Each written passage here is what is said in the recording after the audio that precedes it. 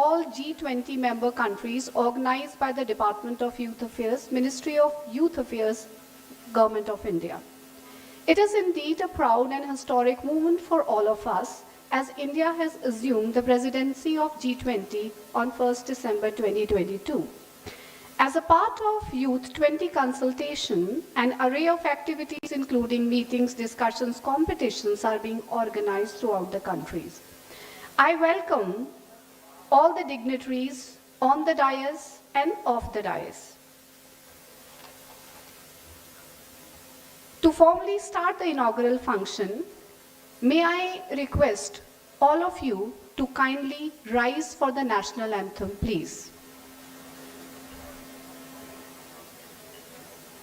जनगण अधिनायक जय भारत भाग्य विधाता पंजाब सिंध गुजरात मराठा द्राविड उत्कल गंगा विंध्य हिमाचल यमुना गंगा उच्चल जलधि तरंगा तव शुभ नामे जागे तव शुभ आशीष मांगे गाहे तव जय गाथा जन गण मंगलदायक जय हे भारत भाग्य विधाता जय हे जय हे जय हे जय जय जय जय हे.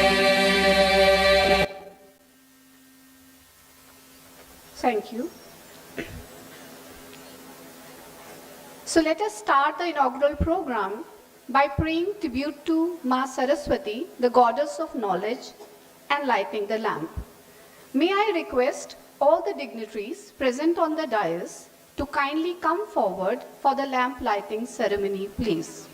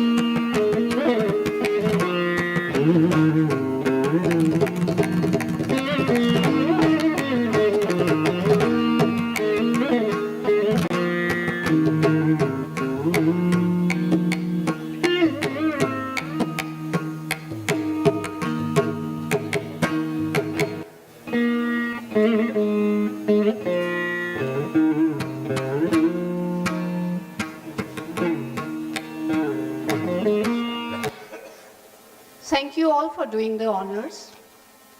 Ladies and gentlemen, Y20 is one of the official engagements of G20 and is a platform which brings together the young leaders across the G20 countries to discuss and debate the G20 agenda. Y20 is represented by diverse youth across India, and one such young, energetic lady is our nodal officer, Professor Jyoti Ratan.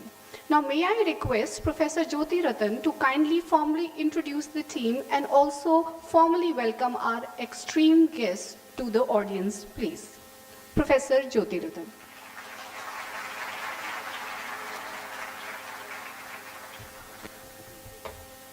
Thank you, ma'am.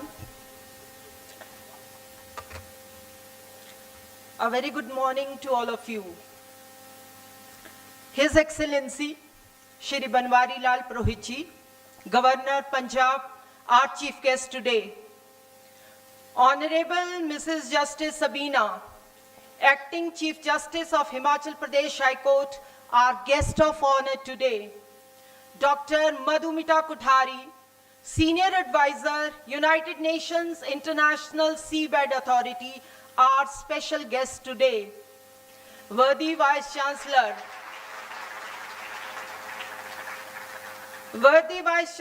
Panjab University, Chandigarh, Professor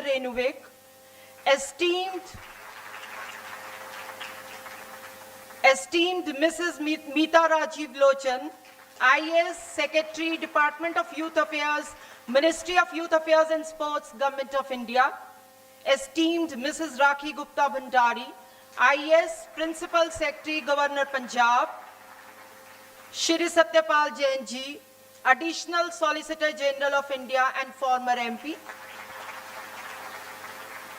Professor Harsh Nayyar, Director RDC, Panjab University, Chandigarh, Pankaj ji, Director DOI and other officials of Ministry of Youth Affairs, Government of India, Shri Rajendra Chaudhary ji, Additional Director General, Press Information Bureau, Chandigarh, Anup Gupta ji, Mayor, Chandigarh, other officials of Ministry of PIB, Chandigarh and invitees from medias and press, speakers and delegates from G20 countries, especially US, UK, Germany and Japan, youth delegates from India, especially teachers, researchers from various universities in India, alumni of PU from various countries, elected members of council including sarpanches and Anganwadi workers from rural areas of Punjab, Haryana and Himachal Pradesh, registrars, deans, syndics and senators and high officials of Panjab University, chairperson, directors, principals and my dear colleagues from Panjab University, regional centers and affiliated colleges, security officials and dear students. I will formally welcome all of you to this inaugural session of PU G20 Youth International Seminar organized by Panjab University under Y20 Consultation of Ministry of Youth Affairs and Supports Government of India. Friends, today we are having this seminar on two themes: Future of Work, Industry 04, Innovation and 21st Century Skills. And second is Shared Future, Youth in Democracy and Governance. Ladies and gentlemen, as we all know that G20 is a group of 19 countries and United European Union, and India is one of the leading members along with other countries.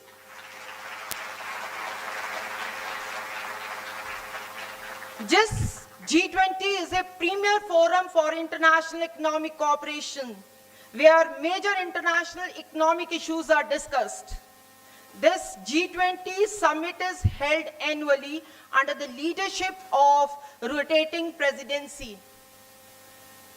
Dear friends, it is a matter of pride for me to announce that India's presidency started from November 2022 and it will continue till November 2023. We have kept the theme of India's G20 presidency, Vasudev Kutumbakam, that is one earth, one family and one future. This is drawn from Sanskrit text Maha Upanishad, and it affirms the value of all life, human, plants, animal and microorganisms and their connectedness of the planet Earth. This theme also highlights life, that is lifestyle for environment, which is associated with environmentally sustainable and responsible choices. I am pretty sure that this presidency of India would lead to globally transformative action resulting into cleaner, greener and bluer future. Friends, another important thing here is that G20 presidency of India also marks the beginning of Amrit Kal. That is a period, 25 years period of 75th anniversary of India's independence on 15th August 2022 till the completion of century. Isn't it a good sign? Yes, indeed it's a good sign. Rightly pointed out by our Prime Minister Shri Narendra Modi ji. that our presidency would work to promote universal oneness, and that's why we have kept theme Vasudev Kutumbakam.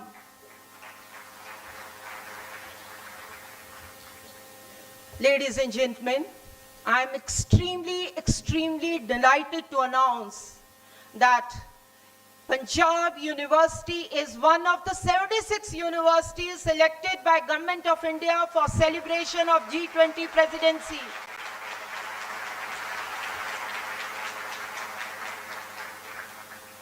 During this celebration of G20 presidency, we, Government of India, hosting lecture series and organizing student-centric activities in various educational institutions. Main objective here is to spread awareness about G20 presidency of India among youth and academic community in the country. And Panjab University is proud to be a part of this great vision.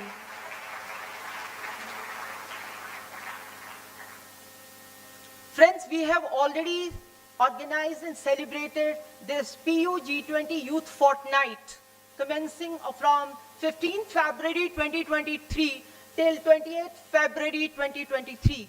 Various run-up activities are organized by us, that is online essay writing competition, Nukkad Natak, mock Y20, sports activities, and so on. It's not only Panjab University, friends. We have associated with us more than 200 affiliated colleges, regional centers, and CRICS institutions. Apart from these run-up activities, we have also organized various awareness programs in collaboration with various institutions, especially on drug problems, problems related to NRI marriages, domestic violence, and right to information. This is our schedule which we are going to follow today. After an inaugural session, we will having break and then panel discussion sessions. After lunch, we again have panel discussion session and then valedictory. Friends, we are having 4 panel discussion sessions before lunch and 3 after lunch. These are eminent international personalities which are speakers in today's seminar. Few of them are Dr. Madhumati Kothari, Senior Advisor, United Nations International Seabed Authority, Professor Douglas from US, Sirikar Valli from Denmark, Professor Chamkar Singh Atwal from UK, Professor Nakamura from Japan. These are our certain national personalities. Ms. Prachi Hajela, Professor, she is representative of Manchester University, UK. Professor Yatindra Singh Sisodia, Professor Ajay Kumar Pandey, Mr. Shupra Mishra, CEO. This is from IIT Delhi. And Shri Anup Gupta ji, Mayor Chandigarh. Thank you.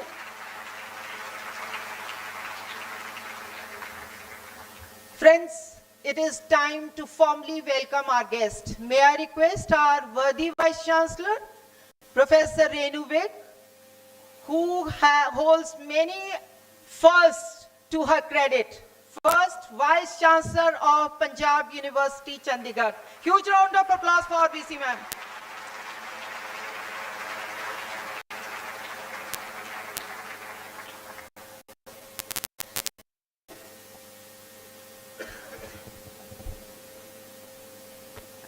Dignitaries on the dais, His Excellency Mr. Banwarilal Purohit, Governor Punjab, Honorable Madam Justice Sabina, Acting Chief Justice, Himachal Pradesh High Court, Dr. Madhumati Kothari, Senior Advisor, United Nations, Shri Satyapal Jainji, Additional Solicitor of India, Dr. Meeta Lochanji, Secretary to Government of India, Ministry of Youth Affairs and Sports, Dr. Gupta, Rakhi Gupta, who is Personal Secretary to Governor Punjab, Dr. Harsh Nayyar and Dr.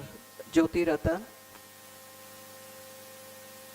Speakers for the Youth International Seminar who are here with us, delegates, students, faculty, and other guests. I welcome you all to G20 Youth International Seminar, which is being organized, and the focus is on two themes.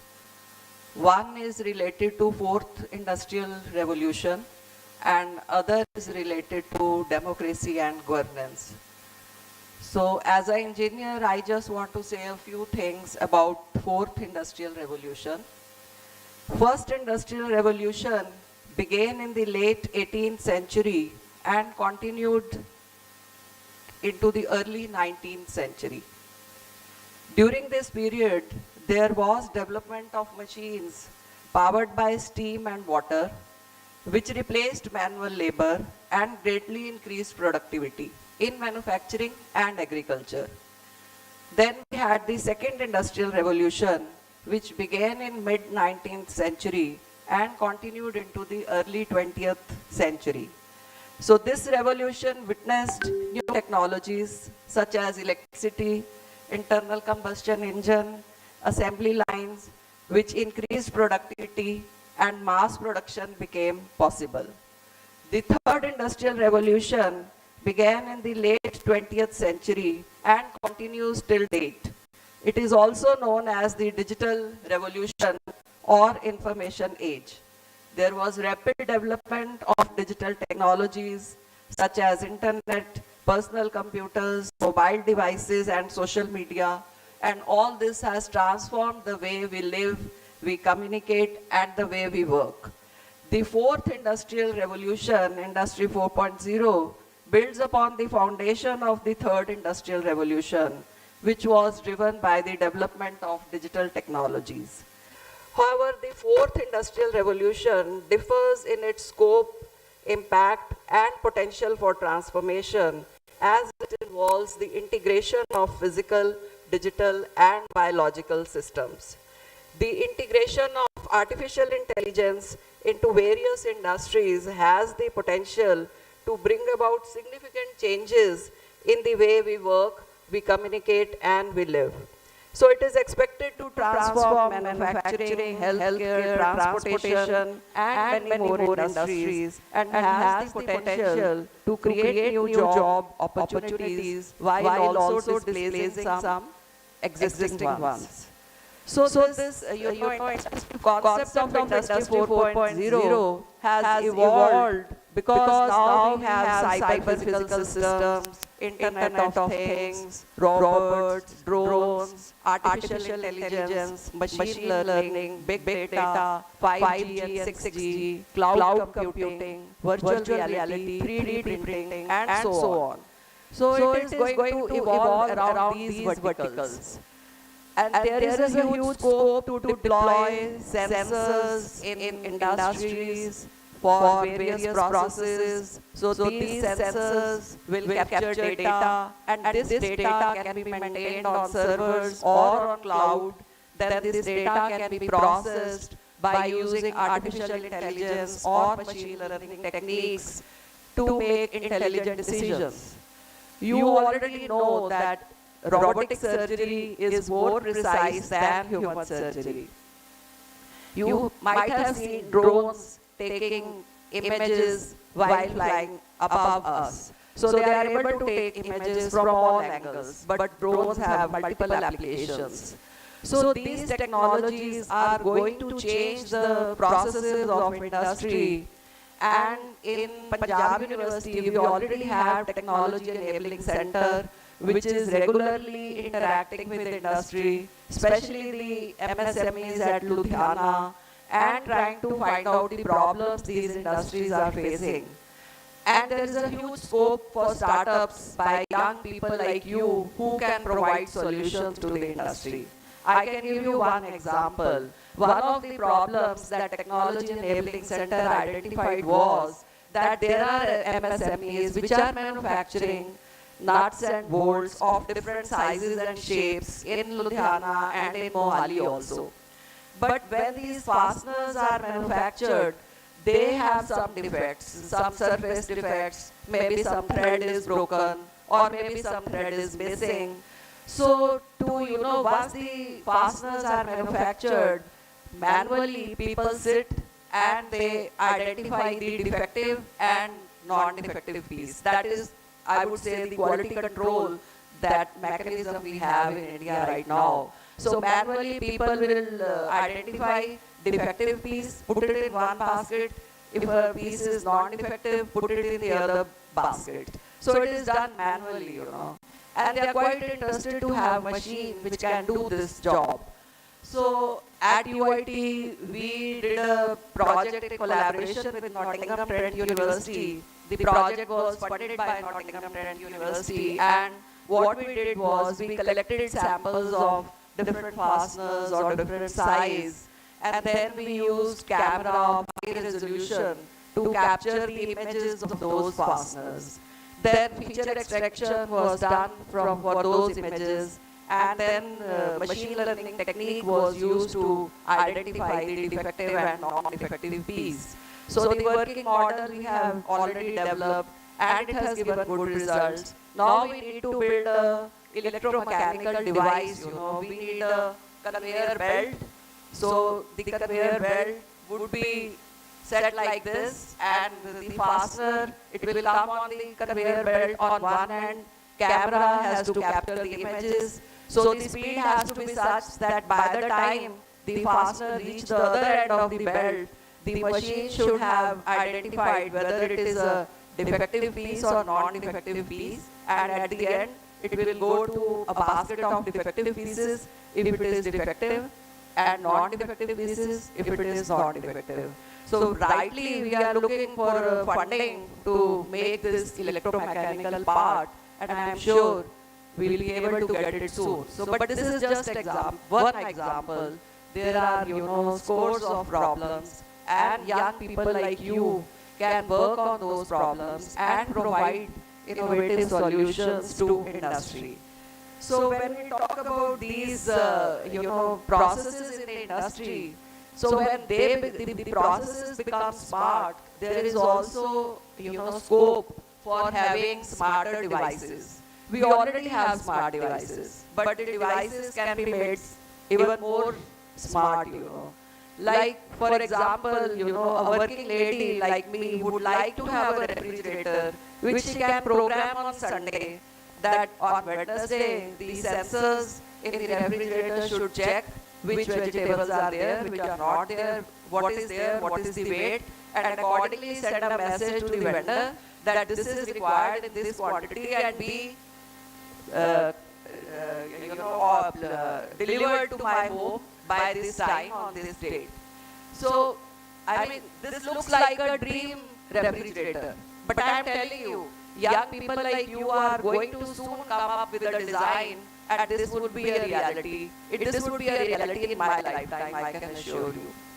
But then, you know, when we talk about these smart or intelligent devices and processes, then the natural concern is, you know, of public, that then these devices will, these processes will replace human beings. Human beings will not be required. But let me assure you that is also a myth, you know, because creativity, imagination is with human beings. Common sense is with human beings. So these devices are as intelligent as we make them. I can share with you a real story, you know. I was buying groceries, and some heavy groceries I kept on the passenger seat. So in my car, when I tie my seat belt, there is no intermittent sound. But if I don't, then there is an irritating sound in between that the seat belt is not tied. So while I was driving the car, you know, this sound was coming again and again, and I was wondering that my seat belt is on and why it is happening. And then I realized it is because of the weight I have on the passenger seat. So I tied the seat belt and the sound stopped coming. So this is the real, you know, story that I am telling you. So these devices are as smart as we make them, but common sense is with us. So let's be assured, you know, that they are not going to replace human beings. Human beings will still be there, and job opportunities will still be there, but the skill set is definitely going to change. So more and more people would be required who can design intelligent machines, or who can design robots or drones. who could work on cloud computing applications or who know AI tools, machine learning tools.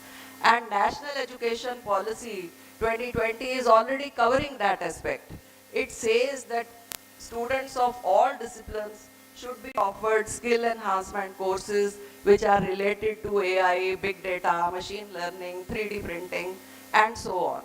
So then you know how to teach all these courses to the students. That is again a big challenge because higher educational institutes will not have that many faculty members who can teach such courses to all the students. I can tell you that industry is playing its own important role.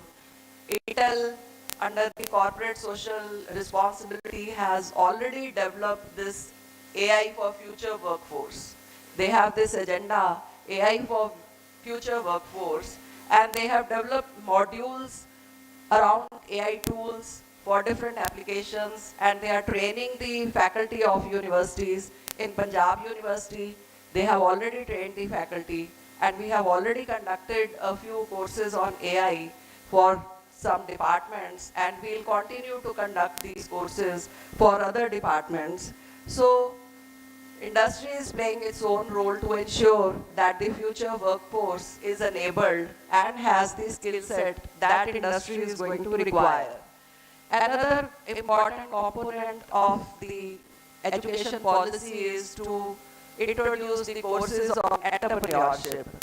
I can share with you that when in Nottingham University, they were thinking that course on entrepreneurship should be taught to all the students. Forget the discipline. It should be taught to students of all the disciplines. Then the discussion was, that what a student of medical faculty will do with the course on entrepreneurship. So everyone felt that medical school students do not require this kind of a course. And I can tell you that Medical School of Nottingham University, the MRI machine they are using, the machine was designed by professors of that university. So it has that kind of ecosystem. Even then they had a doubt whether this kind of a course should be taught to students of medical school. But then it has been a big success because what happens is that we talk about multidisciplinary collaborations all the time, but it doesn't happen at the level of faculty and scientists, but it happens at the level of students very well.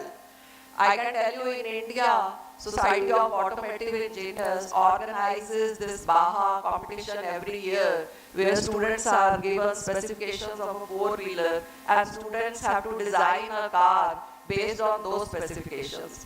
So these teams which participate at national level competitions, they have students from mechanical engineering, electrical engineering, electronics engineering, computer engineering. So they are able to make these interdisciplinary teams and work on projects. So once we have a course like that, students across the discipline will make teams to work on innovative ideas and come up with solutions for society and industry, and I am sure this is going to be successful once it is introduced in the Panjab University system.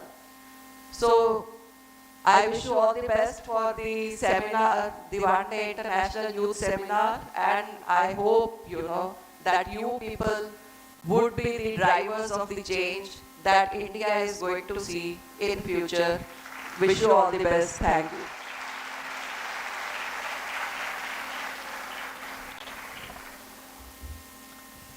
Thank you, ma'am. Thank you. You beautifully explained artificial intelligence and you have encouraged all the young working ladies to have smart devices. Thank you so much. Now it is time to respect our guests. May I request our worthy Vice Chancellor, Professor Renuvik, to do the honor of giving mementos to our chief guest. Huge round of applause, please.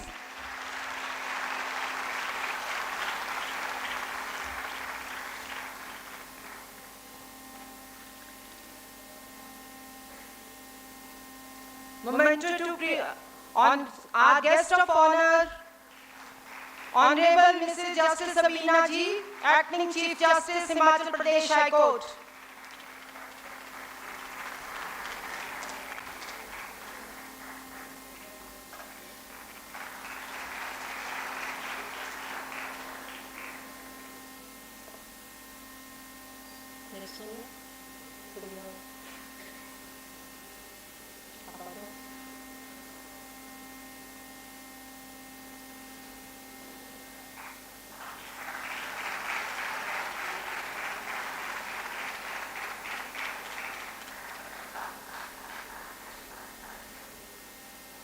Our next guest,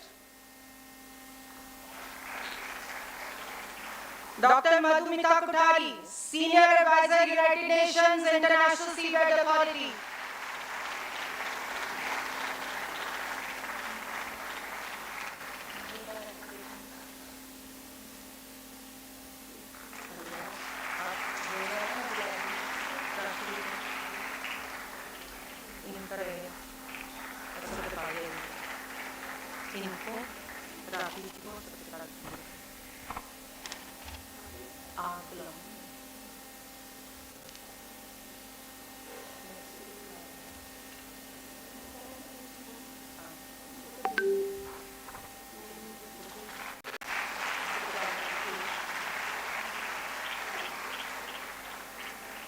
Shri Satyapal Jain ji.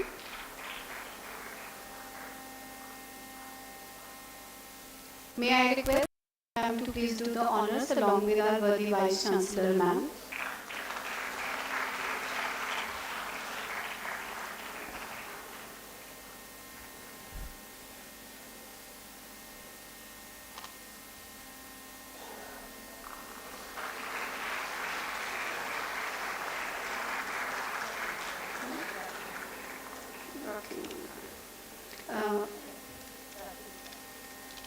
Ma'am Rakhi Gupta.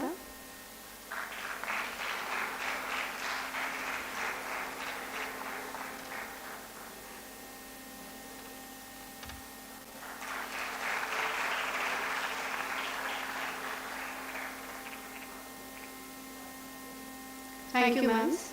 Thank you so much. Over to you, ma'am.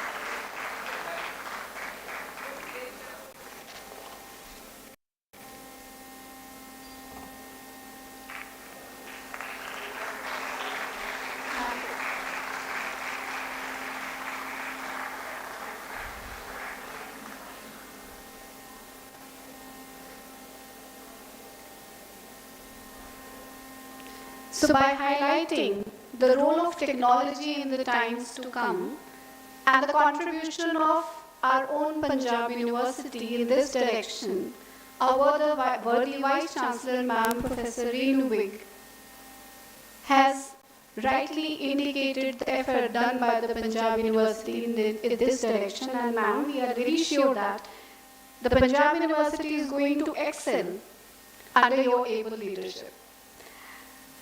I also thank Professor Jyoti Ratan ma'am. Ma'am आपके जोशवर्धन उद्बोधन के लिए बहुत बहुत धन्यवाद. आपने इस inaugural function का टेम्पो सेट कर दिया है, and I think you all will agree with me. A huge round of applause, please.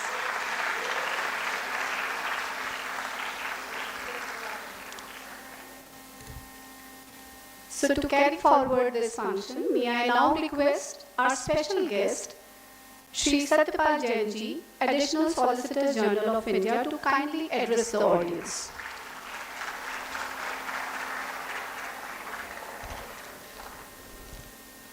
Hon'ble Shri Banwarilal ji Purohit, Governor Punjab, Madam Sabina, Chief Justice Himachal High Court, Professor Renuvig, Vice Chancellor Panjab University, Madam Rakhi Gupta, Madam Jyoti Ratan, Madam Mrs. Lochan, Mrs. Kothari, Dr. Harsh Nayyar, and the young beautiful State Secretary, I don't remember her name, and all the members present in this august house.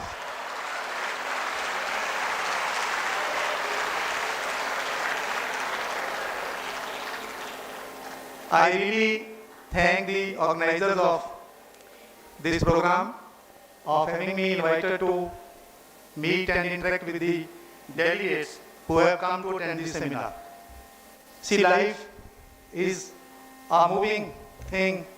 I was sitting, then I was thinking that for the first time when I came to this hall, that was in 1974, 50 years back, as the secretary of the Students Union. और यही बात मैं आपको कहना चाहता हूँ, जिंदगी चलते रहने का नाम है. आज आप वहाँ बैठे हैं, कल आप में से कोई IAS बनेगा, कोई वाइस चांसलर बनेगा, कोई जज बनेगा.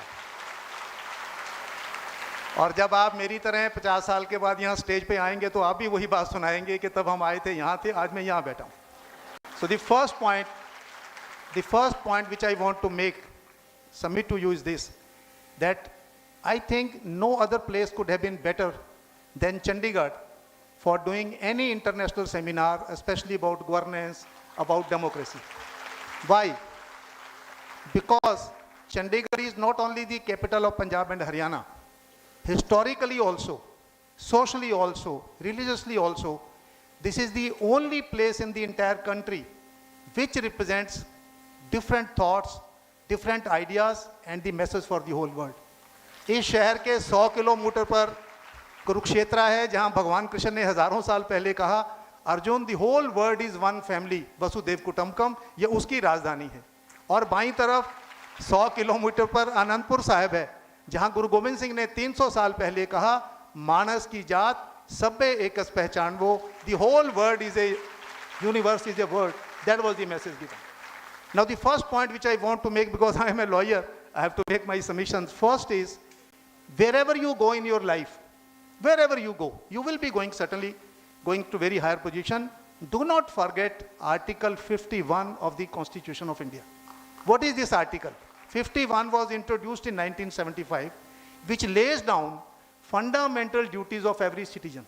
We do not teach others, you do this thing, tum aisa karo, but parantu lekin kintu. Not like that.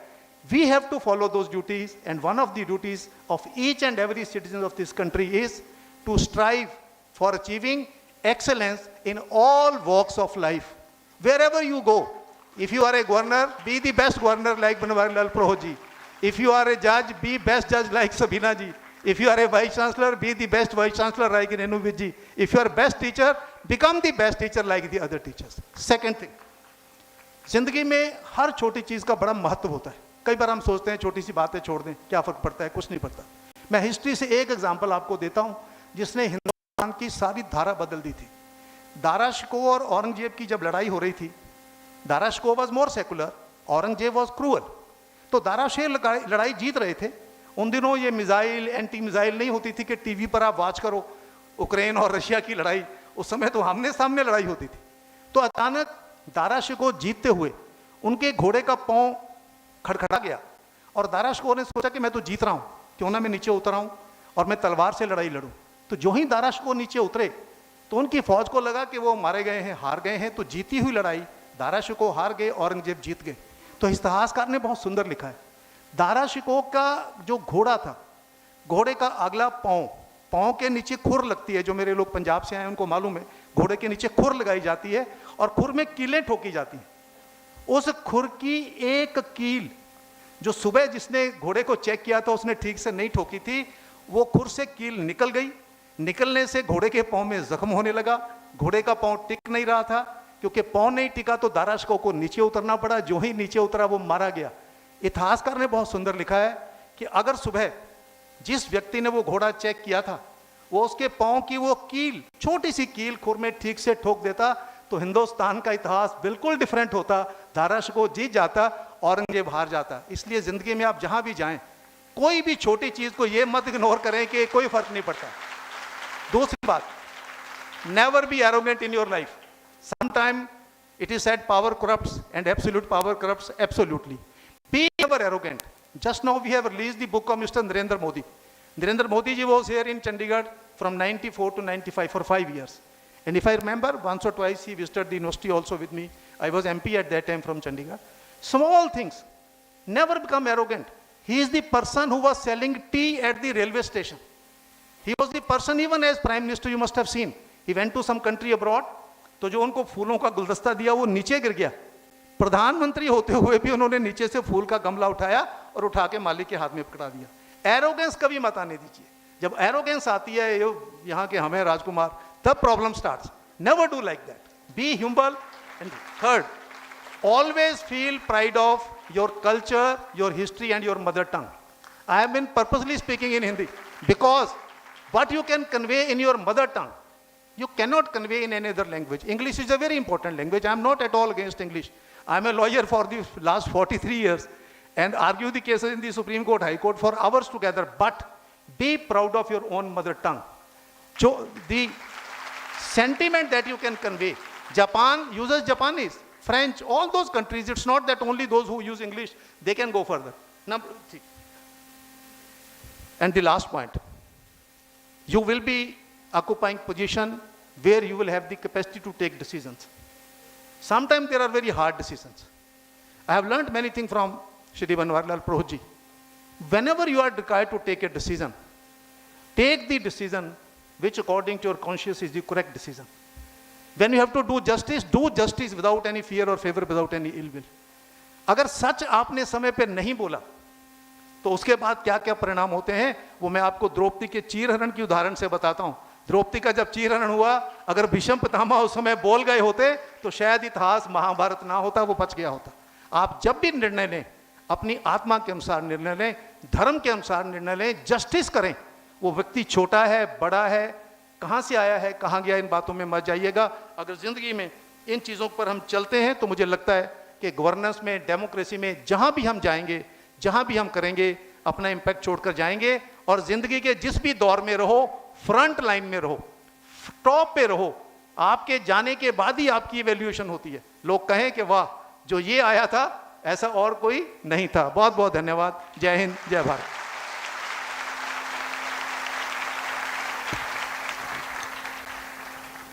Thank you sir. आपने बड़े सुंदर शब्दों से हमारे स्टूडेंट्स को मोटिवेट किया, उनको वैल्यू सिखाई हैं. Thank you very much sir. Now our next speaker, doctor Madhumita Kothari ji, senior adviser, United Nations International Seabed Authority. Young and energetic lady, and we are proud of her. She is representing India in United Nations. Thank you, ma'am.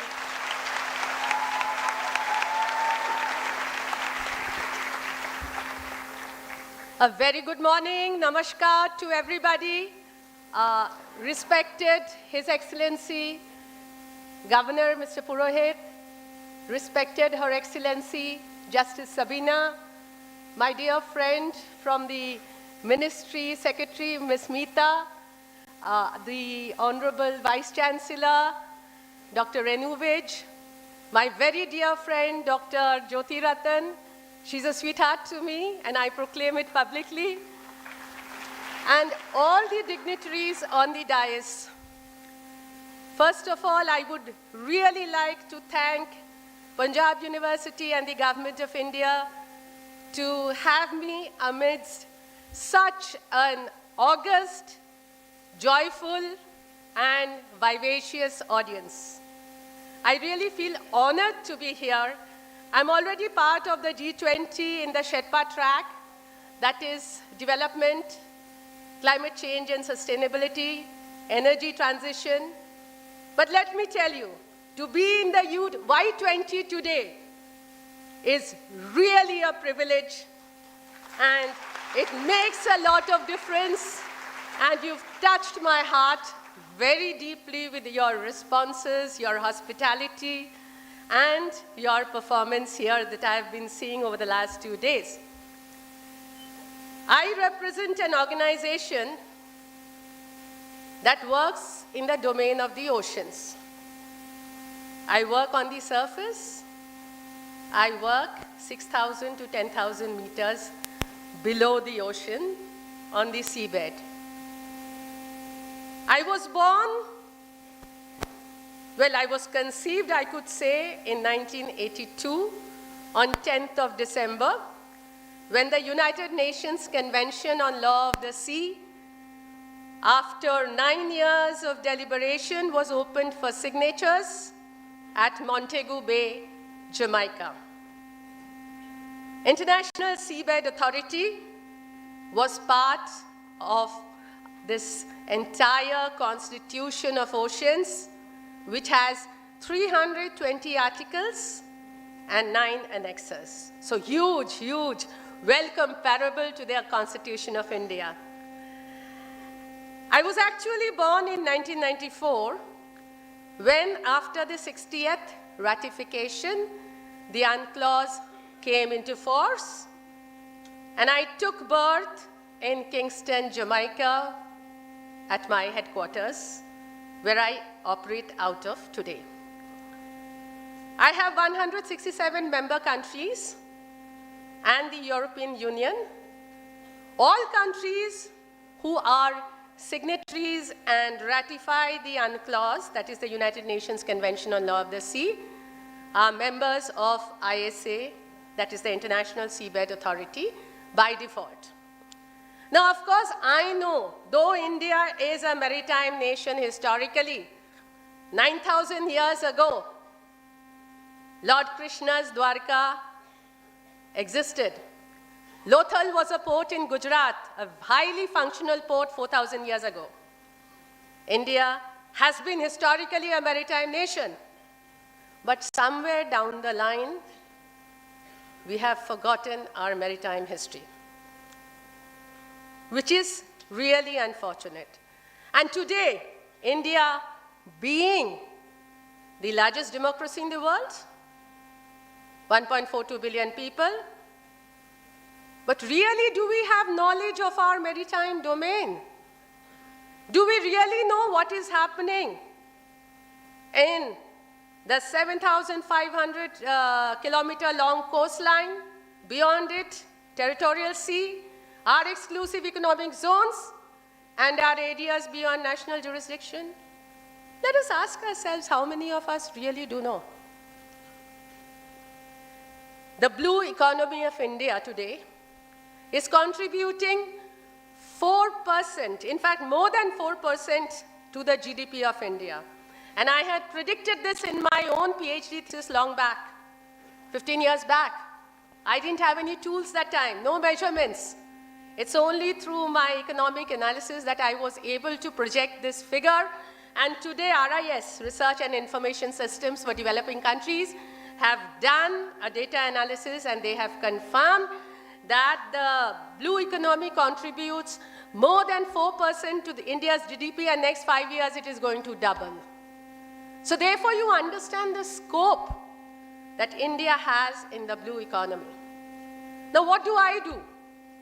Way back in 1968, the ambassador of Malta, Dr. Arvid Pardo, some of you may have heard his name, some ship picked up some loosely strayed potatoes on the seabed, 4,000 meters below on the seabed. And when this potato-like structure, loosely, it's not in the ground deep inside, you don't have to dig it out. It can be sucked out simply through machines which are like vacuum cleaners. Technology is being developed. So what does that potato contain? Nickel, copper, cobalt, manganese. And I'm sure all engineers, why engineers, everybody knows today the utility of these 4 minerals for energy transition. This is what we require. Land resources are getting depleted, and you can check the economic analysis provided by various organizations in the country or globally. So where is the future of our resources? The sea, of course, the blue economy. Unfortunately, in India, we have 19 ministries of the government of India that have a stake in the oceans. But there is no maritime domain authority in India. There is no national task force to coordinate between these 19 ministries. So everybody's child is nobody's child. So There are innumerable number of projects lying with the ministries, lying with the government of India. I would urge you people who are looking for startups, please approach these ministries of the government of India. Give your proposals, ask for funding, and take up the projects and do it. There is immense scope for you in the blue economy. Today, during the course of the day, we'll of course be talking on youth, democracy, and Industrial Revolution 4.0. How do we connect them? I connect them very well in the ocean domain. What are the basic themes of your Industry 4.0? The basic themes are interconnectivity.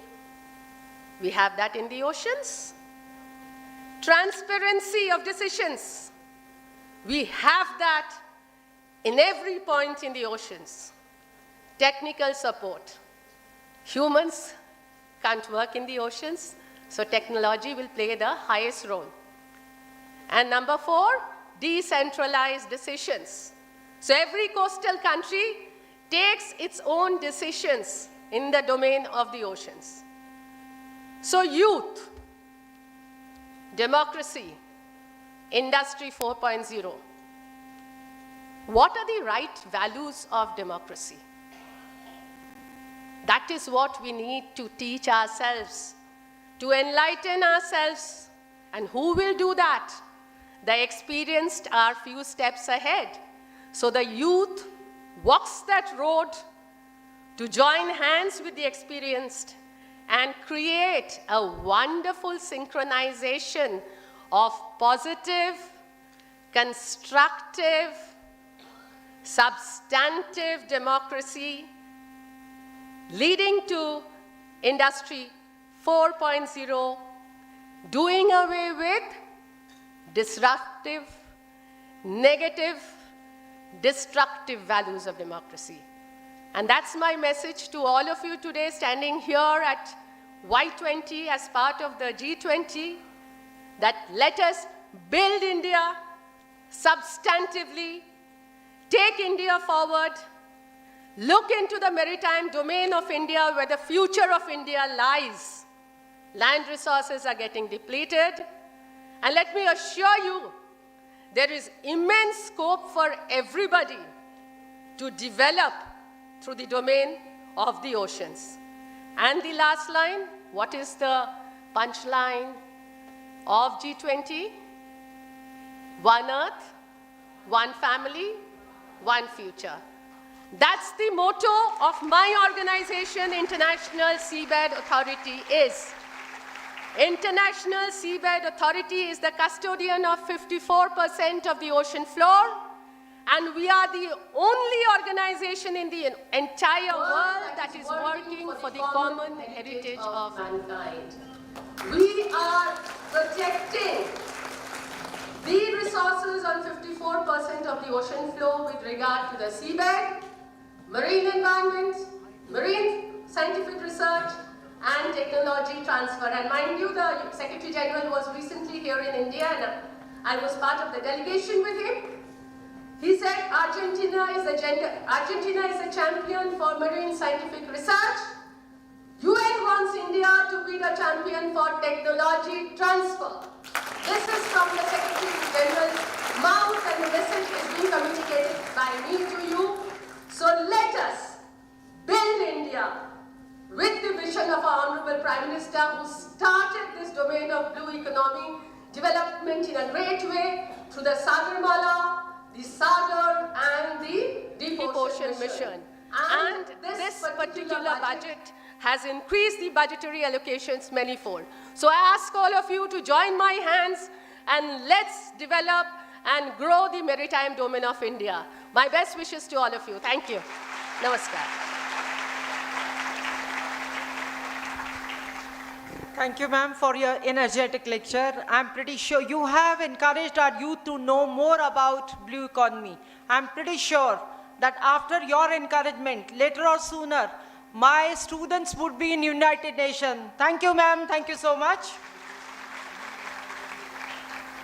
Now I request our guest, Shrimati Meeta Rachib Lochanji, IAS, Secretary, Department of Youth Affairs, Ministry of Youth Affairs and Sports, Government of India.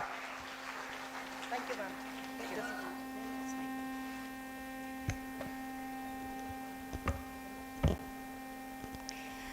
Honorable Governor Banwarilal Purohit ji, Honorable Justice Sabina of the Himachal High Court, Vice Chancellor Professor Inaugural, Satpal Jain ji, dignitaries on the dais, delegates from different countries, my young friends, faculty of Panjab University, namaste and a very warm welcome to all of you.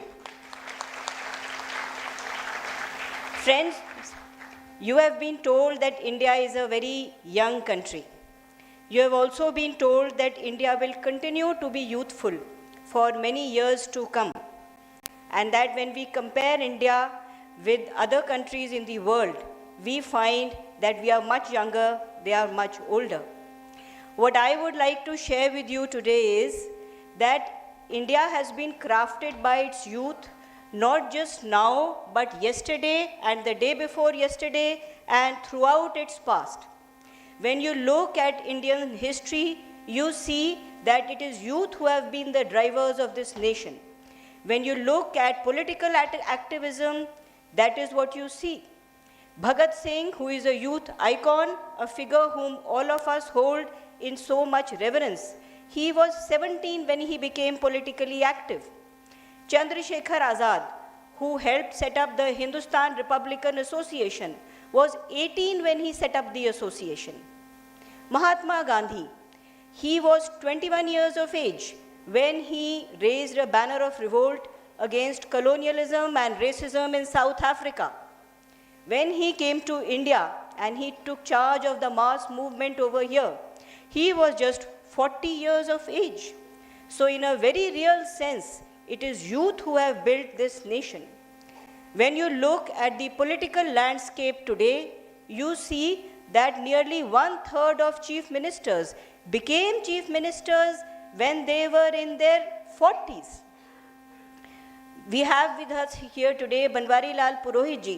Banwarilal Purohit ji has been a student activist and a journalist in his young days. We also have here with us Satpal Jain ji. I have known Jain ji for a couple of decades now, and I have always been much impressed by his hard work and his dedication. All of us know him as a legal luminary, and we have had occasion to take recourse to his legal expertise, not now, 25 years ago. He began his career as a student activist. So what goes for political activism? The stellar role that youth play. We can see it in different sectors across the country. Creating wealth is one of those sectors. A majority of the top businesses in India today are led by people who are in their 30s. Today, India has over 86,000 startups. We have the 3rd largest global ecosystem for startups in the country. These 86,000 startups, they are spread over 663 districts and over 57 sectors. They have grown exponentially. When we just look back to 2016, we had barely 450 startups.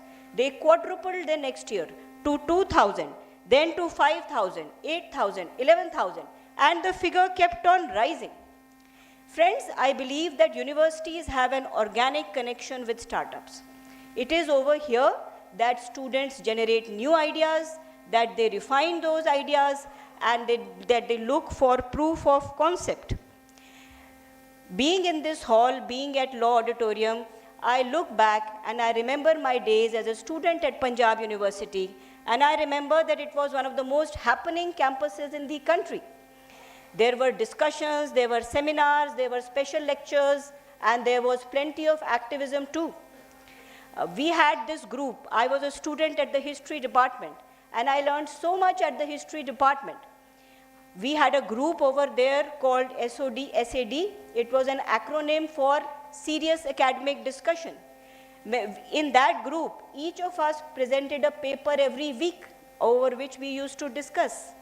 The members of that group, they went on to become civil servants. Many of them joined politics, some joined academia, some joined business. When we look at the Panjab University today, I am so proud to say that it is one of the best universities in the country. Panjab University has produced at least 2 prime ministers, and many of the alumni of this august institution have gone on to become MLAs, MPs, ministers, and have become businessmen. The other unique feature about Panjab University that I would like to recall is that this university has been set up through popular contribution from the normal people. That happened way back in the 1860s and the 1870s. Over 150 years ago, India was much poorer than it is now, and yet people spared of their hard-earned money in order to contribute to setting up an institution of learning.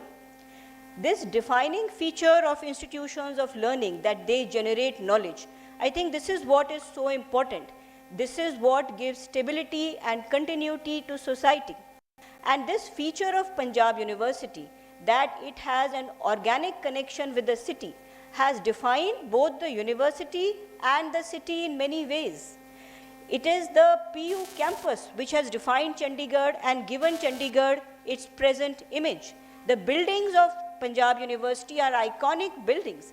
They are what has made Chandigarh a heritage city. And I believe that this feature of knowledge production has everything to do with youth. It is when knowledge that is produced is aligned organically with the needs of the community that useful knowledge can be produced. And useful knowledge has everything to do with Industry 4.0, as the Vice Chancellor pointed out. Friends, youth are the drivers of change. It is they who come up with new ideas. It is they who take those ideas forward. You are our present, you are also our tomorrow. To put it simply, youth in India are partners in development. This has always been the case, and this continues to be the case. Not just in a metaphorical sense, but very really. Today, government policies are crafted to empower the youth. We talk to the young very actively, and this is how policy is crafted. The G20 Presidency of India and the Youth 20 Engagement Group is an opportunity and a platform where youth across the nation from different walks of life can come together, share their ideas, and engage with the issues of the day and craft solutions, not just for India, but for the world. India for the world. That is the theme of the Youth 20 Engagement Group. I am sure that each one of you who is here today will go forward and be extremely successful in whatever it is that each one of you does, and that all of you will make this nation very proud. Thank you. Jai Hind.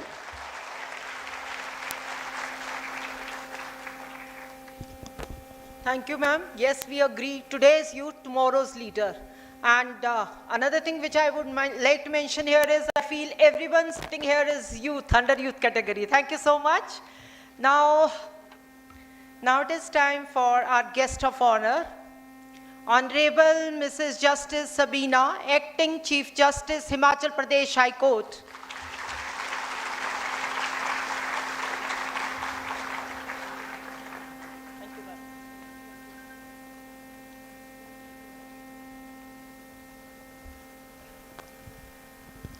His Excellency, Honorable Shri Banwarilal Purohit, Governor, State of Punjab, other dignitaries on the dais, off the dais, teachers, students, international youth delegates of G20, ladies and gentlemen, a very good morning to all.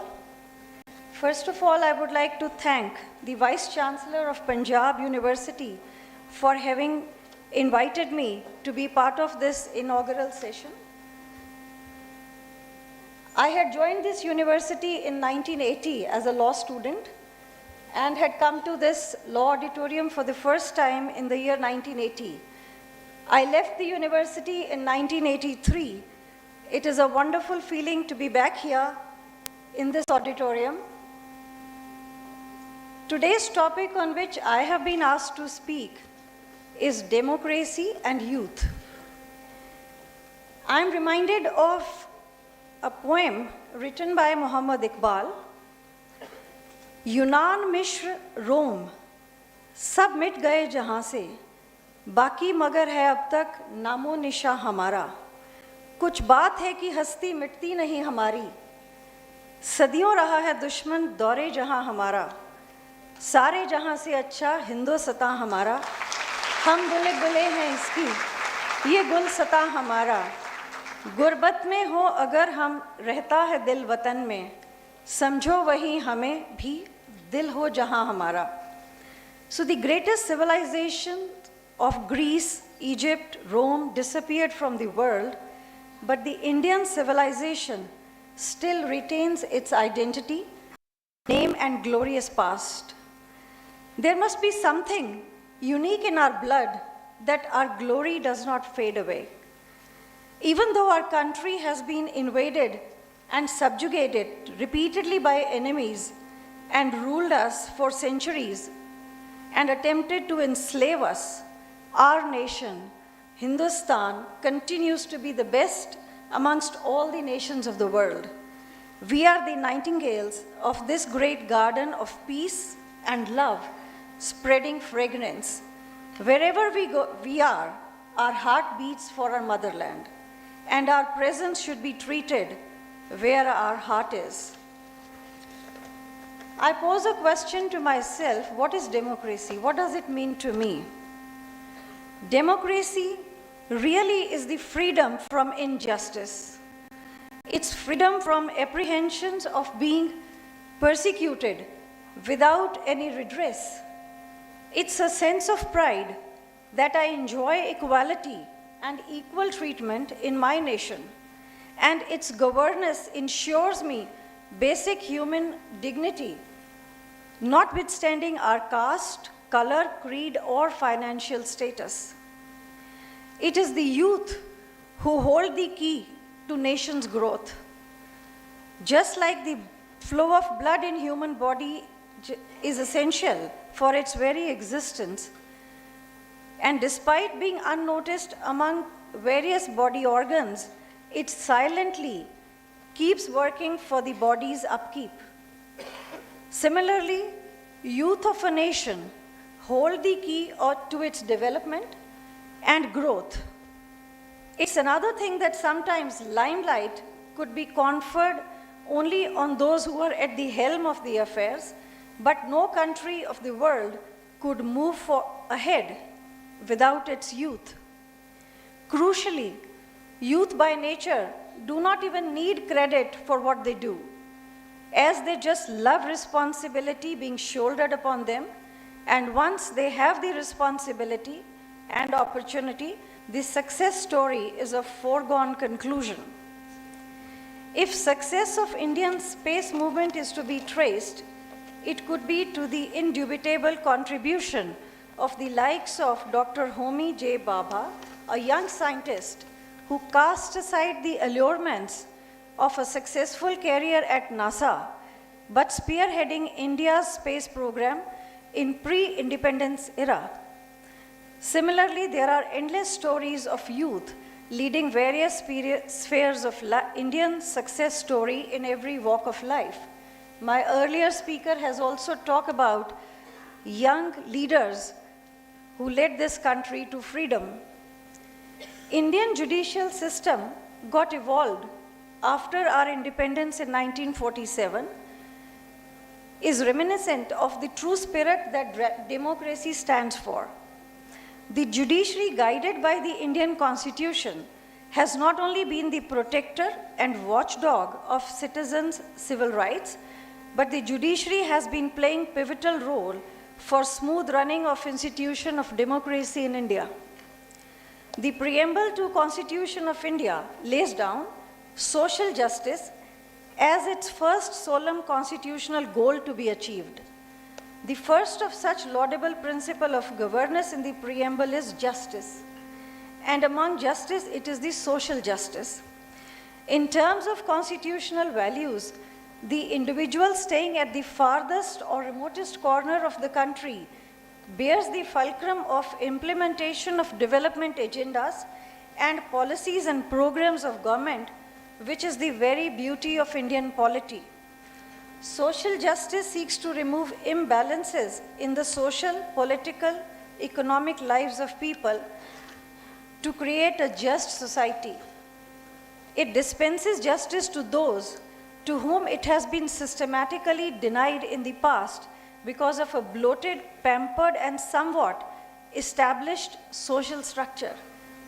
It is this stellar democracy of India that whenever the courts of this country are confronted with any issue pertaining to the civil rights of an individual, the court accords individuals dignity at a same pedestal as is the case with the institution like government.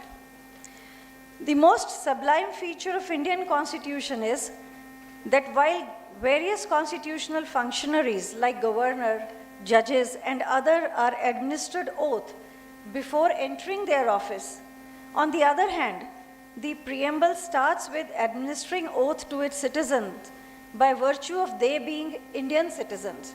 We, the people of India, have solemnly affirmed to give ourselves and our people and achieve such lofty ideals, first and foremost of which comes to be the social justice.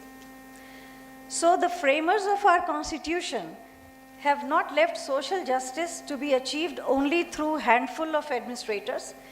The social justice has to be achieved and realized by the citizens at large, by themselves, and has to be secured for them. If we see COVID emergency, we could see hundreds of citizens, youth, and NGOs coming forward with food distribution, setting up makeshift COVID hospitals, and spearheading fight against the pandemic.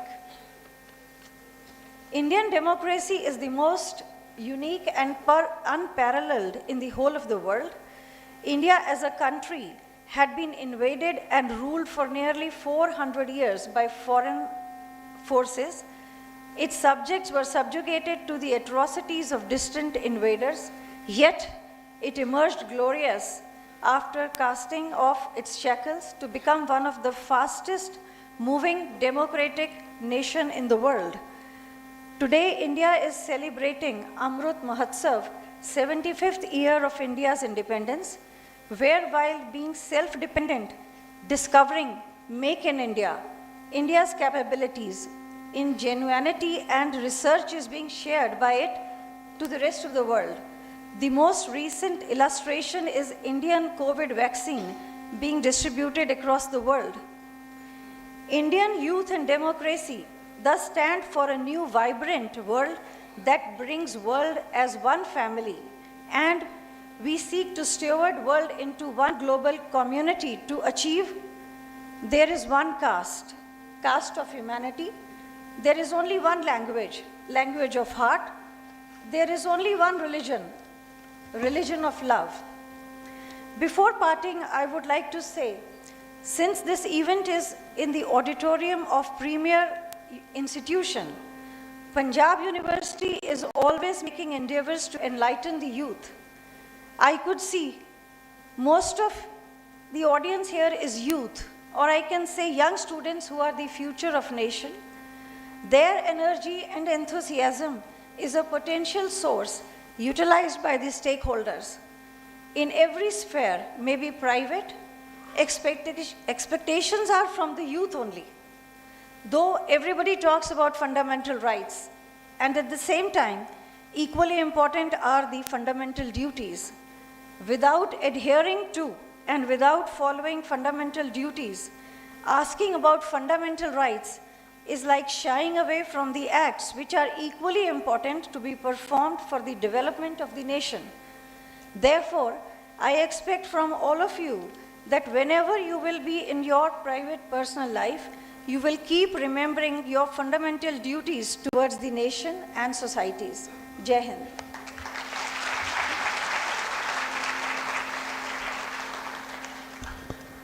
Thank you, ma'am. Rightly pointed out, my right is my dharma, my duty. जब भी हम बात करेंगे पहले अपने duties की फिर हम राइट्स की। Thank you so much ma'am. दोस्तों, इंतज़ार की घड़ियां ख़त्म हुई। Now is the time for inaugural address by honourable chief guest his excellency mister Banwarilal Purohit ji, governor Punjab.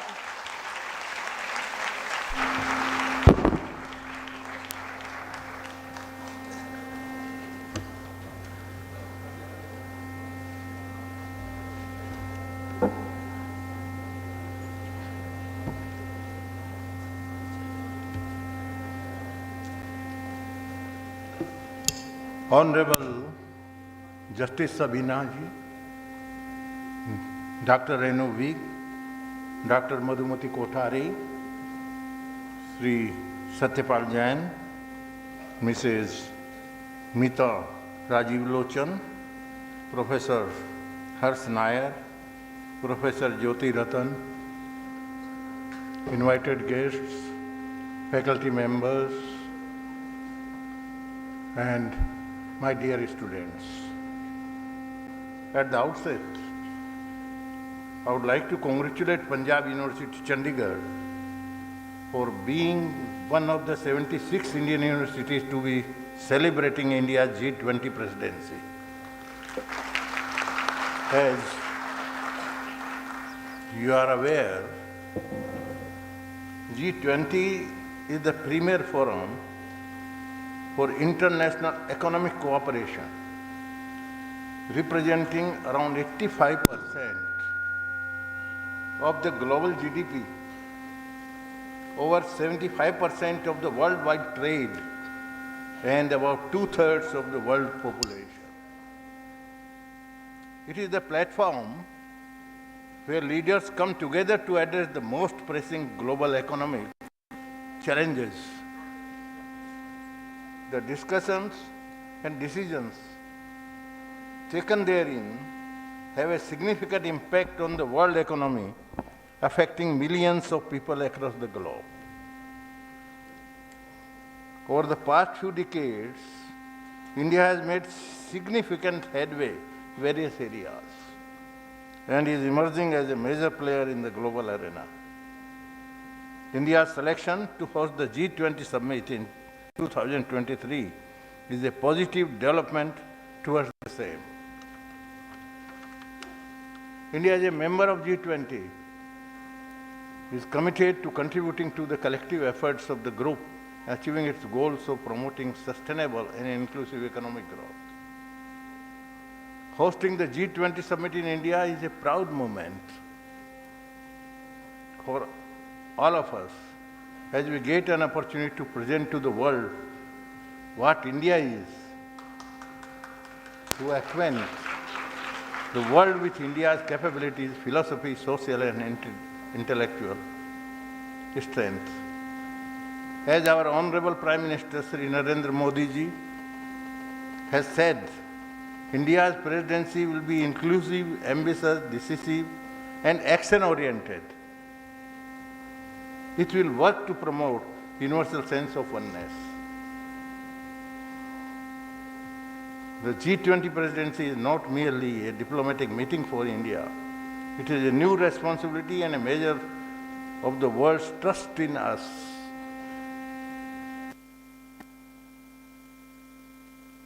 Our G20 mantra is Vasudhaiva Kutumbakam,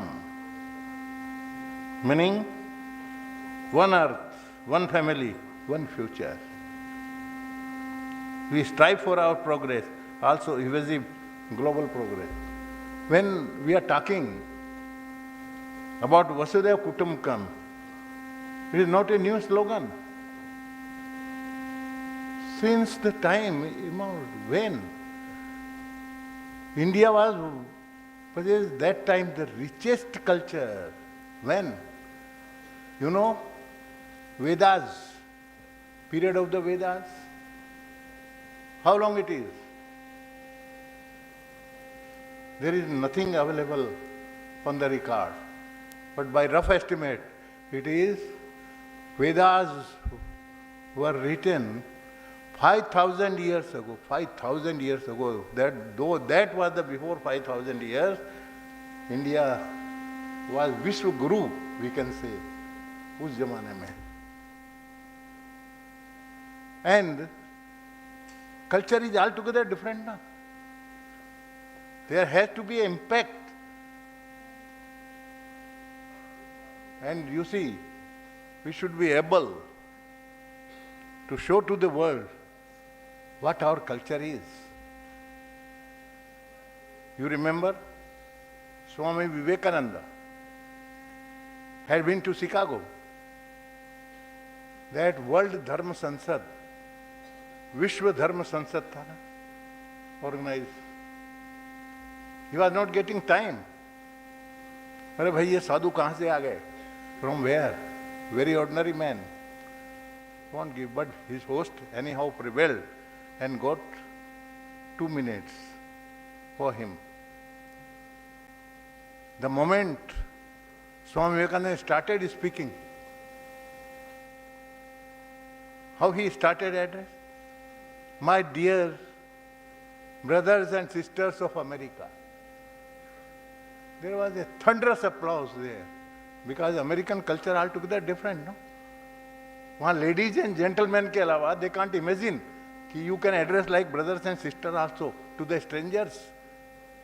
This is our Indian culture, you remember. And here also I am wrong. Since 25 years, I used to deliver my speeches everywhere. No? I used to address like that. Swami Vivekananda ji, Chicago address, he started addressing brothers and sisters. In one of the meeting like this, one gentleman stood up. Hey, Mr. Purohit, you are wrong. Like, how I am wrong? I can't be wrong. Because Swami Vivekananda ji has spoken in the World Sansad and started with brothers and sisters. No, sir. He started not brothers and sisters, sisters and brothers. Sister is the first. This is our culture, Indian culture. मैंने कहा भाई I was committing mistakes since last 25 years. Now I stand corrected. छोटी सी चीज ध्यान में नहीं आती. Nobody dared to tell me even. I was carrying on. But one gentleman, he stood, Mr. Purohit, you are wrong. So this is the culture. ये अपना Indian culture. Time is changing fast. Very fast time is changing. I remember when I am amongst the students, no? All the students sitting with me. I am too senior. My grandchildren are of your age. I remember how the time has changed. I passed higher secondary. I remember how much I scored. 63% aggregate. And distinction in maths, 76% in maths. No, please, wait. So my father was so happy. Hey, first division or distinction laya mera beta. He distributed 5 kgs of laddus in the mohalle mein. And contrast is, recently, my grandson, he came with his mark list. Show it to my daughter-in-law. मेरी बहू को दिखाया, अपनी माँ को दिखाया ना, mummy, see, I scored 89.2%. पीठ थपथपाना था ना, ताली बजाना था. What she did? अरे 90 भी नहीं लाया. अरे मैंने कहा सी इधर जमाना. मैंने कहा अरे भगवान ऐसा क्यों बोलती है भाई? You are talking like this. 89.2 is nothing, too much. See the time कितना हो गया. इसीलिए प्रधानमंत्री जी का परीक्षा पे चर्चा, I am telling all the teachers, particularly all the vice chancellors, as far as possible you distribute the books, smaller books, to all the students. कोई सवाल नहीं है वो time. Now the time is changed. Education policy is changing fast, and we are guiding the world. होना चाहिए ना. और ज़्यादा तो पढ़ाई के IQ is needed. Apart from knowledge is important, पर knowledge के साथ में intelligence भी जरूरी है. very much needed. I came across one article long back in Reader Digest. You must be reading, no? A good magazine, Reader Digest. The article was about America. In America, how it happened? A mall. In America, you see, you must have visited, and from America. Big malls are there. In India, our small malls are in very, very big malls. And somebody told me, there are certain malls where they boast from pin to aeroplane, you can get everything from us. इतने में बड़े-बड़े malls भी, we can't imagine even here in this country. So, in the opening, morning time, mall was being opened, opening, cleaning was going on, general managing of the mall was standing outside. One young gentleman came. Sir, I would like to meet the general manager. He was talking to general manager only. Then general manager asked, what brings you here, young man? Sir, I have recently passed my MBA and I am gold medalist. But I am in need of a job. I need immediate job. MBA, gold medalist, asking the job. So that day there were a lot of absentees. So okay, you go. Occupy counter number 17. He sent the young man there, counter number 17. Okay. After I think he was standing there 15 minutes, one couple came. Asked the general manager, have you got fishing hook? Fishing hook, you know? बैठे रहते हैं ना तालाब पे डाल के, हैं घंटों मजा करते, वेटिंग, कोई मछली फंसे तो देखें, वेटिंग. बोले yes, yes sir, we have got fishing hook. Where it is? Counter number 17. That was the counter where the fishing hook was available. So after exactly 1 hour, that couple came on the counter. The voucher and bill was being prepared. General manager was watching what they purchased. That they bought fishing hook, of course, and a boat, and a pickup van. So many things. Boat, pickup van, a trolley, all that they bought. They went, made the payment and everything. That goods, whatever they purchased, that was to be delivered. That was the responsibility of dispatch department of the mall. Then, after they left, general manager called that young man. Recently, how this happened? They were just came for buying fishing hook, और इतना सारा सामान कैसे लेके गए? How they have gone? Sir, what actually I did? I asked that gentleman, sir, from which state you are? The moment I asked, no, the lady, means his wife, got too much annoyed. What? You don't know? He is the president of that company which owns 27-star hotels in America, and still you don't know. Oh, sorry, sir, madam, I was just asking. Because I saw his photograph, so I tried to recollect who is he. Here he is a very famous man, something like that he appreciated. That lady was taking the lead. Well, his hobby is, we have come for holiday, for a fortnight, and we will enjoy, we want to enjoy. His hobby is fishing. Then I told them, really, if you want to enjoy, then why don't you enter the deep sea? On the shore, you won't get big catch or anything like that. So I just guessed that they are one of the richest in America. So money is no problem for them. So how to go the deep sea? Sir, boat. Where we will get the boat? Boat is with us. Okay.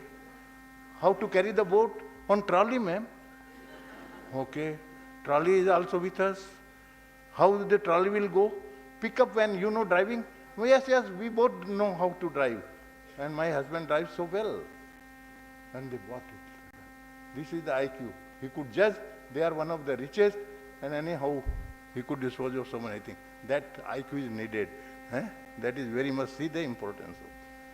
This is the story. So, and Vishwa Guru, Bharat ko banana hai. We need not go anywhere.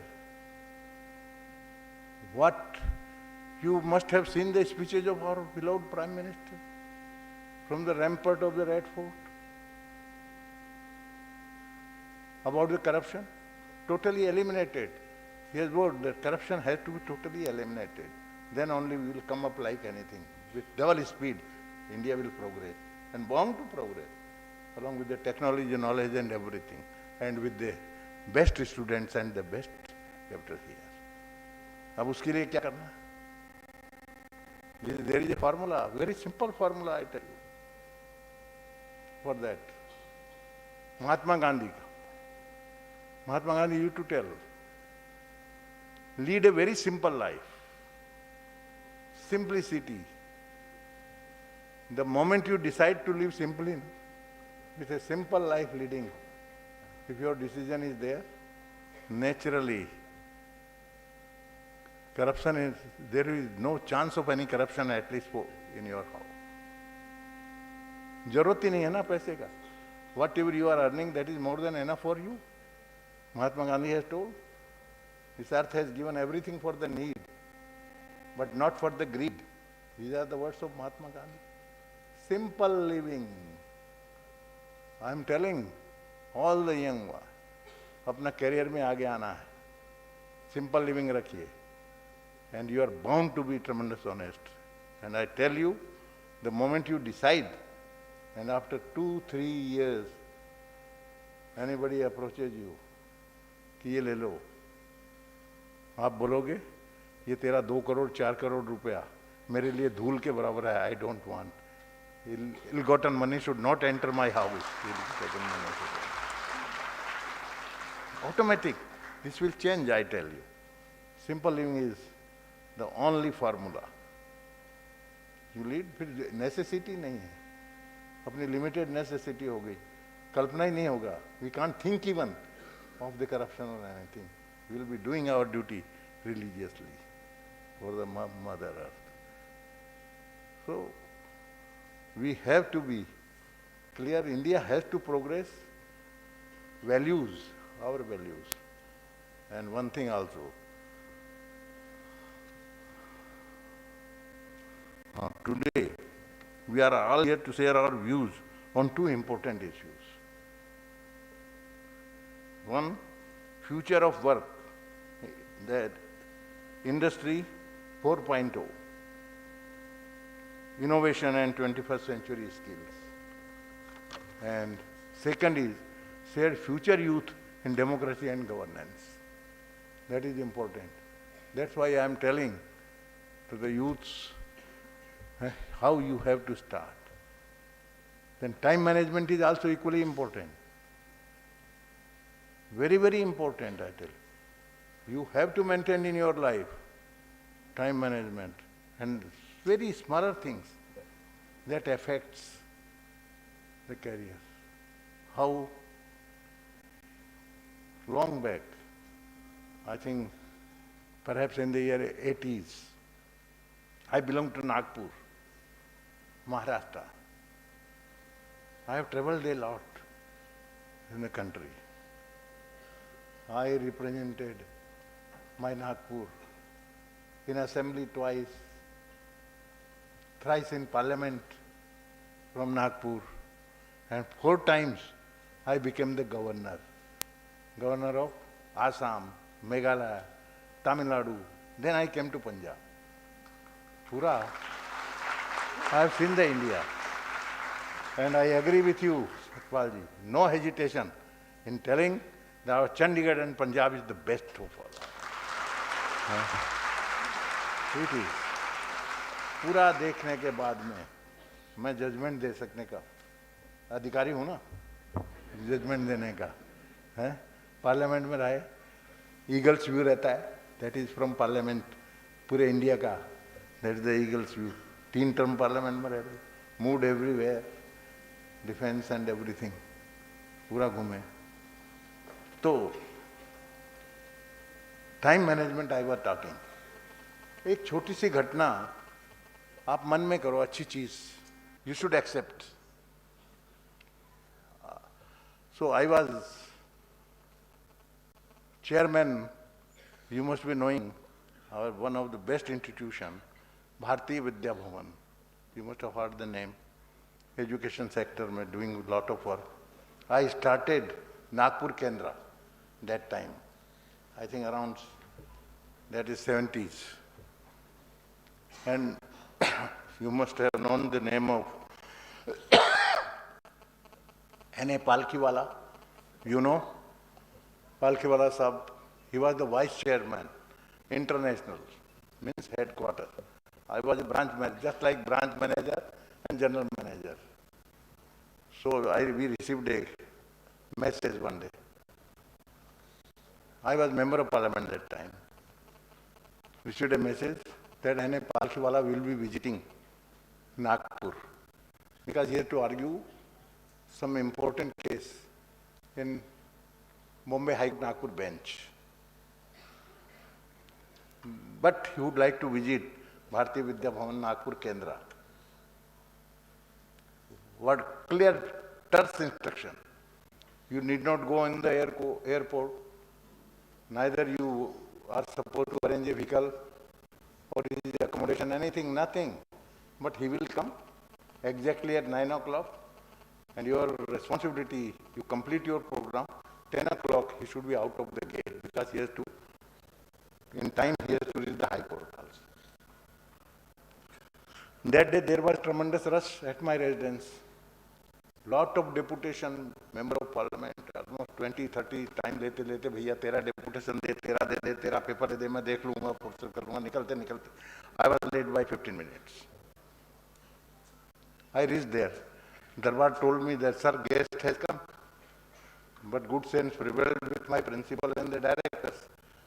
उन्होंने ले गए, sir, before you would like to inspect the classrooms? बोले, yes, you are not aware. Classroom अगर movement हुआ, मैं गया first floor पे. First time we were meeting, neither I have seen him nor he. Sir, sorry, I am chairman of Nagpur Kendra. Oh, Mr. Purohit, please. नीचे गए, 45 minutes में we completed the program. And by 10 o'clock sharp, then I ensured his vehicle goes out as per the instruction, because he was supposed to attend. Again, I departure करने को जाते हैं ना, शिष्टाचार, नमस्कार, sorry sir, I was late. बोले okay, don't mind. मैंने कहा चलो जम गया मामला, नाराज तो नहीं हुए. But you see, वो जमाना था.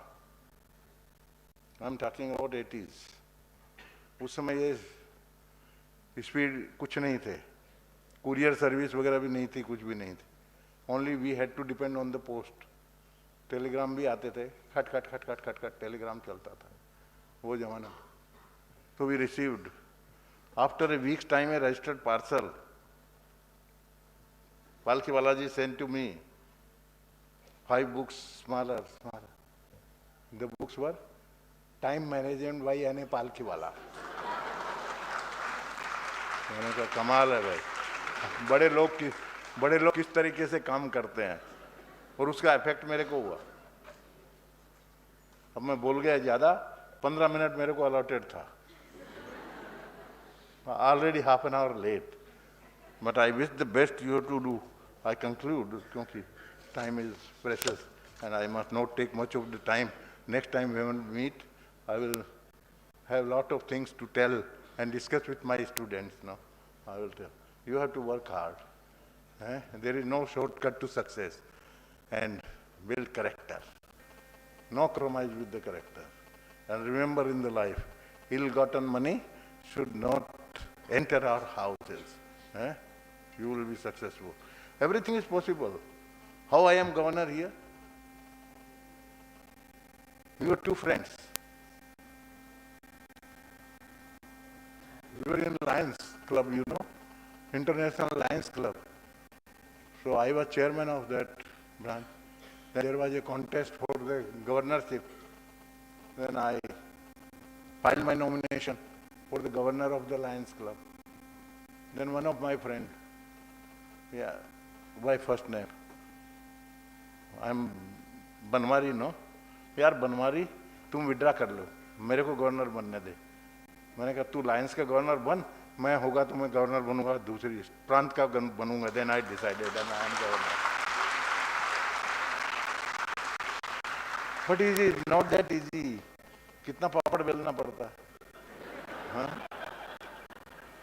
एमएलए 2-3 बार, लोगों को खुश करो, काम करो, सर्विस दो। देन 3 times पार्लियामेंट है, मार्क छोड़ना पड़ता है, फिर after all then you get the chance serve the people.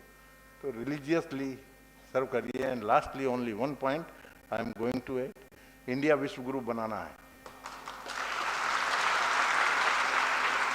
और विश्व गुरु बनाने के लिए फरिश्ते नहीं आएंगे, विश्व गुरु हमको बनाना है। और हमने तय कर लिया तो बन के रहेगा। कई एग्जाम्पल है, अब्दुल कलाम साहब का है हमारे सामने। We have the example. As a hawker he started his career from a very poor family, and he was in Hyderabad perhaps. He received a call from Delhi, sir, we need your consent for the President of the India. Sir, I will let you know tomorrow. Then Atalji told that tomorrow means positive I want, not negative. Anyway, he gave the consent. And you remember, he went to Rashtrapati Bhavan with 2 suitcases, one full of books. Scholar to the research ke. DRDO mein, he was the director and all that. And he became, I was member of parliament. हमने सोचा ही नहीं था कि अब्दुल कलाम साहब president बनेंगे। हम तो उनकी खिंचाई करते थे as a member of the consultative committee defence की, कि आपका ये क्या रिसर्च चल रहा है, it is taking that much time and all that. Give us the reply like that. DRDO chief was supposed to give the reply. बाद में बने कितने, 2 सूटकेस लेके गए, 1 full of cloth, 1 full of books। 5 साल रहे विथ टोटल डिग्निटी, और 5 साल के बाद में निकले खाली वही 2 suitcase, nothing else, only 2 suitcase. ऐसे रोल मॉडल बनाओ और काम करो, विश्व गुरु बनेगा। और हमारा ये ध्यान में है, 20G का कॉन्फ्रेंस चल रहा है, हम अतिथि को भगवान का रूप मानते हैं, ये हमारा कल्चर है। अतिथियों को जितना भी ज्यादा दे सकते हो, ज्ञान, प्रेम, उन पैसे के भूखे नहीं है, प्रेम, आदर, ज्ञान, सम्मान सब हमारे अतिथियों को दो। That much I emphasis on this and my best wishes all of you all the end for a grand success. And again I congratulate our Panjab University Vice Chancellor. She has done a wonderful job, and I think all are with her. She has done so. So my best wishes. One more point. Short is, कुछ भी हो, all of you I am telling you, you should be religious minded. Have faith in God. मैं ये नहीं कहता हूं, जिस भी धर्म के हो, सोते समय भगवान को याद करो, गिव थैंक्स कि मेरा दिन बहुत अच्छा गया, उसके लिए आपको थैंक्स है गॉड, भगवान। जिस भी माने, हनुमान जी को मानो, हनुमान जी को, विष्णु को माने, शंकर को माने, सबको माने। मुस्लिम है, याद करो, कुरान की आयत पढ़ लो 2-3। If you are Christian, Bible की हिम्स है, you can recite certain hymns of the Bible, you can recite also, but you should be religious minded. Why I am taking religious रहना, उससे पाप नहीं होता। Human weakness, sometimes you are all alone, बहुत ही character ऊंचा है, यार कोई देख तो नहीं रहा, कर डालो। If you are religious minded, अंदर से आवाज आएगी जम के, अरे यार कोई नहीं देख रहा, ऊपर वाला देख रहा है ना, पाप नहीं हो जाएगा। अच्छा करो, देश बनाओ, यंग लोगों के ऊपर जिम्मेदारी ज़्यादा है और हमारा तो ज्ञान देने का ही काम है? अब हमारा काम करने का नहीं है, उपदेश दे के जाना है। आप कितना स्वीकार करोगे? मैं तो कहता हूँ मैंने जो भी बातें कही आया हूँ आपसे बात करने को, मन में उतार लेना सब बातें, एक एक चीज़ वैल्यूएबल है? तो ध्यान दे और अपने लाइफ में उतारो। Simplicity, honesty, character and everything. No compromise on the character. My best wishes to all of you. Jai Hind.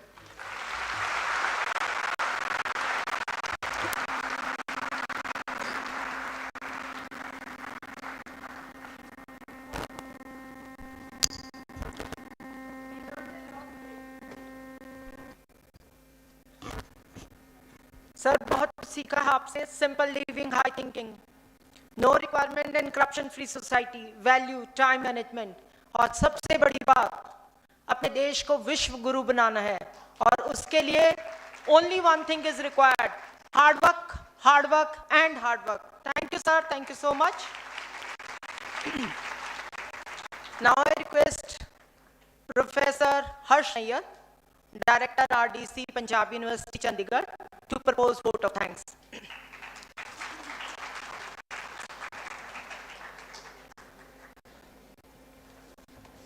Okay, good morning, everyone. I've been given the pleasant duty of thanking everybody who was involved in this grand event. So, Honorable Governor Sir, Shri Purohit Ji, Honorable Guest of Honor, Justice Sabina Ji, Honorable Vice Chancellor, Dr. Inaugural, our special guest on the dais, Madam Rakhi Gupta Bhandari Ji, Shri Satyabal Jain Ji, Dr. Kothari Ji, our guest from Ministry, Madam Rajiv Lochan Ji, and Dr. Jyoti Ratan, Nodal Officer this event, distinguished speakers, delegates, participants, and students. There are many people who have been involved in organizing this event. I just wish to list some of the people who have been directly or indirectly involved in this. First of all, I would like to extend my gratitude to the Honorable Prime Minister of India, Shri Narendra Modi Ji, for taking the initiative of the G20 presidency and giving us the opportunity to celebrate the G20 spirit here at Panjab University. My sincere thanks to Shri Anurag Singh Thakur Ji, Honorable Minister of Youth Affairs and Sports, and to Madam Rajiv Lochan and her team for constant support and guidance at every step of the way, without which this event could not have been organized. My thanks to the several committees, especially Executive Committee, Purchase Committee, Finance Committee, Press and Publicity Committee, and many others who tried to implement every plan with precision. Thanks to the affiliated colleges and regional centers that coordinated and conducted numerous activities celebrating G20 Y20 fortnight with such vigor and enthusiasm. I would like to thank all the departments of Panjab University for their commendable efforts to organize and conduct activities ranging from exhibitions, discussions, sports meets, and so on. My heartfelt thanks to the speakers who made the effort to take out their time from their busy schedules. Some of them, they're visiting us from various G20 countries. We are thrilled to have you here. I'm sure the student delegates will learn a lot from your insightful sessions.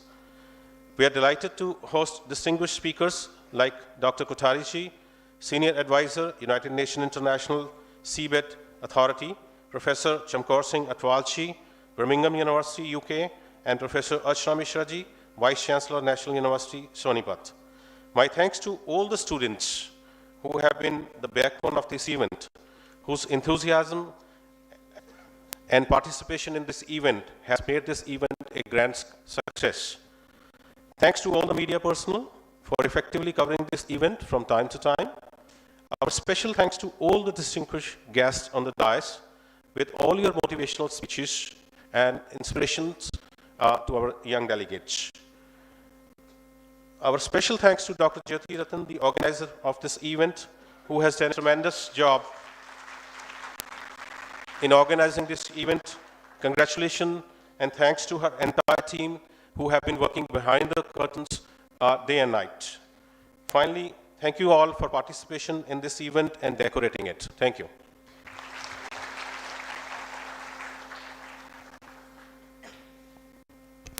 Thank you, sir. Thank you so much.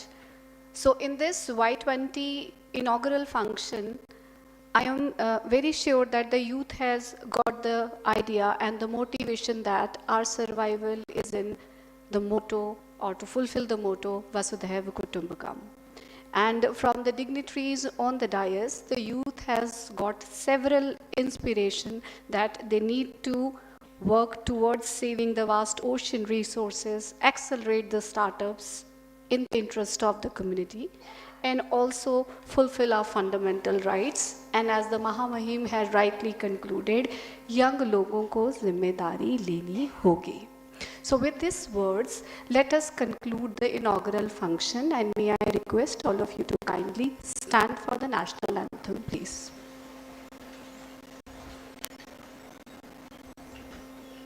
जनगण मन अधिनायक जय हे भारत भाग्य विधाता पंजाब सिंध गुजरात मराठा द्राविड उत्कल बंगा विंध्य हिमाचल यमुना गंगा उच्चल जलधि तरंगा तव शुभ नामे जागे तव शुभ आशीष मांगे गाहे तव जय गाथा जन गण मंगलदायक जय हे भारत भाग्य विधाता जय हे जय हे जय हे जय जय जय जय हे Thank you. So now I invite all of you for high tea outside, but before we disperse, may I request all the dignitaries to kindly go to their respective venues for panel discussion in about 20-25 minutes. Thank you.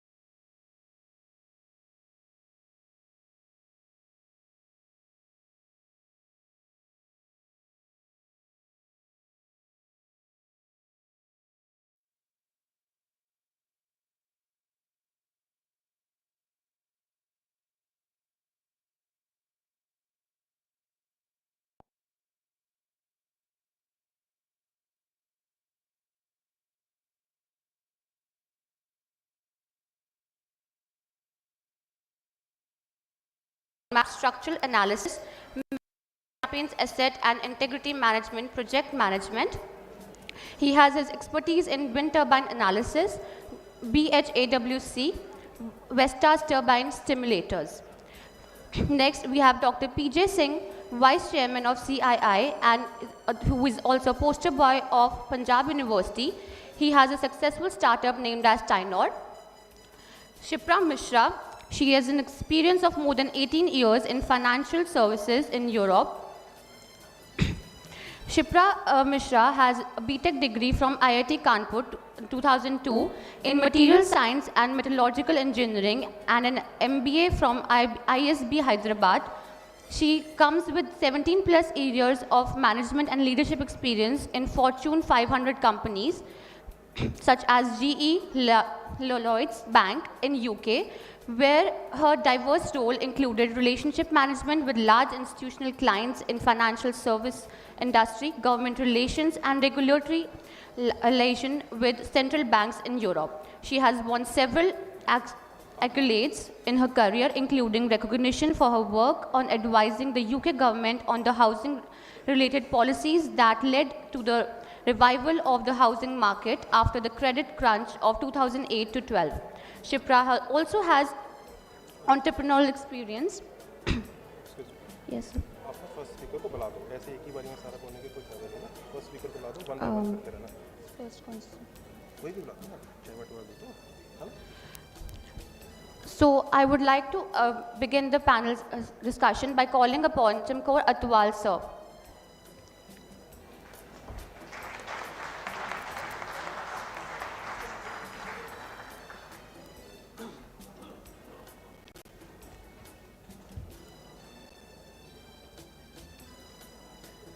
Will you read the slides, son?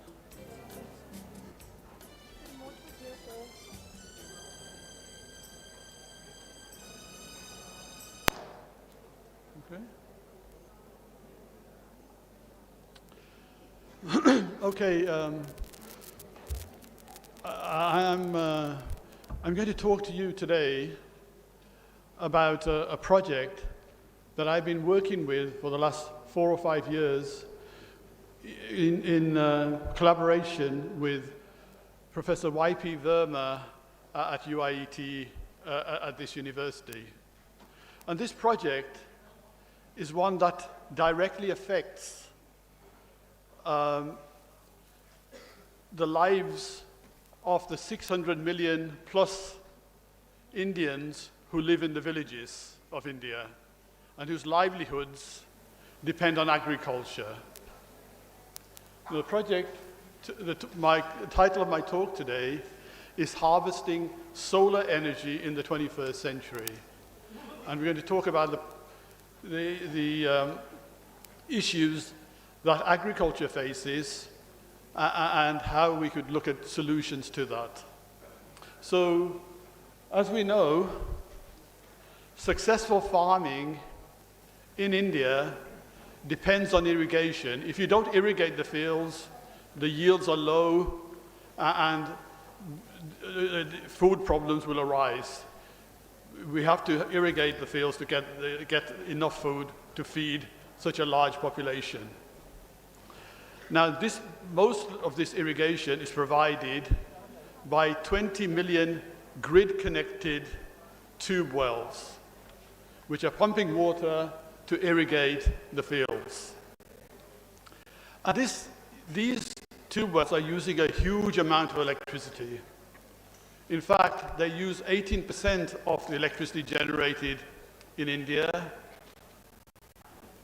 And to give a size of that, that is almost 3/4 of the electricity generated in a major industrial country like the UK from where I work. And, could you have the next slide, please? So all of this energy in India, 70% of this energy is generated, the electricity is generated from fossil fuels, mostly coal, which gives additional pollution as well as the carbon dioxide. And this electricity, the electricity to power these pumps produces 400 million tons of CO2, a major contributor to CO2 emissions around the world. Now, at COP26 in Glasgow, India committed to increase the mix of renewables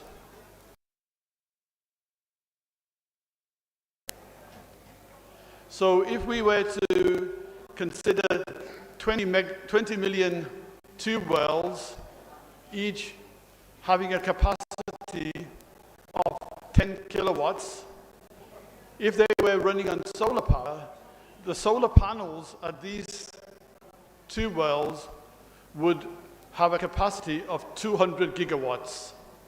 So providing 40% of the required renewable energy commitment. So again, these are big, big numbers. Could I have the next slide, please? So let's do that. Let's not worry about the costs involved. We can make all of these.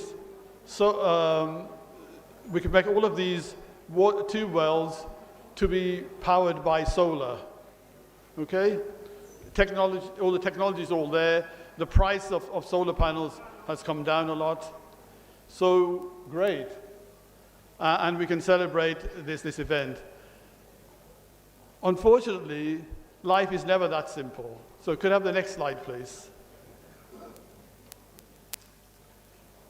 India, if India continues to extract this amount of groundwater for irrigation, in fact, India extracts 25% of the whole of the groundwater extracted around the world is extracted by India for irrigation purposes. And if you continue to, and this means that the groundwater level is getting lower and lower, you have to pump from a deeper depth, so you require even more electricity, so this is less efficient. And this groundwater is running out. The scale of the groundwater depletion can be seen from space. The GRACE satellites, which measure the changes in gravity because of movement of water, shows that in brown there, those areas are losing groundwater year by year. And these areas are in those areas of this sort of the northwest region, Punjab, Haryana, Rajasthan, Gujarat, and so on. So the groundwater authorities in Punjab have estimated that in 20 years' time, if we continue to pump at the same rate, all of the usable groundwater in Punjab will be depleted and agriculture will die. So if we have all solar pumps, at the moment, there are restrictions on pumping water by the grid-connected pumps only become live for a limited number of hours every day, or more often in the night. So if they're all on solar, then farmers are free to pump at any time during the day, and this could make this groundwater issue even worse. So we need to find a solution to that, and again, that is a fairly obvious solution. So you have the next slide, please. So what you would do is connect. So you have all your solar pumps. You connect them, they're already connected to the grid because the grid connection is already there because these were originally running by grid electricity. You put in meters and you feed back the electricity to the grid. And if you give the farmers a good price for the electricity feeding back, the farmer has to think, shall I pump water or shall I sell my electricity back? Now he will say, oh, he may well prefer to say, I won't pump this now, I will prefer to sell the electricity back. Now, if you have a 10 kilowatt a solar panel, you can get around 40 kilowatt hours, 40 units of electricity per day. And at the prevailing rates, that's about, even the very low rates of 7 rupees, you're making 300 rupees a day. But you're making this on average for 365 days a year, which comes to 100,000 rupees, 1 lakh rupees of additional income for the farmer, if he doesn't pump. If he pumps it all, then there's no income. So this gives an incentive for farmers to use more efficient pumps. They are running at the moment it's free electricity, they can use any old pump. But there are much better pumps that they could use to use less electricity. They could use much better irrigation methods. You don't need to flood all the fields. You can use drip irrigation. You can level the fields more evenly. So these are all innovations. You could grow crops that need less water. You may choose not to grow paddy, but grow some other crop which is not going to need as much water, because you can save that money to sell back. So this is giving farmers another crop to sell back. This is why we call harvesting solar. This is a crop that farmers can earn income from. Okay, so there are these innovations that can happen. There's a further possibility also, as we know, we have seen all the electrification of transport. We are in the climate change. We are seeing all the rickshaws are going electrical. The scooters there's good number of scooters and motorcycles that are running on electricity. Cars will be on electricity. And in future, we are getting electric tractors, electric farm machinery, and then these can be powered by the solar panels in the fields at source. So you don't have to, you run your tractor and then you charge at source. Okay, and next slide, please. So those are innovations. We're talking about innovations that people can do in the future. Now, can I have the next slide, please? Now, what we have found is that if we calculate the typical consumption of electricity in the village, the average consumption by the domestic consumption in the village is very similar to the amount of electricity generated by the number of pumps if they were largely solarized. So you could have enough electricity not only to sell back to the grid, but you could actually form a microgrid in the village itself. The villages are localized, and you can form, there's this concept of microgrids where you use all of the electricity very locally. Okay, next slide, please.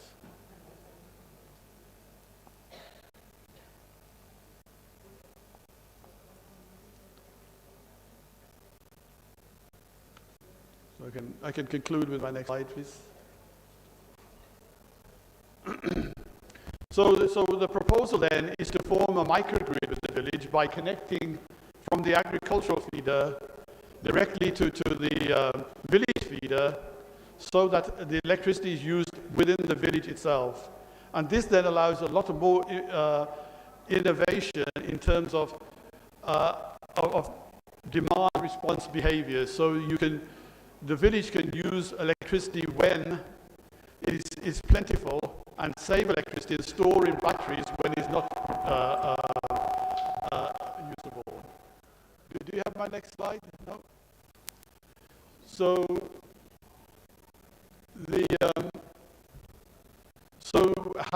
forming these village microgrids allows a great deal more innovation within the village to power for people to charge their batteries, to have demand response behaviors, and take the villages into truly smart villages. Thank you.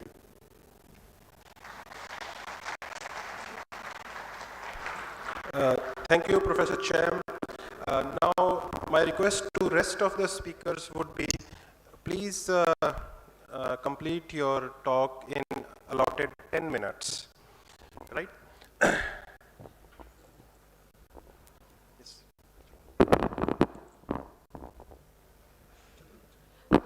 Now I would like to call upon State Srikar Kohli, sir, Advanced Engineer, Siemens Gamesa Renewables.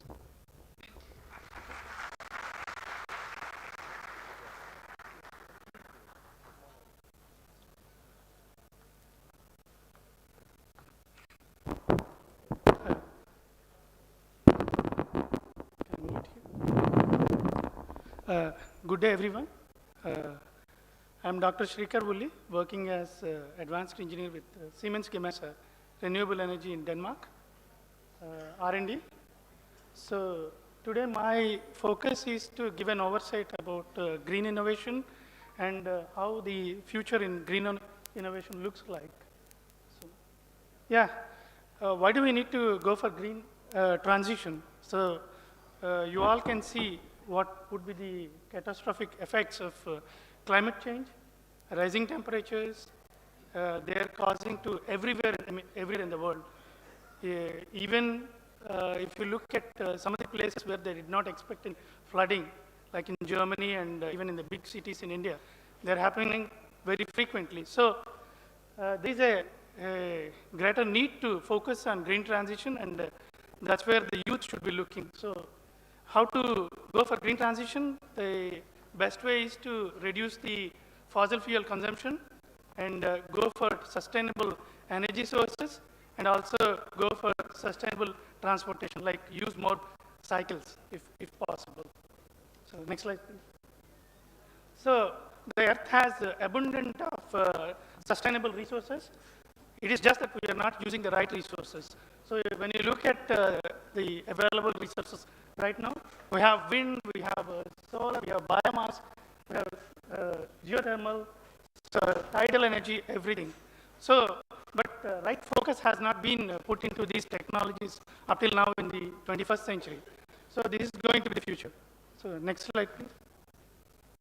So Professor just talked about the solar energy, so I don't need to talk much about it. India has a great potential to tap solar energy, and I think this is going to be contributing to the most installed capacity in India in the next 15 to 20 years. Next, please.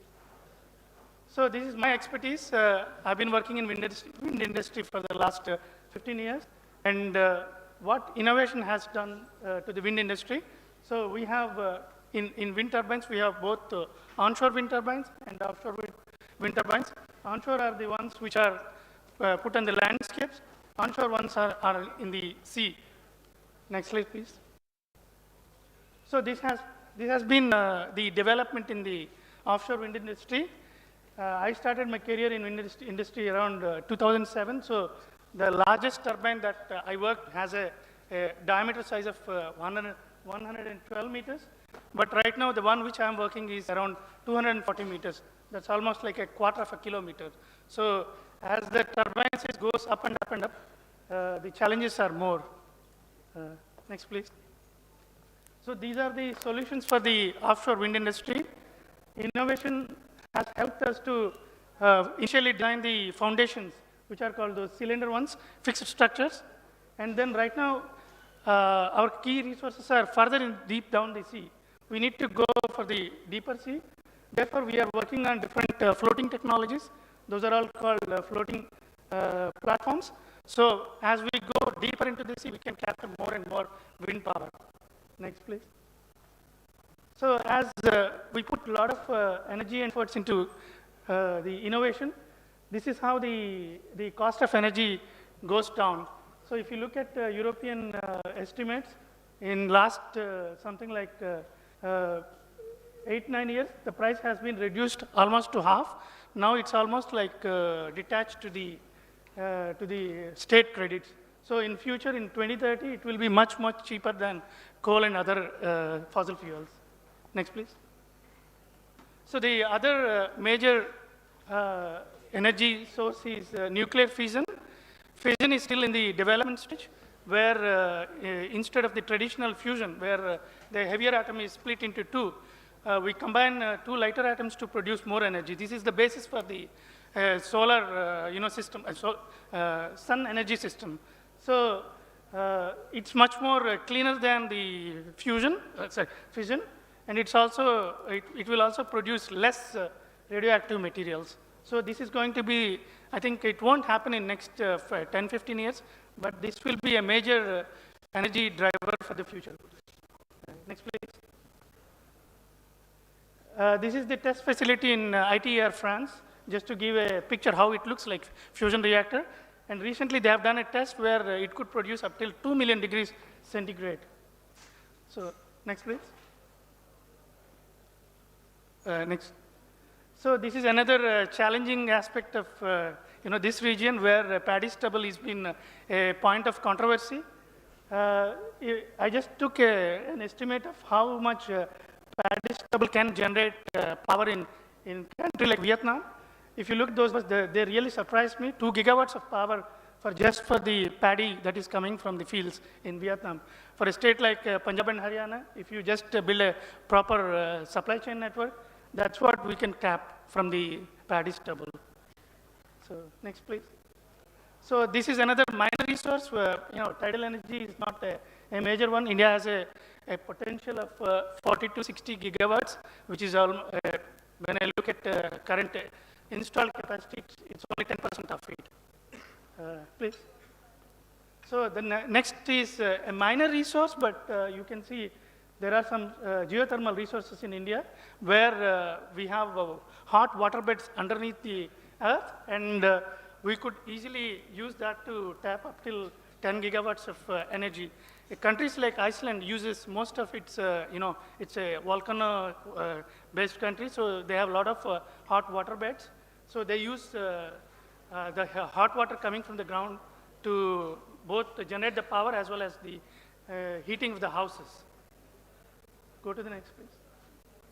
Next is the sustainable transportation. There are two parallel technologies that are under development in the world. One is the fuel cell, hydrogen fuel cells. The other one is the lithium-ion batteries. So this will be the next, and I think, a revolution in the auto industry. Some of the auto manufacturers like Germans and Americans are working on lithium solutions, but whereas most of the Japanese are working on the fuel cells. So, but which will be the future? Then we don't know. But heavy transportation like trucks and train transportation, I would bet on green hydrogen. Next, please. Next slide, please. And the other latest technologies that have been under development are how to utilize power to produce various forms of energies as well as utilities. One is you can see how we can convert power into hydrogen, and how power can be converted into different other forms like ammonia and fertilizers, and also some of the fuels and stuff like that. Next, please. This is a typical green hydrogen plant, how it looks like in the offshore wind plant. You can see the wind turbine is located somewhere in the mid of the sea, and then you have electrolysis process running parallel to that, producing green hydrogen there. So, regularly what they do is that they transport these hydrogen tanks once they are produced from the sea to the landscape to transport to utilization. Next, please. Then we have different other ways of converting the wind power. So, you can see how we can use it for road transportation as well as ship transportation, some of the fuels as well as chemicals. Next, please. The last is the carbon capturing systems. I have been talking to one gentleman over here. He is working on a carbon capturing system right next to Chandigarh. I think I would advise some of the students to go and visit him. I don't know his name, but Tunraji, yes. So it would be very interesting plant that I think I suggest that you guys go and look at it. What happens is that instead of releasing carbon dioxide into atmosphere, we capture it and then we combine with hydrogen to produce fuels. So this is going to be the future. Next, please. So, at the end, what I did is that I consolidated some numbers, and this is what, how the numbers looks like in India. Right now, you look at the installed capacity. India has a 411 gigawatts of installed capacity, out of which little over 50% is produced from fossil fuels, which we try to address. And the rest of the power is coming from renewables. And there is a huge potential of close to 200 gigawatts of offshore wind power, and then another 300 from onshore, and 700 gigawatts coming from solar power. And the challenges are, I think, policy is one thing. The other thing is that we have poor, financial health of utility companies, which needs to be fixed. So, and there needs to be more R&D that is required for the future, and that is you guys. Thank you very much. Thank you so much, sir, for sharing such valuable information with us. Now, I'd like to invite Dr. P.J. Singh, Vice Chairman of CII and poster boy of Panjab University. He has a successful startup named as Tynor. He has successfully implemented some concept of Industry 4.0 in Tynor. So.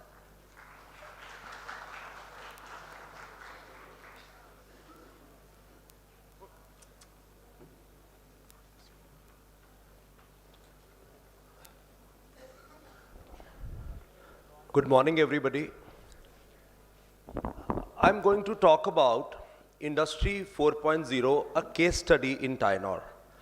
So it's a very hyper-technical subject, but for the ease of understanding, what I have done is, I have taken away the technical part. I have made it in a story which is much more comprehensible for all of us here.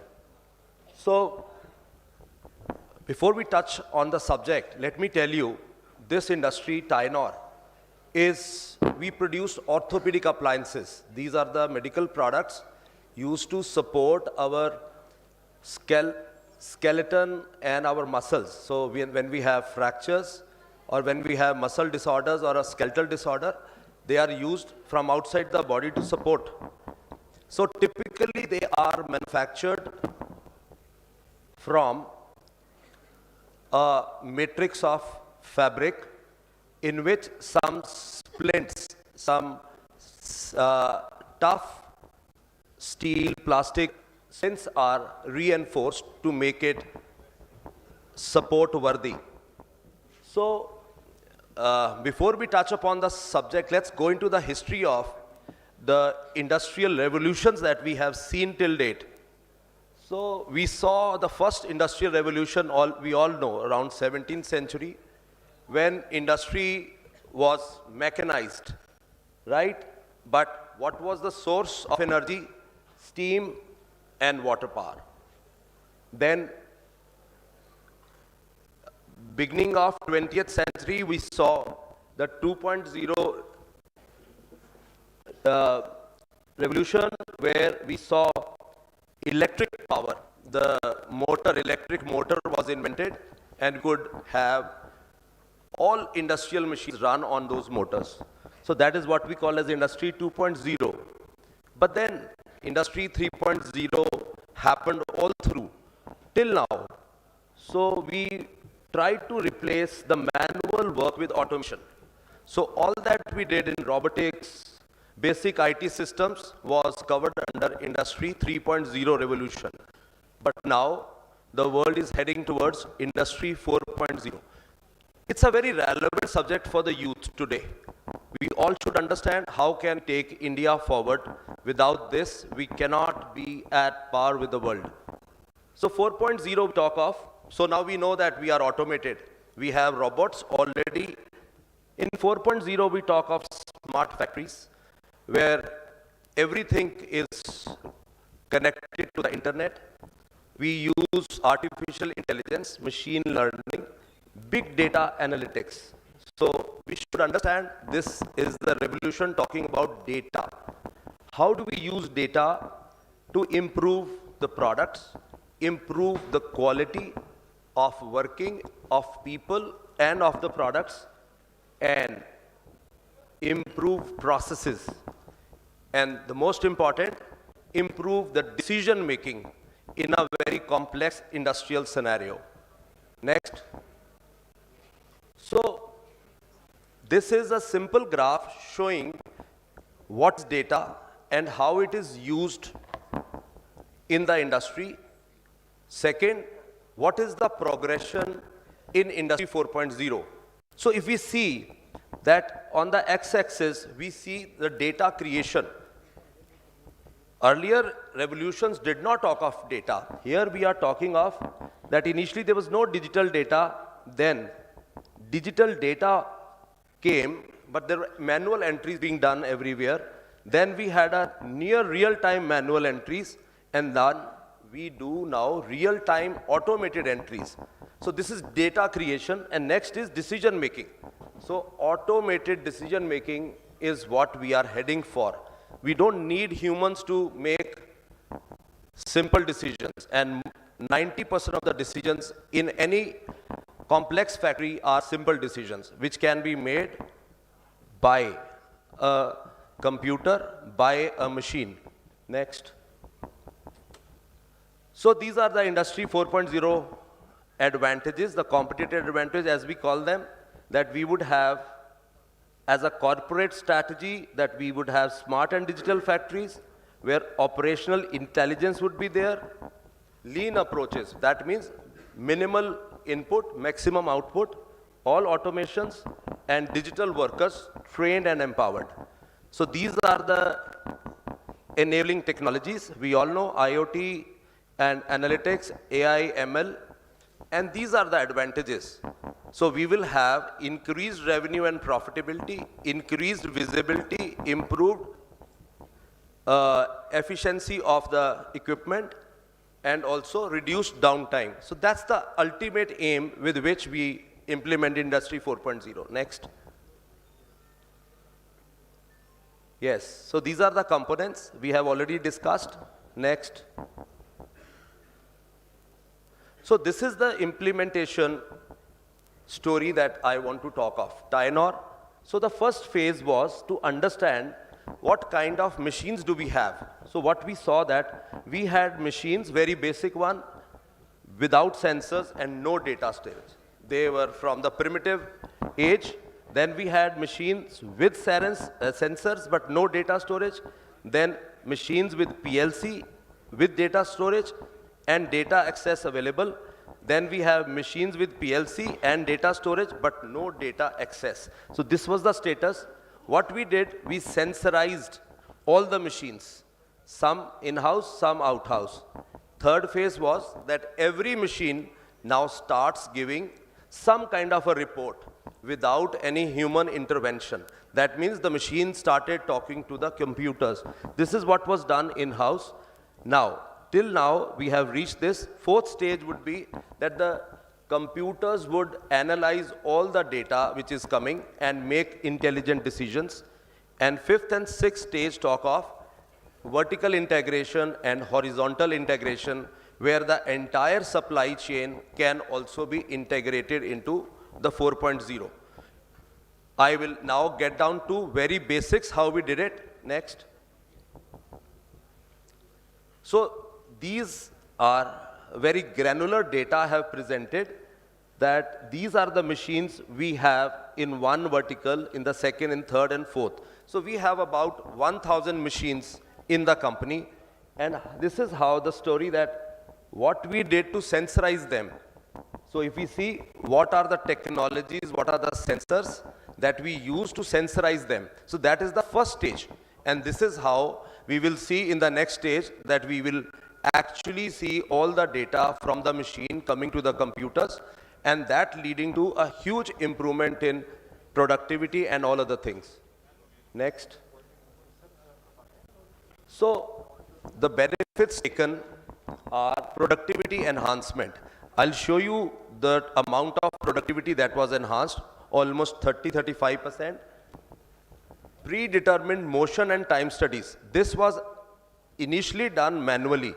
Now the data itself does predetermined motion and time studies. No time studies are required to be done for production. Predictive maintenance. Now, we do not want to maintain the machines. The sensors itself tell us when to maintain them. Streamline inventory management. The RFID system helps us with that. See the inventory, everything is coded. When they pass through a gate, the computers, they are getting the information.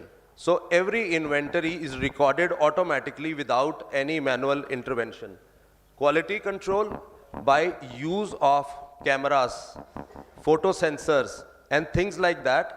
Good and bad products are being segregated on their own. You don't need quality inspectors. And skill metrics. Based on the information that we have, we are able to code which worker is more skilled and less skilled. Next. Next. So quickly I'll go through that these are the reports that we get. One is a single station display. Tells us how many pieces are being produced real time. Maximum parts produced in an hour to determine what is the maximum output possible. Then the downtime. So the reasons why a machine did not perform as per the 100% efficiency theoretically. Line balancing and VA and value added and non-value added times. So these reports are enough to get a beautiful productivity increment. Next. So let's see, what was the first report? This is what operator gets on his machine. So the target, his target for the day was 1900 pieces. What he has done till now is 1837. The actual, he has done is 2029, and that is, he is working on 110% efficiency at this point of time. So this is how, each display would tell us how it is working. Next. Now this is another report which tells us what are the best times in a day. So it's a daily output plan, each bar indicating each hour. So hourly production is coming out of it, and you can see which hours were bad and which hours were the best. This is very intelligent way of understanding what are the best productivity that we can take. Possibility is seen here. Next. So this is a real-time dashboard coming out of a machine. So on one column we see various machines, and then on the left side if you read the parameters, they are operator utilization, machine utilization, idle time, and various reasons why we lost the time. So if we see the first machine only 76.44, then 97%. So this is how every time real data you can actually, sitting in your office, sitting in your, maybe you are out for some holiday, you can see in your mobiles. They are all IoT connected. Last slide. So this is a real-time balancing. These are various workers, each bar representing one worker within a cell, and how they are coordinated. Now we know that few people have very less work to do, and some have very great quantum of work to do. This is line balancing, which is very important part of cell production. And we compare our theoretical line balancing against the machine telling us. So this is again a great decision-making tool. The purpose of presenting such a thing was that most of us have not experienced a real-time 4.0 implementation. So I am here to invite all of you to come and see how simplified this whole technique is. So we want to demystify 4.0 implementation. So if we see the operator analysis being done by the computer on its own, it shows in one of the machines that 63%, it's a stitching machine. So 63% needle is idle. Needle is not working. Only 24% the needle actually runs. Actually, the production is happening. And pick up and dispose time, where that means taking out the piece, putting the piece again, takes about 12% of the time. Now, this is a great piece of information so as to improve our productivity. Next. Again, a similar kind of NVA VA and NVA of a robotic machine called as Gerber, which is being shown here, which shows that about 63% of the machine actually works. Next. So these are the benefits. See that this is a real data that our CNC cutting machine Gerber was operating at an efficiency of 50% before IoT. That's about 6 months back. And after IoT, it's already reached 65%. And our target value, which we call as world-class efficiency, is 85%. So we are 20% behind. The stitching cells, before IoT, 70%, with IoT, 76%, and our world-class data says it should be 85%. So circular knitting machine, 1 minute, 69% to 82%, and world-class data shows we should be at 93%. So this is how Tynor would one day become the most efficient company as compared to the best in the world. Next. So these are the challenges, of course, we are working on, but I tell you, it's a great experience when we see our engineers. They are so satisfied that we are moving ahead on this. And last of all, next, this is the way forward, that we have to move to the full-scale, full-blown 4.0 implementation. Then we would be able to call our company as the smart IoT-enabled company, where all the decisions are happening by the computer, and we can be holidaying somewhere in Bahamas. Thank you. This is a real India. We can achieve it.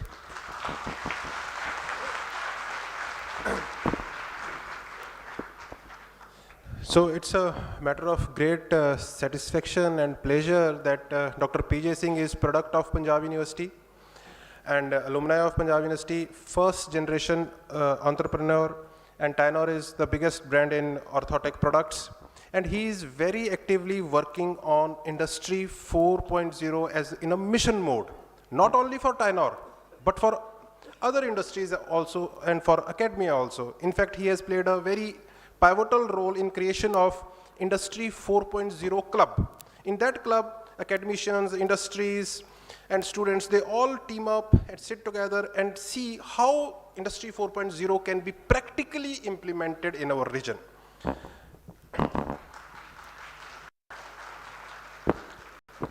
Now, we would like to have Shipra Mishra. She has a BTech degree from IIT Kanpur and in material science and metallurgical engineering and an MBA from ISB Hyderabad.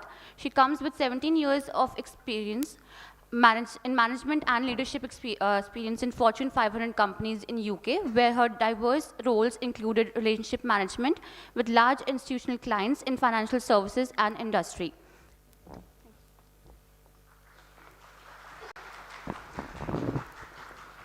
Thank you so much, Panjab University, for having me over. I'm really, really humbled and honored, and had a fantastic session with the dignitaries that spoke in the inaugural session. So really, really rich day for me here.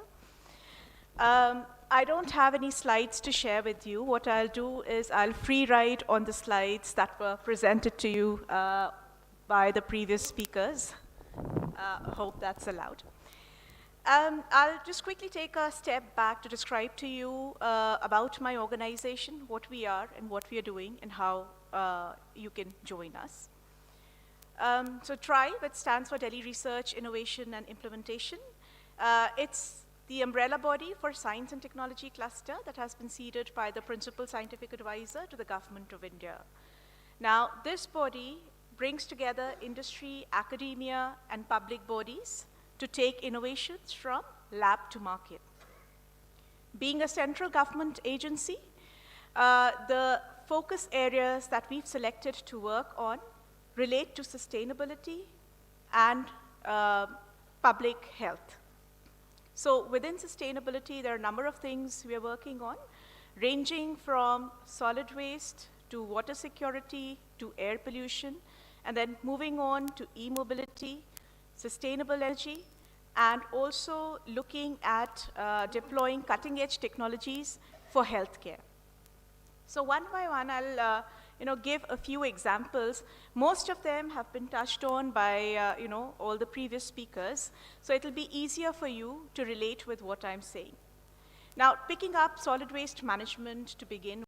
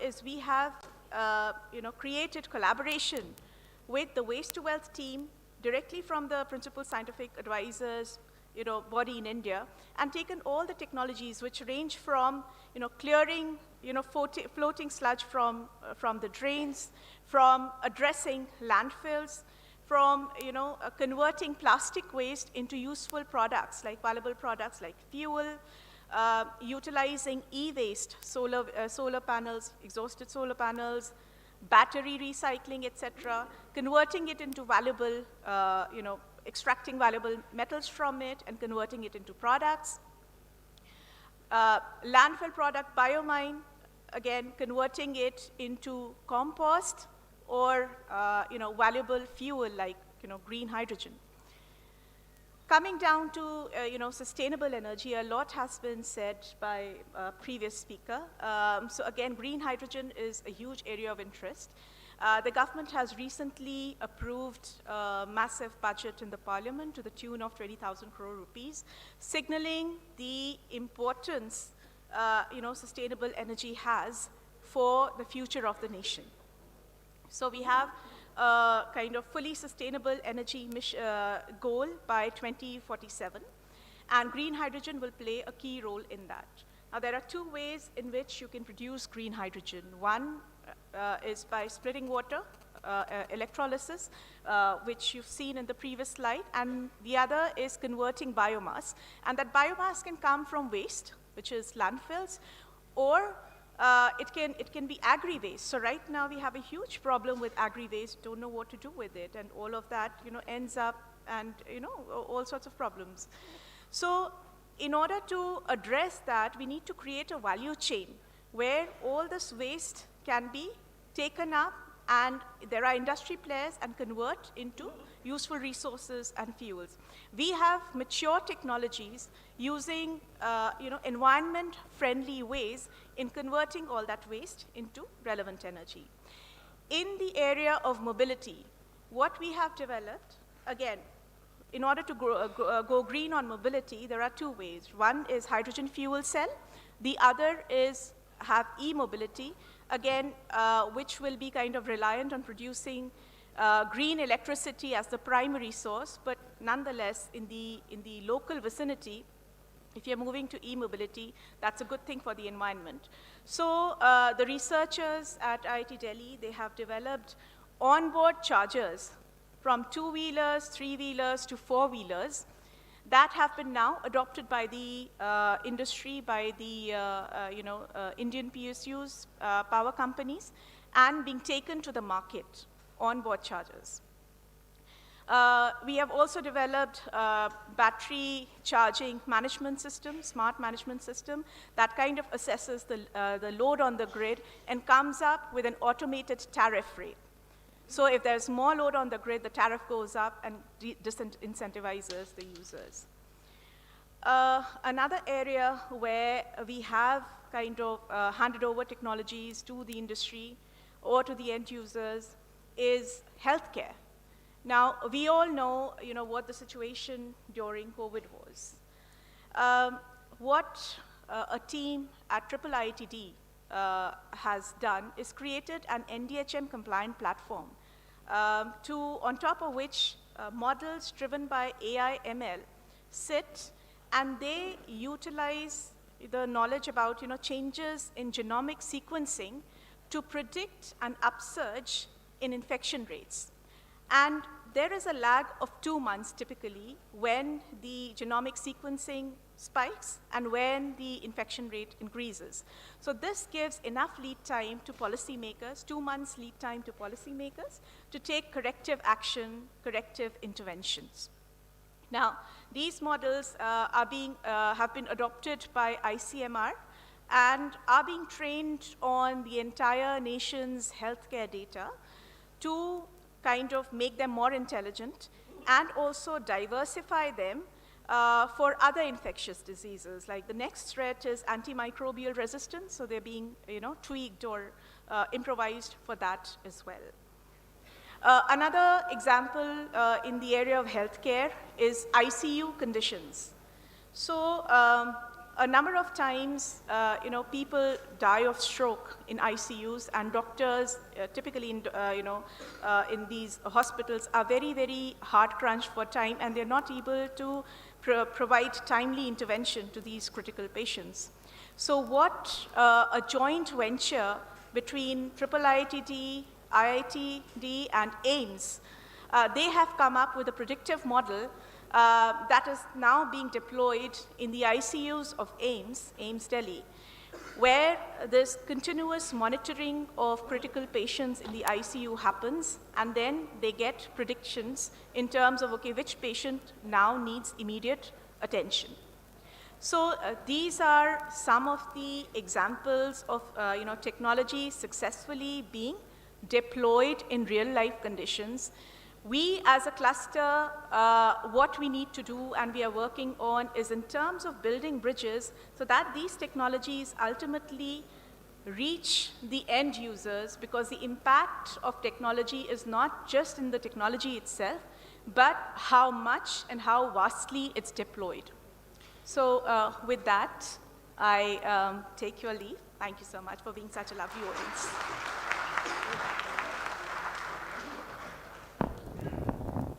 Thank you so much, ma'am, for your wise words. Now, I would like to call Shashank Chintagri. He is an experienced professional with a diverse skill set reaching across the technology spectrum with specific depth in embedded systems and reliability engineering, a master's degree focused in physics from Indian Institute of Technology, Kanpur, and a focus on effort to build a robust technology ecosystem in India. Yeah. My humble request to Shashank that kindly if you can complete in 5 to 7 minutes. I suspect most of the things that have to be said have already been said. And those of you who will be here in the afternoon, we can go over some of it in more detail. Can we just skip to the 5th slide, or can I just? Right. So about 30 years or so ago, I got the first chance to use a computer. At that time, I was a child, and to me, the computer was a toy. To the world at that time, the computer was something used by militaries, and it was used by heavy industry, and it was used by very specialized research. The people using computers had special training, special degrees, and most people did not have access to a computer in their personal lives. As I grew up and when I went to IIT Kanpur as an undergraduate student about 17 years ago, there were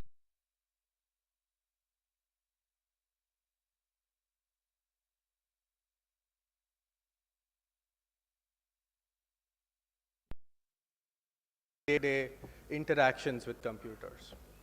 Today, anybody working in almost any professional field, from doctors, lawyers, engineers, down to your taxi drivers, are using things that qualify as computers to make their living. As we start working on Industry 4.0, which is what I've been doing for the past few years with IIT Kanpur, some of the things that we've seen are starting to look a lot like what computers looked like 30 years ago. The emergence recently of Stable Diffusion, DALI, and ChatGPT has proved that this disruption is not going to stay limited to the STEM fields. It's not going to stay limited to industry. It's not going to stay limited to mathematics and these sort of hard sciences. It's going to affect artists, it's going to affect lawyers, and it's probably going to affect governance as well. So it's important for us to understand what are the elements of Industry 4.0, not just how we implement it, but what is it that makes Industry 4.0 Industry 4.0. Now, these past 30 years are also coincidentally, or not coincidentally, these past 30 years have been what is essentially the golden age of Industry 3.0.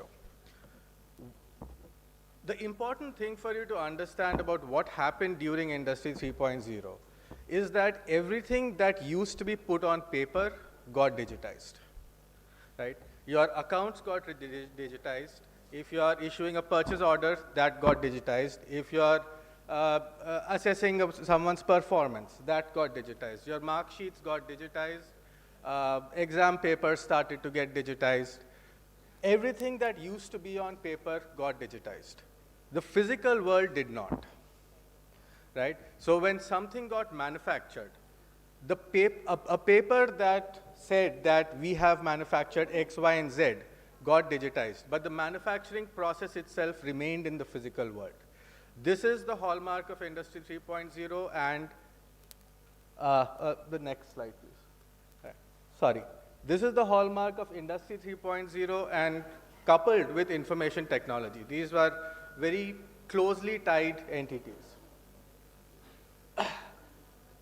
What changes now with Industry 4.0, the main thing that changes is that instead of digitizing everything that's on paper, we digitize everything. That is the fundamental shift that happens. It's not just the things where you have a human being filling out a form. It's not just a case where there is a meeting, someone's writing out minutes of the meeting, and the minutes of the meeting gets digitized.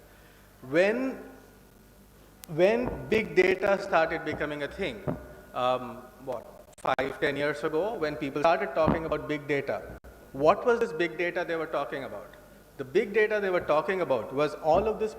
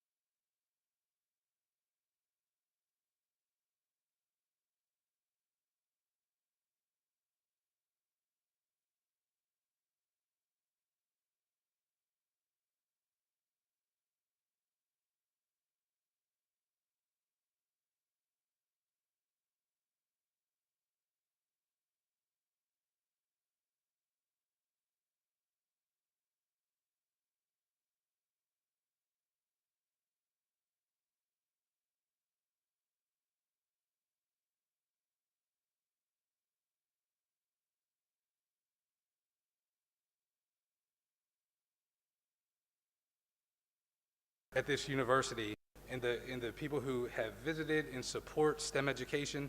Students, I want you to really, really take a second and really think about, you are very, very fortunate to have faculty who encourage embracing tech innovation. Think about that. You're very, very fortunate to sit here. And I also want to tell the students, congratulations, and I'm so excited. Your generation, if you are a student here, your generation is part of the biggest technological advancement revolution ever, ever, ever, ever. You can clap about that. It's really cool. It's really cool. Your parents aren't a part of it. Your children aren't a part of it. You are. It's just super cool. If you could, and then we're going to jump in, okay? We're going to jump into it. If you could, take a look to your left, take a look to your right. If you could, just 1 second. Take a look to your left, take a look to your right. Students, you have just seen somebody, without a doubt, 100% will invent a piece of technology that will improve the lives of your children. You just did it. You looked and you saw somebody who's going to invent something that's going to enhance the quality of life for your children. It's a very, very exciting time. But it's a part of like any revolution or any exciting time, there's some things that we need to consider. And that's what we're going to jump into here. So you may say, Dr. LaCourcheck, what's STEM education? Science, technology, engineering, and math. Instead of learning about those individually, we bring them together, and we have problems and projects, and we work collaboratively to solve them. That's the big picture of it. Okay, so then we start asking the question, excuse me 1 second. All right, here we go. So then we start asking the question, well, how do we even start? What does it even look like? Well, a few things. We have collaboration and we have competition. Would you agree with me right now that in order to solve a complex problem, I can't do it myself? I think we can all agree to that. I think long gone are the days where I'll go to an office and I'll have a sheet of problems and I'll say, okay, you know what, I have 5 minutes to, like a Sudoku puzzle, right? I have 5 minutes to and what does it look like? No, like I need to be able to work with you and you need to be able to work with me. There's this universal language when it comes to solving technological problems and embracing technological advancement. It's enthusiasm. Students, if you are studying any form of technology and technological advancement, be excited. I'm old. I'm really old. You're young. Be excited. I'm old. I'm still excited about technology and technological advancement. It's really cool. I would invite you. You have a really cool resource here. I believe it's Europedia.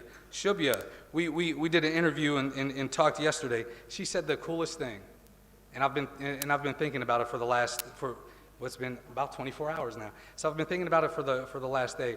We're talking about ethics and this big picture of, hey, if we can advance technology, should we? Just because we can advance it, should we? And there's all kind of things to figure out about that. Who benefits from it? Who doesn't? What does it look like? How do we give to countries who may not have? Should we? All those things. She says this. It's very cool when she said, you know, I think the term that we're looking for here is balance. Like, what does balance look like? What does balance look like in this ethical consideration? I was like, oh, that's very clever. It's a really clever approach to ethical considerations. I want to invite you to walk with me on this journey. I only have 4.5 minutes left, so here we go. Are you ready? All right, let's get it. So 25 years ago, I know some students are like, well, I wasn't even born yet. So okay, so you may have to Google or whatever you use to some of these terms. 25 years ago, to be literate in technological advancement. All right, everybody with me so far? So to be okay to rock and roll with it, you would need to know how to use, watch this, a fax machine. I know some people are like, well, what is that fax? Look it up. It's pretty cool. You would have to be technological literate to use a fax machine. Let me ask you this. To be technological literate, do you need to operate a fax machine? No. Not now, you don't. You know what you do need to know? You need to know how to put your digital signature on a PDF. Would you agree with me? Yeah. Technological advancement. Check this out. Your children, a PDF. What? A PDF? How about this? Walk with me on that. 25 years ago, if you wanted to talk to somebody, you literally had to do this at home. You folks remember this, right? Now, right? Your children, watch this. You know, the hardest thing about, you know, being glued to a cell phone is the battery dying, right? Everybody with me on this? I'm always searching for where can I plug in next? Where can I plug in next, right? Your generation, absolutely 100% without a doubt, battery technology advancement. Your children, this is wild, your children, they may never know what it is to plug something into the wall. Think about that. And you think, Dr. LaCourte, that is crazy. There's no way that's going to happen. I would invite you to think about this. Let's look at the tech evolution and the tech innovations around even paper money. Coins, paper money, debit card. Check this out. Right? There's even stores now, have you been? There's even stores now, you walk in with your Amazon ID or whatever it is, you walk in, you get what you want, you walk out. You don't even do the phone. It scans the groceries as you walk out. Technological advancements. And that's where we're at right now. Like, be enthusiastic about it, embrace it, have fun with it. It's very cool. I met a student who flew in for the summit, Tarani. Oh, I hope I pronounced her. If I mispronounced, I'm very, very sorry. But Tarani. But we're talking, he's very excited, enthusiastic about education. That's the challenge. Let's be enthusiastic about this. I want to ask you one thing. If you think back, students, if you think back your parents in their entire lifetime, all right, in their entire, let's say academic lifetime, in their entire academic lifetime, they had access to libraries, newspapers. There used to be something really cool, encyclopedias, where we could just read about topics and stuff like that. Watch this. You have, in that period of time, in one generation, okay, in one generation, you have, through this device, you have access to more information in 1 minute than they did their entire academic life. Are you with me on that? Tech innovation, we take one step forward. Your children may have access to more information in a quicker amount of time. To be excited, but there's a responsibility. I'm going to leave you with these 5 points to consider. Number one, so point number one, what's the mindset behind technological innovation? What's the mindset that we have? There's this 21st century skill set mindset. It needs to be this, that no problem is too great and no problem is too complex that if we work together we can't solve. Everybody with me on that? All right, good, awesome. So number two, does it impact the common good? Does it benefit all people? Does it enhance the quality of life? Would you agree that sometimes tech innovation were used for misintended purposes? We understand that. When we start to design tech and embrace new tech, it's our responsibility, absolutely 100%, to try to predict some of these unintended ways and what the impact could be. Number two, do we have, or three, sorry, responsible resource consumption.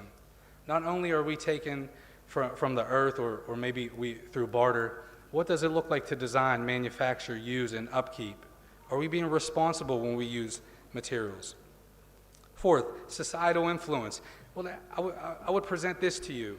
Sometimes our need in society creates technological advancement, right? We know that. Society, we have a need, and our great minds come together, and we have this tech advancement. But then I would also ask you to consider this.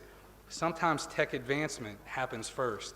Tech advancement, and then society catches up. And it's like, oh, I didn't know we needed that. Oh, it's available. Oh, we need that. Let's be careful about that. Let's consider that as you go out and you start these startups and you make these tech advancements, how does it impact the greater good? Who benefits from it? And the last point, it's this sense of awe and this sense of wonder and this mindset of tech advancement, embracing tech, is how can I think, and we say this all the time, how can I think outside the box? And I want to leave you with this, and Shubhya, we talked about this a little bit yesterday with your PDM. The mindset that we want to bring is not hey, I can memorize something and spit it out. All right, I want to paint this picture to you. There was a student, the teacher asked the class, right, young kids, the teacher asked the class, what color are apples? All right, everybody with me so far? This is a really cool story. It's quick though, it's quick. I only got 30 seconds left, okay, it's quick. So what color are apples? Almost half the class says red, and the other, just about half of the class says green, right? What makes it red, green? one girl goes like this. I say, yes. I said, they're white. I said, oh, interesting. Well, could you explain a little bit?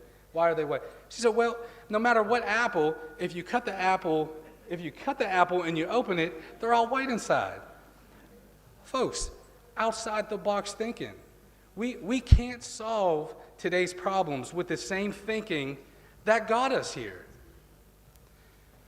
To solve the problems of today and tomorrow, we have to think a little bit different than the thinking that got us here. I would encourage you, don't look at red apples and don't look at white apples. Look at what's inside. Hey, thank you and namaste.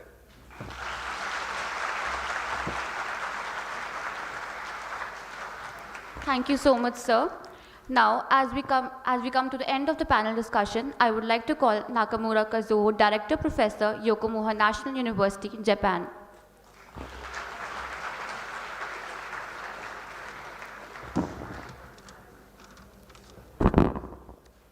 Hello everyone, I'm Kazuho Nakamura from the Yokohama National University, Japan. So I'm very happy to meet you here. I'd like to talk. My talk topic is balance model for 2050 world. So I'd like to present a message for younger Indian students. Okay, next please. Okay. So this is India and Japan, the next 30 years. So current situation, India is the GDP 6 and the population is the second on the, I think it's first. The Japan is as a representative of the developed countries. The GDP is the third and the population is the 10th. Next 30 years, what happened? So India is the GDP second in the world, and the population is the first. Okay, so Japan is the GDP is the 7th and the population is the 18th. It means the next 30 years, the now present student will be the leader of the world. So it's a very, very happy situation for the student of the Indians. So I'd like to, what next, so you should do study and research is my topics. Okay, next please.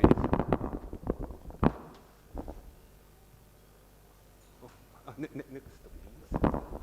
Okay, I'd like to show you about the basic concept of balance.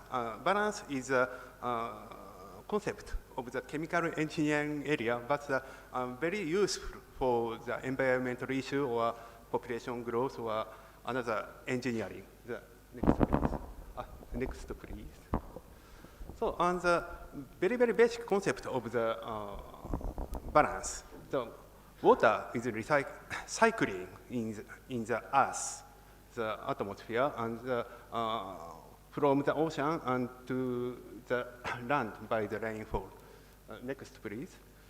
So but we know the level of the sea level is not changed. It means this balance is completely achieved equal. So this is a basic concept of the balance. The next please. But we know the uneven distribution of the water resources. Canada is a very, very large amount of the water, but China and India, so you don't have much water. Because of this undistribution is the rainfall. So next please. Uneven distribution of the annual mean precipitation. So this is a global distribution and the prediction of the end of this century. So this is a calculation by the supercomputer. So by the global warming, the distribution is very enhanced. It's a very big problem of the global warming. Next please. So how to engineer conquer this situation, this technology is developed for as a social infrastructure. Next, please. And also, the balance is not only the water, the energy. So, energy, so this is the Earth, the energy balance of the Earth. So, energy input from the sun and the radiation to the space. When this input and output is completely balanced, the temperature of the Earth is constant. But next, please. But the last 100 years, the temperature of the atmosphere is increasing 0.7 centigrade, increasing of the temperature. This means is the balance of the energy is not equal. So next, please. This is a well-known phenomena, is a greenhouse effect. The next, please. So the greenhouse effect is mostly the CO2 gas is very, very famous, and this is the balance of the CO2 in the atmosphere. So we have to, from this analysis, we have to reduce the fossil fuel. So, but or adsorption of the directly adsorption of the CO2 from the atmosphere. So we need these technologies. Next, please. So, and the number, the concentration of the CO2 in the atmosphere is 400 ppm. In my school days, this value is 360. So last 30 years, it's increasing. So this concentration is increasing. This means mass balance of the CO2 is not even. Next, please. So what happened in the increase of the CO2? So these guys elucidate the effect, the increase of the temperature. So they won of the in the Nobel Prize. The next prize. Next, please. And also the balance model, the concept of the balance can be applied for the social science. And this is the population growth. So, the end of this century, the population of the human in the world is the peaks. We'll show the peaks. Next, please.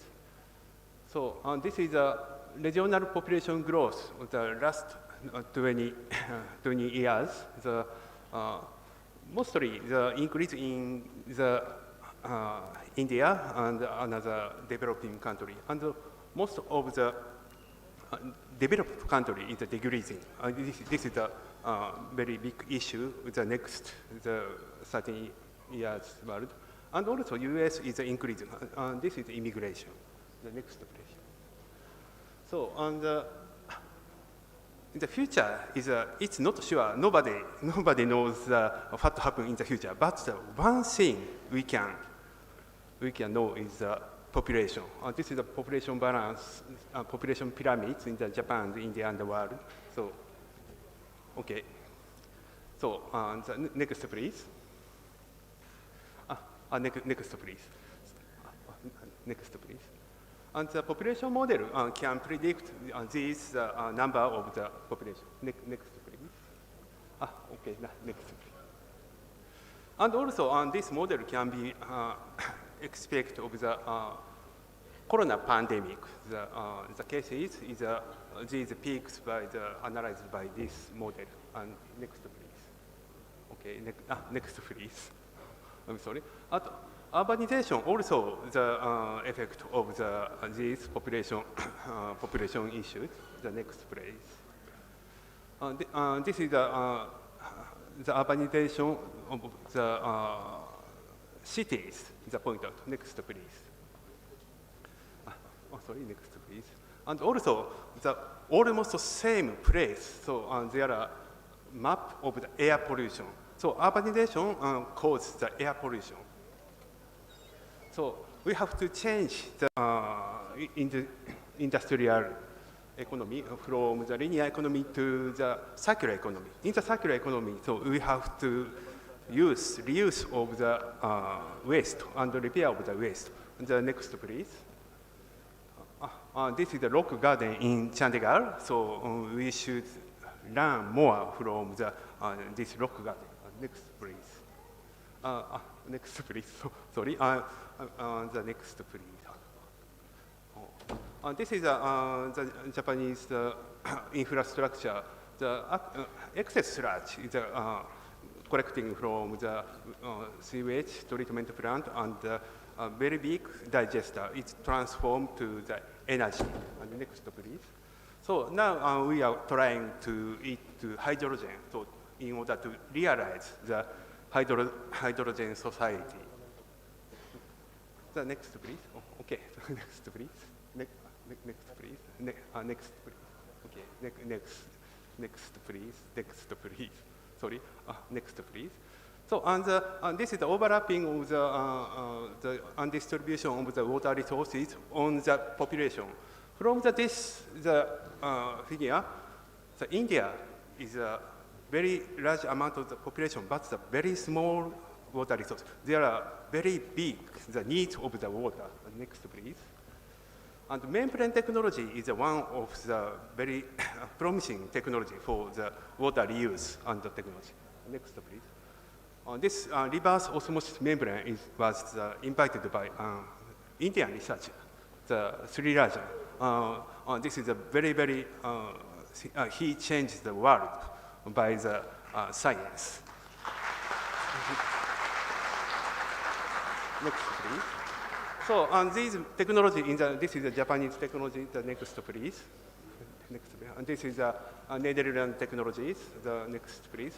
This is the Singapore technology. So he changed the world. Next, please. Sorry, next. Next.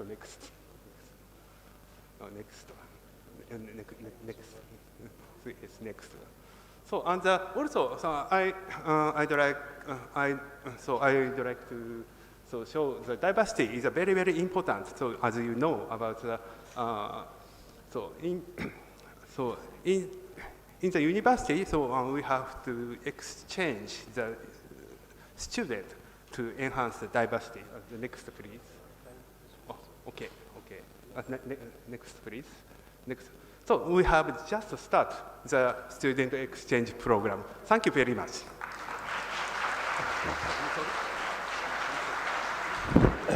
Yeah, now the house is open for questions. Now, if you have some questions, please feel free to ask the panel.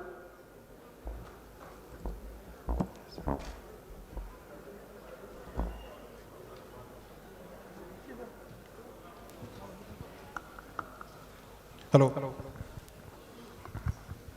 Dr. Kwal, I have a question for you. You said that, it was very interesting what you said, is that if solar energy is produced, then we are going to drain out the water beneath the soil. That is something which I think has to be thought of, because if free energy is there, free power is there in the villages through the solar panels, you are really going to take out the whole water from the ground, because then it's free to do it. And you suggested an innovative solution, and you said that you are collaborating with Panjab University through Dr. Verma also. That model is very good, but is it implemented in some village in Punjab or somewhere? Have you a small model to demonstrate what you said? Yes, so we haven't got an implementation yet. We have been to a village near here in Mohali, near the district, and we have done measurements of the energy consumptions of that village. We've mapped out the electrical topography of the village. We've simulated the behaviors using Hon'ble software, and we can show that this is feasible. And we're looking also at other models where we integrate biomass and so on. But in order to do it take a model village and demonstrate it fully, is quite a big investment. So we need to popularize this idea in the people first. To make the social change, it takes time, and these ideas. So I go around. I speak to people like Sant Sichawal, other social workers. I'm speaking to farmers, unions, and you need to get a government support to do this. So this will take time. Is there any other question? Any other question? Yes, please ask the question.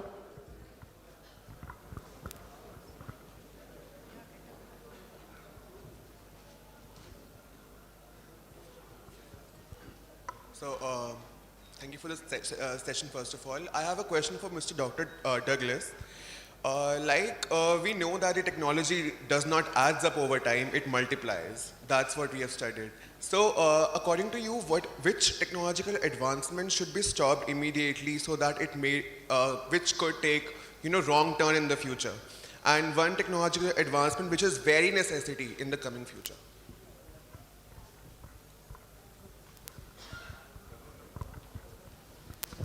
Thanks for the question. So to clarify, you're asking me which technology I think needs to stop and then which we would support? Is that okay? Okay. The technology to stop. Well, actually, maybe this will be. I'll answer this question both at the same time. I don't know if this is my necessary. This is not my perspective, but there's two viewpoints on the advancements of medical technology. One viewpoint is let's continue increasing the technological advancements in medicine, machinery, etc., because we live longer. You with me? As a result of us living longer, there's more people on the earth, and there's a need for more food and the more sustainability piece, which provides a lot of problems that we need to solve. So more tech advancements to go there. There's a huge perspective that says, hey, look, why don't we have something what's called a relative natural course of life? Stop the medical tech. Personally, I don't know which tech to stop. One thing though, without a doubt, for sure, tech that we need to get behind and it's probably, India has this really big push with science and technology, this push, which is really cool. Battery technology, one advancement in battery tech enhances so many other areas, food production, medical, transportation, things like this. So I would say battery technology is the tech advancements that's going to keep building. I hope I answered your question. Let's stop fossil fuel technologies. First of all, thank you very much for such an insightful input. My question is to the entire panel, and there's 3 parts to it. Firstly, what steps can we take to not repeat the mistakes from the previous industrial revolutions, like Industry 1.0, 2.0, 3.0, all the excessive consumption, all the environmental impacts that we are facing from these previous industrial revolutions? Secondly, how does this Industry 4.0 that uses AI, ML, and IoT achieve a circularity in design? And how can it be inclusive to different sections of society? Lastly, how does Industry 4.0 envision the society to be like post-implementation?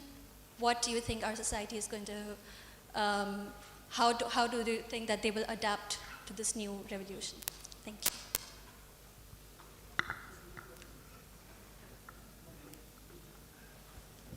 Too many questions in one question. Okay, yeah. Well, I could answer the first one. Your question is about how to, not to repeat the mistakes from the past. Well, I work in the renewable energy, and for example, I work on core wind turbine technologies, structural analysis and stuff like that. Despite that, we not just design, but when we test it, we run something called risk analysis. So most of the industry, I guess, they do this risk analysis. So we do have brainstorming sessions. So what we were asked normally is that, so for example, if you install a sensor on the top of the nacelle, the turbine part, then we need to evaluate every risk involved in it. So when we innovated in the last century or whatever, we did not see the consequence of the innovation. We just designed a car, we designed IC engine, we thought it's nice for transportation, we just used it. But over years, what we learned is that it's actually polluting. So that's what is the mistake.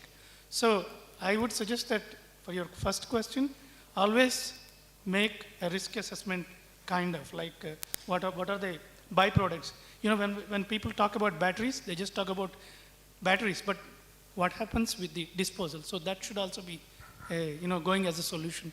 So I think probably that would answer your question. So this is what I will tell all the youngsters. When you design something, don't look in one direction. Sit with partners, like with different backgrounds.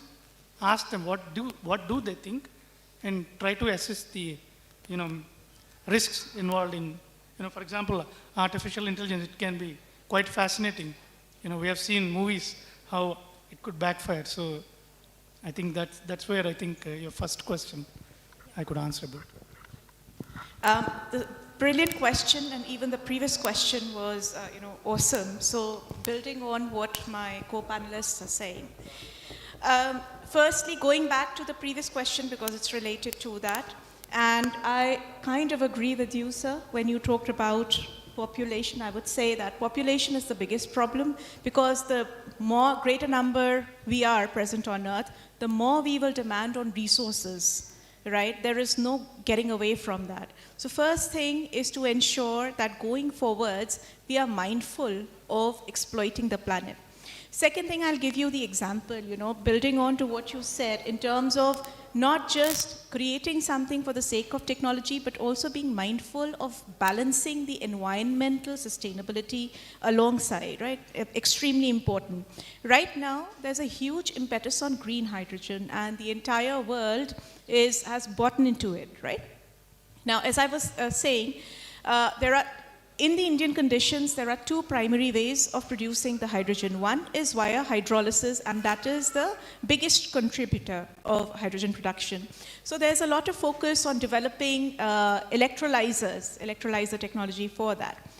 What we are ignoring right now is, okay, one is the country is suffering from water scarcity. So where will that water come from, right? Second, if we say, okay, we will use the coastal belt and use seawater for producing hydrogen, how do we deal with the salinity of that? Okay, when we extract water, we will use the H2O part of it to split into hydrogen and oxygen. What do we do with the salt? If we leave it on the land, it will make the land barren. If we give it back to the sea, it may, over a period of time, kind of play with the marine life. So it is very, very important when we are making such national missions, a lot of thought needs to go into these kind of things. Last point, you touched upon circularity, which is again very, very, very critical to introduce. For example, e-waste, right? We are talking about e-vehicles, e-mobilities, we are talking about solar panels, and it was pointed out, in 10 years' time, all of this will be scrap, right? So before we kind of go and promote consumption of these things, we need to make sure there's a proper waste management practice set in place. There are eco-parks for managing e-waste in the country, and responsibly these guys. So right now we have the way in the e-sector it works is a lot of it is unorganized, which also means that whilst there are pollution control regulations in place, they cannot be enforced. So a lot of background work needs to be done in terms of organizing that sector. Thought needs to go behind in terms of setting up eco-parks, in terms of handling the scrap. Thank you. And I think this is how we should proceed forward in terms of, a sensible handling of technology. Thank you so much, ma'am. On behalf of Panjab University, Chandigarh, I would like to express my gratitude towards all the panel members. Now, I would like to call upon Professor Manu Sharma to facilitate the panel members. Dr. P.J. Singh.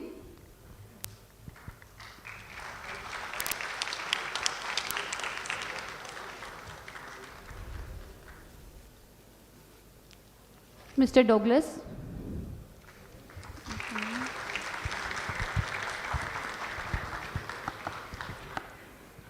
Chamkor Atwal.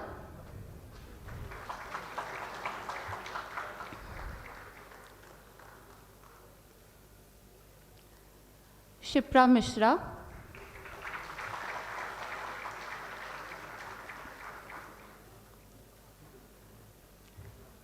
Shrikar Kulli, sir.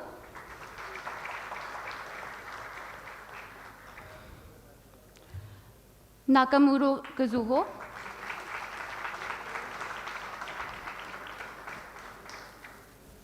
And Shashank Chintagri, sir. Thank you so much, everyone.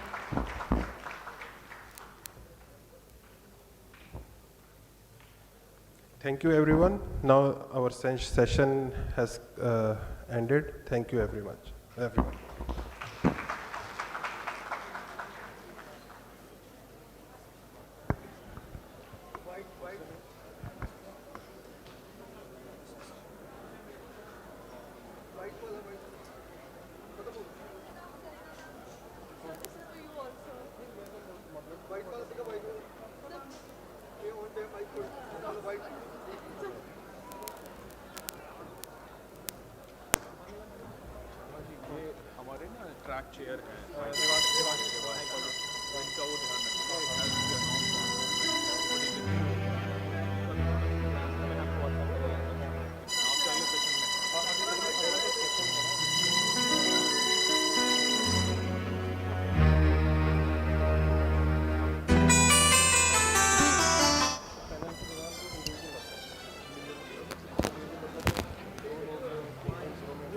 Ladies and gentlemen, we will be starting the next panel discussion in 5 minutes, so please kindly assemble back.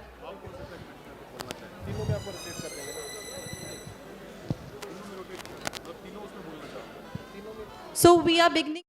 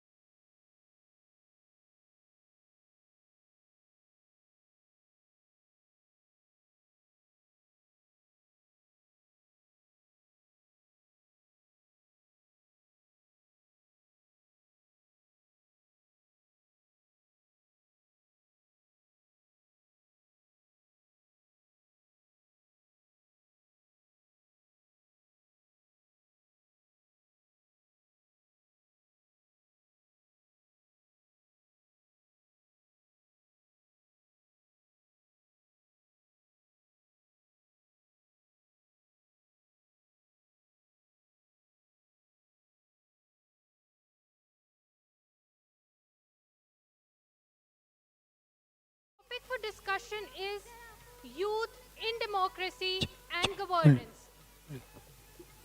I would like to take this opportunity to introduce to you the moderator of this session, Professor Devendra Singh, our esteemed chairperson, Department of Laws, Panjab University. Can we have a huge round of applause for sir?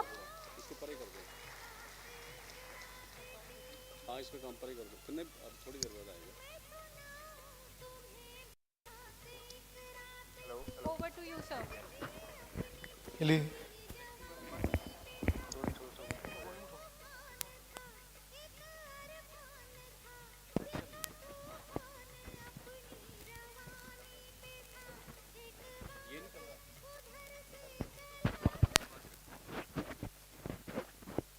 And if possible, we'll request all the students that if they may please come to the front row so that it will be quite possible for us also to interact with you in a direct manner. Last row, sir, if it may be convenient to you, please आगे आ जाइए. जी, please आगे आ जाइए. This side also, please come forward. Please come forward. Please.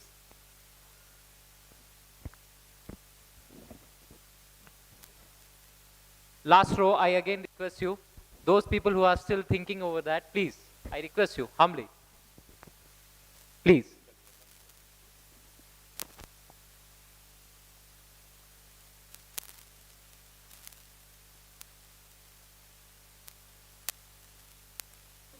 Hello. Very good afternoon, and I extend very warm welcome to each one of you for this G20 by 20 session on shared future, youth in democracy and governance. We have eminent panelists from ministry, from national law universities, from profession and everywhere. And let me introduce the panelists to you. The scheme of this session would be that at 3:45 we have to vacate for the valedictory session. So we have 6 speakers. All speakers are requested to speak for 5-6 minutes, and in 5-6 minutes they will be concluding, and then floor will be open for the discussion, as the main theme of G20 and by 20 is engagement of the youth. So we have to make beginning here only that we are engaged in the panel, the panelists, whatever they have shared their experience, their contribution or their perception on their topic. So there would be a fruitful discussion across. So let me introduce first of all Amit Sharma ji. He is the session judge posted in High Court and looking after the Alternative Dispute Resolution Directorate, Lok Adalats, etc. And which is, we all know, is a new mode of dispute resolutions nowadays, where we see that the old system has come to an end, where a party wins a case, other party loses the case. New system, alternative dispute resolution, has come. He is heading that directorate in the High Court. He is with us. Welcome, sir. We have Professor Balwinder Kaur from National Law University, Raipur. She expertise in labor law, and she has a contribution to work with the schools in Chhattisgarh, scheduled tribe area, and educating them for the modern thing, because she has another qualification. She has worked for 10 or more years in the corporate sector as a legal counsel. So she has exposure to industry and corporate world, and that is being taught to in the school. She has been sharing her experience with the school girls. We have Mahendra Soni ji with us from National Law University, Bhopal. He is assistant professor. There he expertises in corporate laws itself and contributes to the research and clinical legal education. We have Suyansh Pandey from Ministry of Youth and Welfare, and he is a track chair by profession. He is an advocate in the Supreme Court, and presently he is looking after such functions in all the universities in India. We have Lakshit Mittalji. He's also from the Ministry of Youth and Welfare. He's also track chair and coordinating such programs, and they have their own experience in their own life. He has his own startup for which he would be sharing his experience. We have Kajal Rao. She is young student of LLM in the Himachal Pradesh University, and she has been in one of the department in the Panjab University and was elected DR. She was part of the governance of the Panjab University Student Council. So this is the diversity of our panel here, and I have already requested the eminent panelists that they will start for 5-6 minutes. We'll take all the speeches, and in the end, we'll engage all of you for the discussion. So if I can request Amitji Sharma to share his views from here only, because it makes a difference once you go to the dais, then it becomes difficult for the moderator to stick to the time. So therefore, this collar mic concept has been brought in by the ministry. So it looks like interaction. Namaskar, dignitaries on the dais and off the dais. Reverend Professor Dr. Davinder Singh, Chairperson, Department of Laws, panel, the organizers of this summit, and which I must say is the future. Indeed, it's a matter of pride for me to share the August dance with my past, say my professors, my teachers, my present, my colleagues, and the future, the youth. As India presides G20 summit with the theme Dev Kutumbakam, that is one family, one future, which is drawn from Maha Upanishad. I am also tempted to draw reference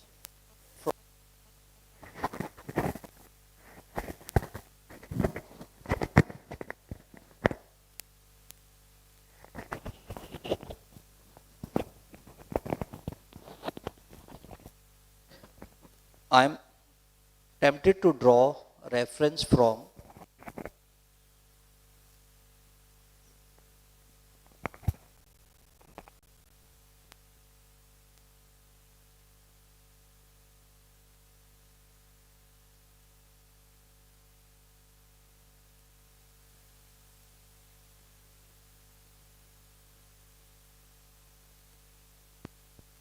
My sincere apologies for inconvenience caused to the youth. To my mind, they are patient enough and listening. I'm tempting to draw reference from the first chapter of Dattatreya Upanishad, where Atman, the inner self, is portrayed as creator of everything to its evolution into man, which ultimately questions the Atma, asking who I am. In fact, this perplexity is resolved during this discussion, that is shared future, youth in democracy and governance, which outlines the concept of shared future, highlighting the interdependence of our existence with unification of individuals, communities, societies, and nations as working together in coherence to the original integration of Atman. Thus, the answer to the question, who I am, is who we are, the us, that is working together for creating more sustainable, equitable future regardless of gender, ethnicity, age, and other variable factors. Further, although everyone has stake in future, but majority onus beyond any doubt rest upon the youth of India, which comprise 70% of the population, and it is optimized on my part that they are the major stakeholders in realizing the shared future through their thoughts, their voices, perspection, and most significantly their actions, which is worth for a progressive and equitable human democratic governance. However, a question arises, is India's youth a blessing or a bane? Before answering to this question, I have to ask a question to my generation. Have we done enough for our youth? Have we made them capable, competent, and confident enough for future governance and democratic setup?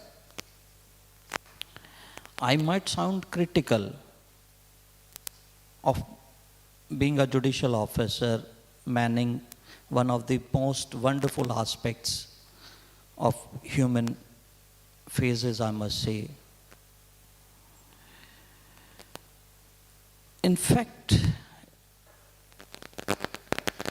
in reality, I draw, most of you have seen one phase of life, but my work profile allows me to have access to most difficult part of human existence, where you will find around 60% increase in crime rate where the youth is involved. A person of 19, 15, around 21 years of age being punished to undergo a punishment of 20 years with no rights, no access to justice. And that too after we are celebrating 75 years of most vibrant democracy. Are we prepared? Is our youth prepared? Undoubtedly, the preceding generations have failed in their responsibilities. Need of ours is on you people to act swiftly in both preventive as well as curative approaches.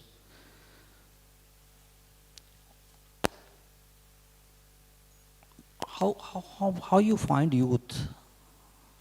I was talking to a few young person during lunch break. Ask, what are you doing? Say, I'm studying. Say, what are you doing next? What you intend to do thereafter? You will be surprised to know we conducted a test for drivers, and average qualification of the candidate is postgraduate. I think, sir, B.Tech. your vast experience would be explored by the interaction of the students, I think, later on. The problem of the youth is multidimensional and complex. I will be sticking to two aspects.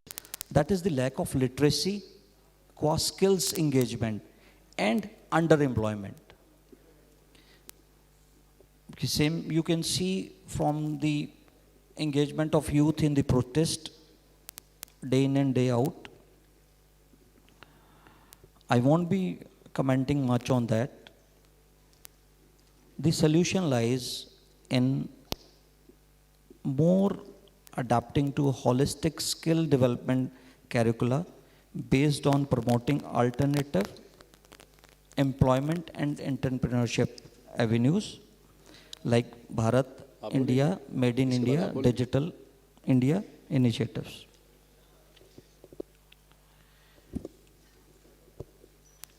Thank you, sir. Thank you. We'll take the interaction later on, and I hope he would be able to generate a lot of question in the minds of young students. Now, if I can request Dr. Balwinder Kaur to give her experiences working in the National Law University or working among the youth and the scheduled tribe, girls' schools, etc. Over to you, ma'am. Thank you, sir. Respected Chairperson, sir. Respected Nodal Officer Jyoti Ratan, Madam. Respected dignitaries and my dear students. good evening, Sat Shri Akal, Namaskar.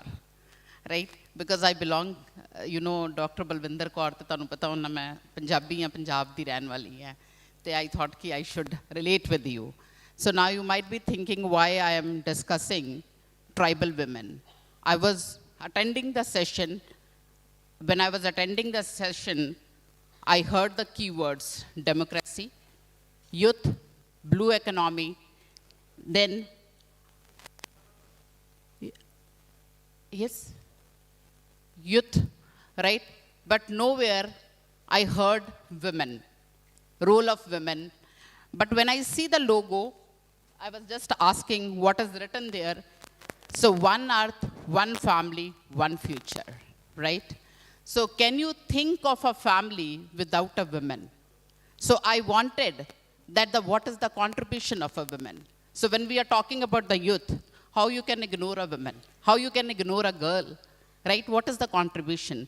So why I have chosen, because I was just going through G20. So what are the key words? So they are stressing, the Indian government is stressing on women empowerment, technological transformation, green development, and sustainable development. And one of the issue which the government is focusing, that is a women empowerment. And in line with this objective, my focus will be on the role of a tribal women in the transformation of India, with special reference to Chhattisgarh state, because I have been working in National Law University since 13 years. So my contribution to the state should be acknowledged here. So now if you'll see that the state from which I come, that 10% of the total population of a scheduled tribes of our country is in our state, Chhattisgarh. 10%, 10% जो scheduled tribes हैं, वो पूरी जो country के हैं, वो Chhattisgarh state में हैं. So now I think we need to see. Now then this seminar is talking about the industry. So now I will give you only 3 examples. When I'm talking about the scheduled tribe people, you know how marginalized they are, how deprived they are, but how they are contributing, how they are transforming to the state economy and to the nation economy. So 3 examples, and after that I rest my speech. So contribution of our tribal women, total population of our tribal women in Chhattisgarh is 47%, and deeply connected to their communities. If you go through the various studies, you find, so when you'll go through the studies, you will find that these women are culture keepers. They protect their culture. They are archivists of ancient tribal practices and traditional knowledge, and they are knowing larger issues such as climate crisis, forest, and sustainability. And when you'll see the Chhattisgarh government, 40% of the forest, 40% of the land is covered by the forest area. So when we are saying the protector of the forest and climate crisis, they know better than us. So how? Now, 3 examples I am giving, and then you can see by this example, I'll try to justify the statement which I made in front of you, that how they are contributing. So in Chhattisgarh, there is a district, the Ludra forest range, in network of women cluster is patrolling the forest to save tree from felling, and about 8 to 10 groups of about 70 women from 7 villages in Chhattisgarh stay connected via mobile phone and alert each other about any possible attempt to tree down forest cover. Area was 45.55% earlier of its geographical area. Now it is a 45.02%. So how they are contributing, that is what I said. They are protecting the forest, and you know when the forest would be protected, so what will be the effect of it? What will be the consequences of? So these are the tribal women. They don't have any means to earn their livelihood, but they are protecting, they are contributing, and this way they are contributing to the economy. So the second example which I'll be giving you, that is of a backward poultry. So is an, again, important livelihood component of our rural tribals in Chhattisgarh. Dantewada you might be knowing because it is famous or I can say it is infamous for Naxalite attacks, right? So in Dantewada district, a rare breed of black chicken called Kadaknath, so has become the reason for the financial independence of a large number of tribal women in Chhattisgarh. Naxalite hit area, and the tribal women started a cooperative society called Indra Society that cultivates and sells this rare breed of Kadaknath chicken, which makes a delicacy in the country as well as abroad. And the society sells 1.5 quintals of chicken for the price of 750 per kg. I think, madam, the data which you are quoting, I think that is a real challenge for the government. Include them in a democracy. But you conclude, please, then we'll take in the So then to a Hyderabad-based company that deals in packaging the meat and exporting it abroad. So they're exporting meat abroad, and how the country, that tribal women is contributing. So there is another particular self-help group. There is an organization, voluntary organization, which got an award also from a government of India, and their target was to sell 1 crore of papaya in 1 year. So you can see how they are contributing to the economy. So we need to acknowledge that. So it is, when I'm talking about the tribal women, I'm also talking about the tribal girls, youth of like this indigenous people. Thank you so much. A real challenge for the government is to include them in the governance and empowerment of the scheduled tribes. But I think the new era has begun, and they would be inclusive in the Amrit Kal. What could I say? May I now request Lakshit Mittalji to share his views on the startup and how youth can be made a part of democracy and decision making. Thank you. Am I audible? Yeah. So first of all, thank you everyone for being here. I know it's a post-lunch session, and we could have devoted our times to other things, but you're here. This shows the power of India's youth. This shows how the youth wants to engage. This shows how the youth really wants to interact, understand, and make their impact heard, and make themselves feel heard, right? So I'm the track chair at Y20, so let me outlay the landscape in which India got its G20 presidency, right? So if you see the world around today, it is mired with conflicts. It is mired with high inflation rates. The economies world around are struggling. The countries, the democracies world around are struggling with autocratic leaders trying to perpetuate their reign. People are trying to adjust to newer and newer phenomena. Climate change, people are trying to adjust to demographic changes around the world, both forced as well as natural demographic changes, right? So, and a lot of countries that we see are aging.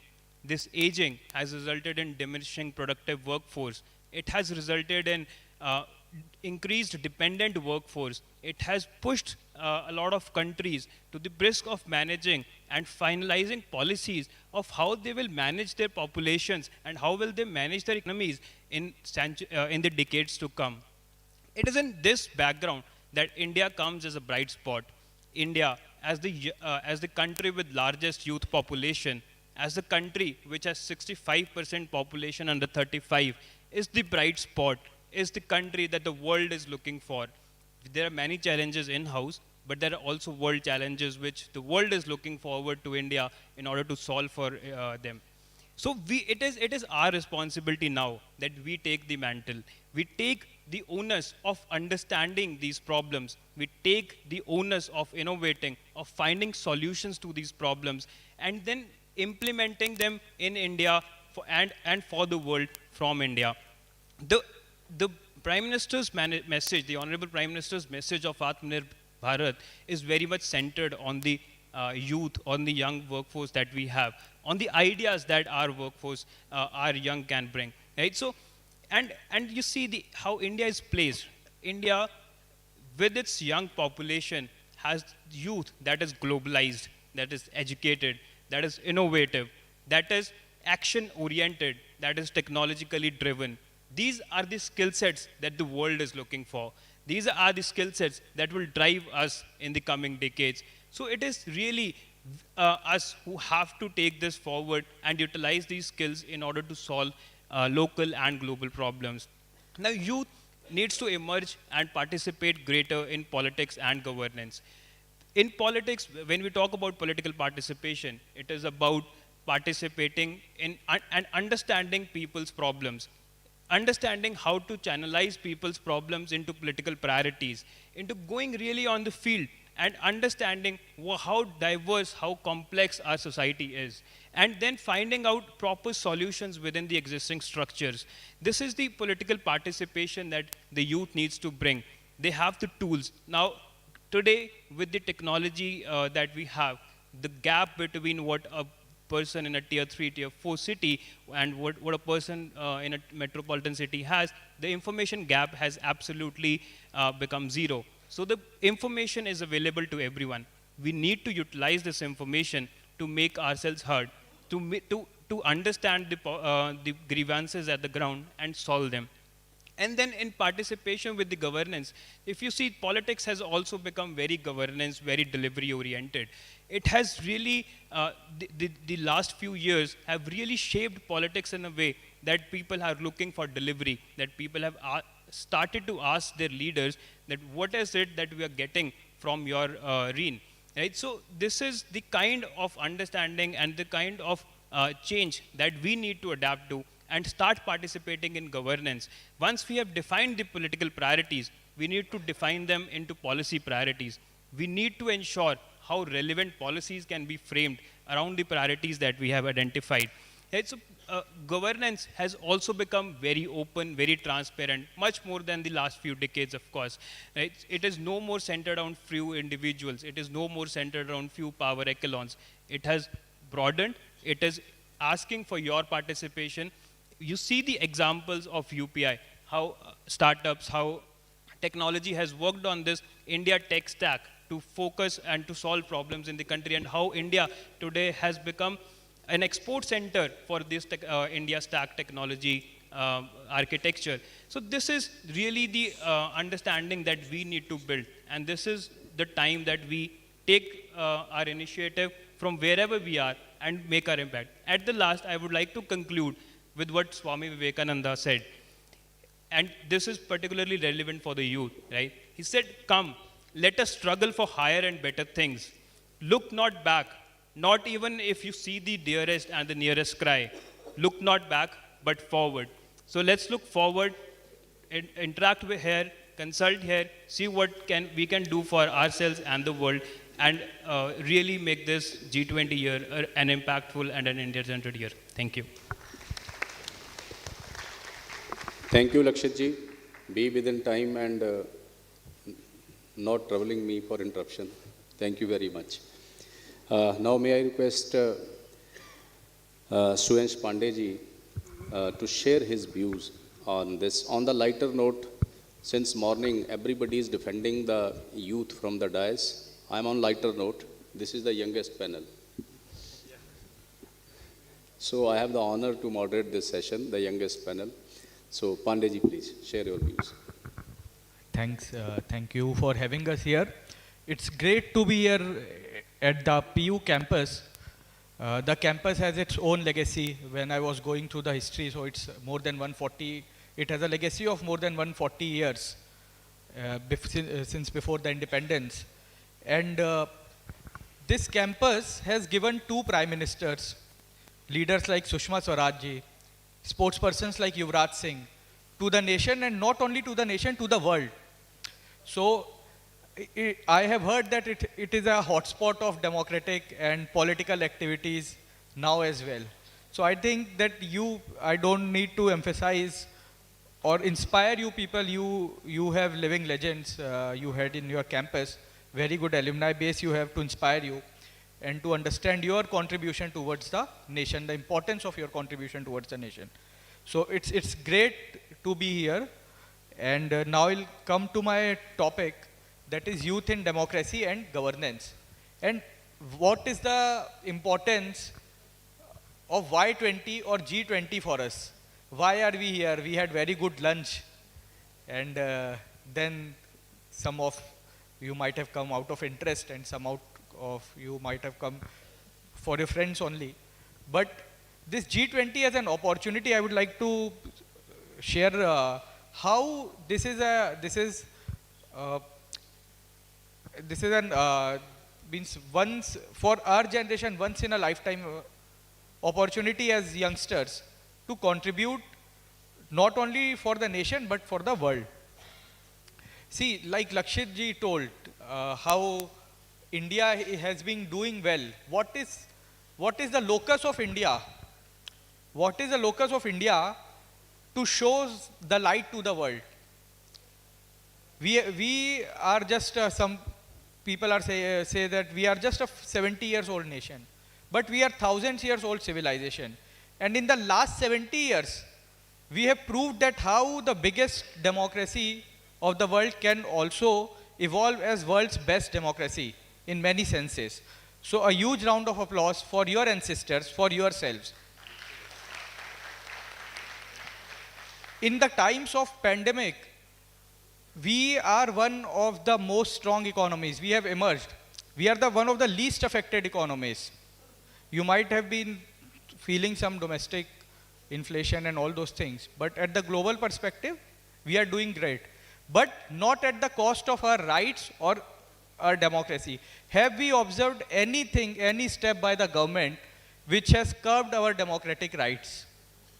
Have we observed anything? The people are being forced to go into autocratic systems or means disguised autocracy or monarchy in the name of democracy. But we have proved to the world that a democracy can be the best form of governance. And now the world is coming in the G20 times to India to see that how such things can happen. We have to present a lot of things to the world.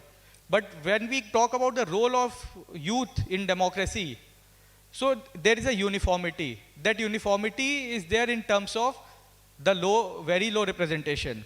So we have chalked out certain pointers in my track in youth in democracy and governance on which we'll talk about how the youth's role, what is the present status and where we have to take it. So I am here to take your ideas and listen to more of your questions.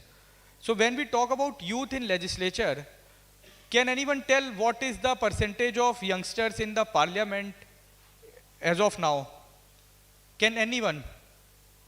In India, what is the percentage? Parliamentarians less than 30 years. How much time do you have? Conclude, then later on we'll take questions. Yeah. It's less than 2% in India, and globally the average is less than 1%. Under 40 parliamentarians, globally it is under 15%. In the history of mankind, the youth age group is the largest, but this is the condition. Same goes with the governance part. Then what we can present to the world is community governance, wherein India can present it to the world. Community governance means we have communities who are not dependent on the state but are supporting the state. So in that sense, we are taking communities like the Shankaracharya Mathas or the Deras in India. The world has not seen such communities. So this is something which we are presenting to the world. I would like to listen more, or we can deliberate more on this. Thank you. And I'll request, thanks for Thank you, sir. Now, I am presenting you the youngest panelist, Kajal Rao, to present her views on the youth empowerment. Thank you so much, sir. A very good afternoon, all of you. This is Kajal Rao. It's a great honor to be a part of G20 Youth International Seminar. The topic on which I am sharing my views today is youth empowerment through local bodies with specific reference to Panchayati Raj system. Now, youth empowerment is active indulging of young people in decision-making processes. The concept is related to the idea of citizenship, personal development, and involvement in the society. It is about meaningful opportunities for young people valuing their contribution and empowering them to help us build the future because they are the future of tomorrow.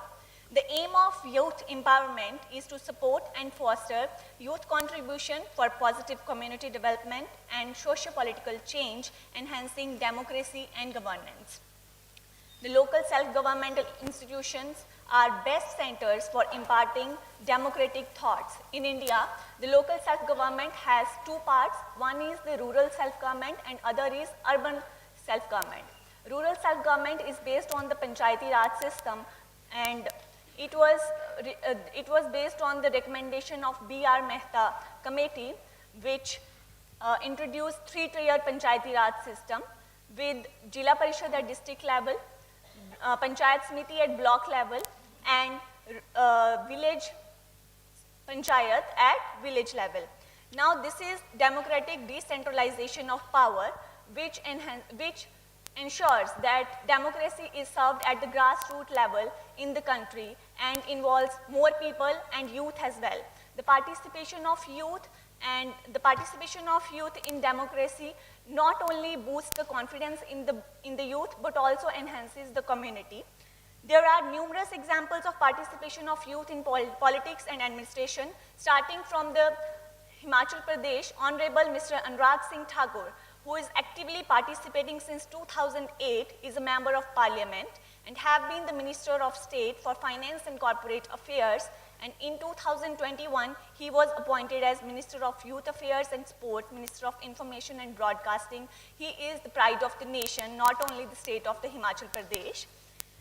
According to Indian Express, more than 70% of the newly elected MLAs in Himachal Pradesh are in the age group of 40 to 60 years, and out of them, 9 are below the age of 40, the youngest being 28 years old, Chaitanya Sharma from Gagret Assembly.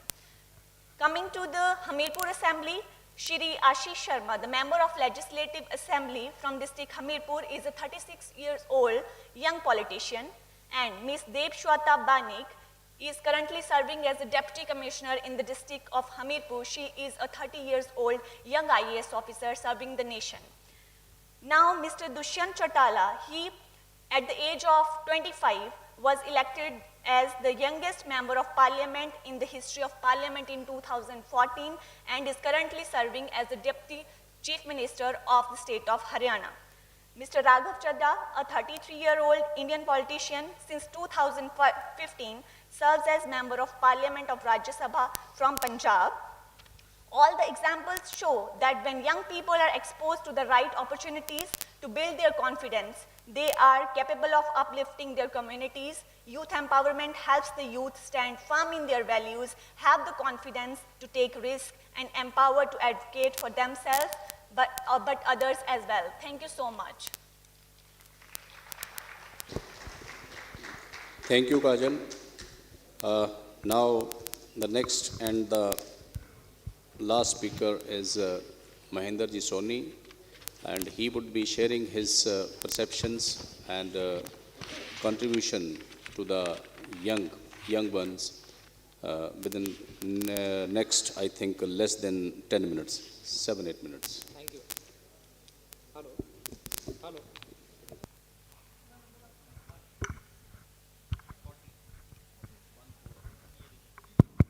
Hello. Hello. Hello. Now, thank you. A very well good afternoon to all of you, respected Professor Dr. Devendra Singh sir. First of all, thank you very much for providing me with this kind of opportunity to share the dais with all the esteemed panelists, Dr. Balwinder Kaur. So since morning I have been listening to all the stories which have been told over here, and I can see there are a number of students who are somewhere on the last row. Am I audible to you, sir? Fine. So first of all, I'd like to introduce myself as a listener. I'm not much of a speaker. I do have very small experience in teaching as compared to respected professors. I have experience of only 10 years as far as teaching is concerned. So I'd like to point out certain observations which I have made since morning, that there are a number of things which have been discussed over here, but there are certain core areas which need to be looked upon. We have been continuously discussing about youth's role in democracy, good governance and everything. But the question, as it has been pointed out by Suyash Pandey sir, is first one is the participation of youth. That how many people are participating, what is the percentage. One more sentence I would like to add to the data which was shared by Suyash sir, that the total percentage of those people who are below the age of 40 is 13% in Indian participation. Most of the people, they always say that look, youth is not participating. Youth is not participative in decision making. Youth is not participative in, let's say, political scenarios and everything. But the question is, has anyone ever considered what is the reason because of which youth has not been taking part into the political decision making system? The answer is that whether the youth has that much capacity to do it, by me using the term capacity, I don't mean the caliber. I mean whether they have been trained for that. I mean whether they have been provided with the resources. For example, the question comes to the democracy. Most of the youth are, let's say, I'll say that they have gone through basic tenets of the democracy and all. But when it comes to implementation of basic tenets of democracy, how many of them are aware? I was talking to some of the students who come from management and all. I simply asked some questions that what are your opinions regarding fundamental rights, directive principles and all. I know that they do not come from the legal background, but being a student, at least you should know. So the first important question is regarding the capacity building. What is the training which is being provided? What is the role of society? What the government is doing? As far as role of society is concerned, as far as role of government is concerned, what kind of institutions have been established which provide this kind of technical training to the youth, so that that kind of caliber or capacity which is required to have, I must say, meaningful role in decision making may be assigned to them? Answer is, I'll not say no or nil, I'll just say unknown. We don't know what has been done till now. Next question, when I come to institutions, most of the people say that, look, institutions are doing their role, institutions are doing their best for the youth, institutions are delivering their best for the students, whatever they can do, whatever is within their capacity, they are already doing. My simple question is whether that much is sufficient. How many of you have ever filled the feedback form regarding the faculty who is been teaching at your institution? I don't know whether that practice is prevalent over here, sir, feedback system. Feedback system for faculty members. Yes. Okay. Yes, please. Okay, it is there. So the question is, when we come to political decision-making power, capacity building and role of institution, has any one of you ever gave any feedback regarding the capacity building with regard to policy decision-making? Any one of you? So when it comes to institution, people are ready to enforce their right. But when it comes to the political decision-making power, or when it comes to that kind of capacity building, which is required to take political decision, there is nothing. Everything is silent over that point. Moving forward, how many of you are aware what is happening actually over the globe with regard to this capacity building for the institution? How many of you are aware that, look, UNDP is running n number of programs, not only in G20 countries, in almost every country, with regard to development of capacity building for political decision taking and all? How many of you know that? You will not know that unless you have been informed. And here comes the importance of advocacy. Here comes the role of institution, here comes the role of government. It is the duty of the government to make you know that, look, this is to be done and this is the manner in which it has to be done. So one of the important points is role of institution or government also. Moving forward, next thing, as it was pointed out by one of the panelists also, technology. I'll request silence for 1 or 2 more minutes if I may achieve it. One important point is, how many of you is using technology? I'll not say for protection or let's say capacity building, for empowerment. Because I think, as far as I remember, I also did my post-graduation and everything somewhere around 2013. So I'm also not that much old, and I also joined the teaching profession at the age of 23 as a regular faculty member. And I also got that achievement as youngest assistant professor in India, sir. So in last 10 years, what I have been looking forward is that how the technology is being used. At the day one when this WhatsApp was launched in India, anyone, आप किसी से भी बात करिए, he'll say, भाई इस पे तो गाने भी चले जाते हैं, भाई इस पे तो फोटो भी चली जाती है, भाई इस पे तो पूरी वीडियो चली जाती है. How many of you have seen that, look, you can also zip the documents and can transfer the documents over WhatsApp. How many? Later on, the things have changed. Definitely, the same is also being used by the youth section for, I must say this, positive purposes. But what is the percentage?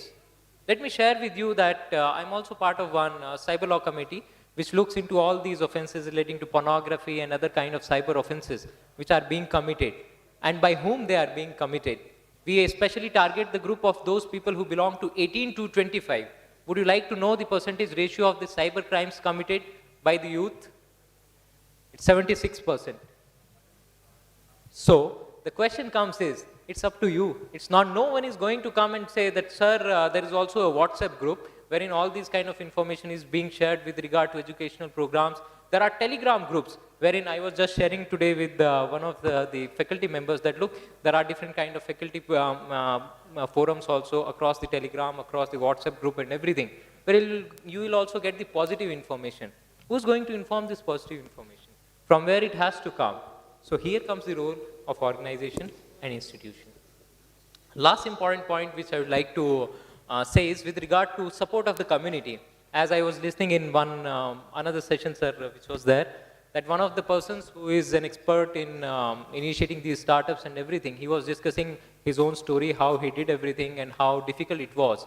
So when it comes to the government or organization, what kind of support youth is expecting, whether we are able to deliver the same or not. For example, with regard to startups and everything, whether financial assistance is being made available. आपने देखा होगा कि ये loan की scheme है और this योजना, PM योजना, सीएम योजना, कोई एमएलए की भी योजना हो सकती है. That look, we'll provide you funding and everything. But the moment you go and apply, then see the kind of terms and conditions they are ready to impose. So here comes the role of society, here comes the support of community which is required to be present. Now, what can be done? I cannot tell you over the dice that look, this is to be done, that is to be done. Because India is a diverse country. Here we have diverse problems. As far as diverse problems are concerned, these resolutions are also required to be diverse. They have to be innovative. And for innovation and research, you need resources. And those resources are what? The intellects which lies with the youth. So with these remarks, I would like to conclude. Thank you. Thank you very much. Thank you, everyone. Before I take your questions for the panelists specifically, the thing which have been just stated, that whether we have feedback system, student has some say in the curriculum, in the syllabus and all that. I am teacher in this university. Earlier I was student. If we have a student council, if we have a student election, we have a very mature student council, comes after election. And I remember at least 2-3 occasions in my teacher's experience here that students moved to the departments that upgrade our syllabus. That is beyond the Panjab University do as per UGC mandate, that you have to do every 3 years. But sometimes students starts this as well. I remember this has started in the law department in 2008 and students were successful with that. How the evaluation system would be taking place, it would be 80-20, it would be 70-30, it would be 75-25. Students make a contribution, meaningful contribution. So it is beyond regulatory bodies. We constitute our all statutory bodies.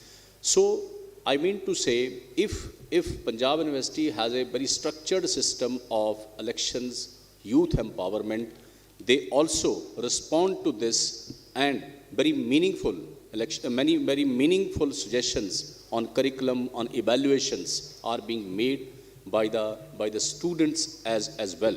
No doubt it may be an exception, but we have to take that exceptionally. If youth are empowered, they are given a space, they are given a place in the decision-making process, they would react very maturely. With these few remarks, no doubt these are very specific. May I invite all of you now that you can ask your questions. I say questions, and my preference are youth only. My age, kindly excuse, I am the exception on the stage as well as for the questions as well. So if young people ask the questions, it would be more meaningful.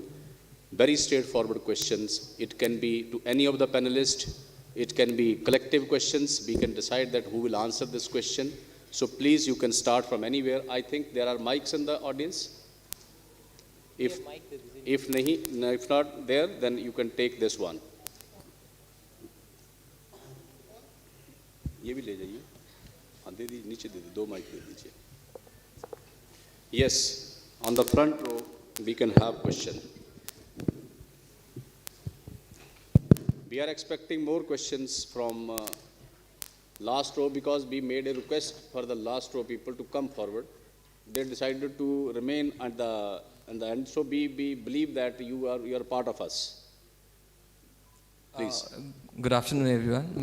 My question to the first panelist, you talked about that there's a 60% rise in the crime in which youths are involved.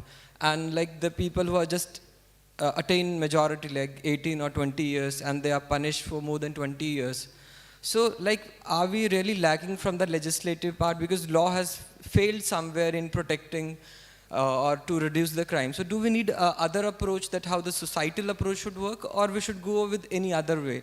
Like how we can really curb this issue, that how can we really utilize the potential of youth in politics or other way from the crime? Thank you. You can raise hands, we can look at you. Yes. Your question is what we can do to sort out this problem. Actually, what is the problem? Crime does not see age criteria. A person who has attained those of law can understand. Above 7 years, age of understanding maturity. It's what the system can do. The matter reaches to the system, I say judicial system, in a postmortem stage. Crime has been done. You're thinking of preventing crime or what? My question, of course, my query will remain this. What can be done? It is for the policy makers to do. Absolution can be. It is the engagement of the people. It's the empty mind which is the devil's place. Is our youth engaged? I find you most of the people engaged, working better. So it is for the policy makers to decide what can be done. But as a responsible citizen, I can say to the youth, to be youthful, be good-mannered, be studious, be courteous, determined and strong. If you are involved in a crime and coming to the courts, of course, gently we'll be doing what is required to be done. And to reduce it, kindly avoid it. As I know, people of most of you be understanding the POSCO crimes, those of law, stringent punishment provision, and you will be surprised to know the person on the wrong side of the crime, they are age 15, 16, 17 and 25, up to the 25. That's it. That's Take question from him only. Yes, Mike. So my question is to the third panelist from right, the ma'am who is working in Chhattisgarh. Myself? Yeah. So ma'am, you've been talking about how tribal women are working to save forests, like from illegal falling of trees. But sometimes it also happens that the state becomes the aggressor. Like the state also has to walk a tightrope into like the development front. For example, the state has to, for the working of mines and has to remove tribals from the areas. And in such scenarios when the state is the aggressor and the tribals are standing against the state, and we also know that in the under trials of the country, a major proportion is of scheduled castes and scheduled tribes itself. So in that scenario, how does your proposition hold? Right. Thank you for the question. Please. Thank you for your question, and it is really very good question, and also I will say controversial question, because development and environment, these two always have a conflict. When we are talking about the development and when we are talking about the protecting the tribal people. But then I think that there should be balanced, what you said, absolutely 100% right. But then you see the tribes, they don't want to come out of their environment, right? So for them, that is why I have discussed 2-3 examples. You will see they earn their livelihood from that forest only. And the forest rights are given to the tribal people. It is not given to us. We are a citizen of India, welfare, right? Citizen, we can see the preamble. But forest rights are given to them because they get their livelihood or their earning from the forest. So yes, development, but then what I think the state should initiate such a steps, or they should take such a steps where they should balance development as well as environment, and they should protect their rights. And in Chhattisgarh especially, we have a FRA, Forest Rights Act, and under that particular legislation, the rights are given to the tribal people. They can utilize that rights in the forest. So that is what my answer would be. Anyone, please? Yeah. Yes, on the other side. Better So please what will take the be? mic to the other What side. will be the role of people like you and people like us when See- conflict between state and... See, when we are talking about the youth, when definitely we are the part of the system. We cannot say what would be our roles. We are a part of the system. When they are, we need to protect them. Or also we have to bring them to the mainstream. So how we can balance that, how we can create such a policy, that is a burden on us. So that Thank we you have very to much. do that. Next Thank question, you. please. On the other side, please. Good afternoon, sir. My question is that, when I entered into college, it was a girls' college, and now it's a co-education college, right? So what happened once in my college, one issue arose, and I went to all my colleagues and said that come with me and let's go to principal regarding that. And what happened? They said, yes, we are with you. Let's go along you, है ना? So when I reached my principal office, they all scattered. Like, no, we are not going, kaun panga lega. Their wording was that. So I was like, and they all were girls, right? So still they are studying law, but they are afraid to ask for their rights only, right? Being a law student, it's our right. We should speak that if something wrong is happening in a college or any issue, right? But they are like, no, we are To not whom going your to do that question and is? something like that. Which panelist you have a question? Which panelist? Sorry, sir? Which panelist you would like to answer? Collective question. It's a collective question. Collective so question, I think Kajal Rao is the best person to answer this question because she is still studying and she has been elected to this responsibility, so she would answer your question. So, 1 second. So basically the question, sir, is that why still girls are like afraid to speak up? Being a law student, they are afraid like, She is no, answering we are your not- question now. Yes, She understood. okay. Please. Okay, thank you. Thank you for the question. Being a law student, it is not necessary to address, but being a citizen, generally, it is necessary to address the problems if we have any. And yes, I have also experienced the same. Okay, thank you. I have also experienced the same thing which you are talking about.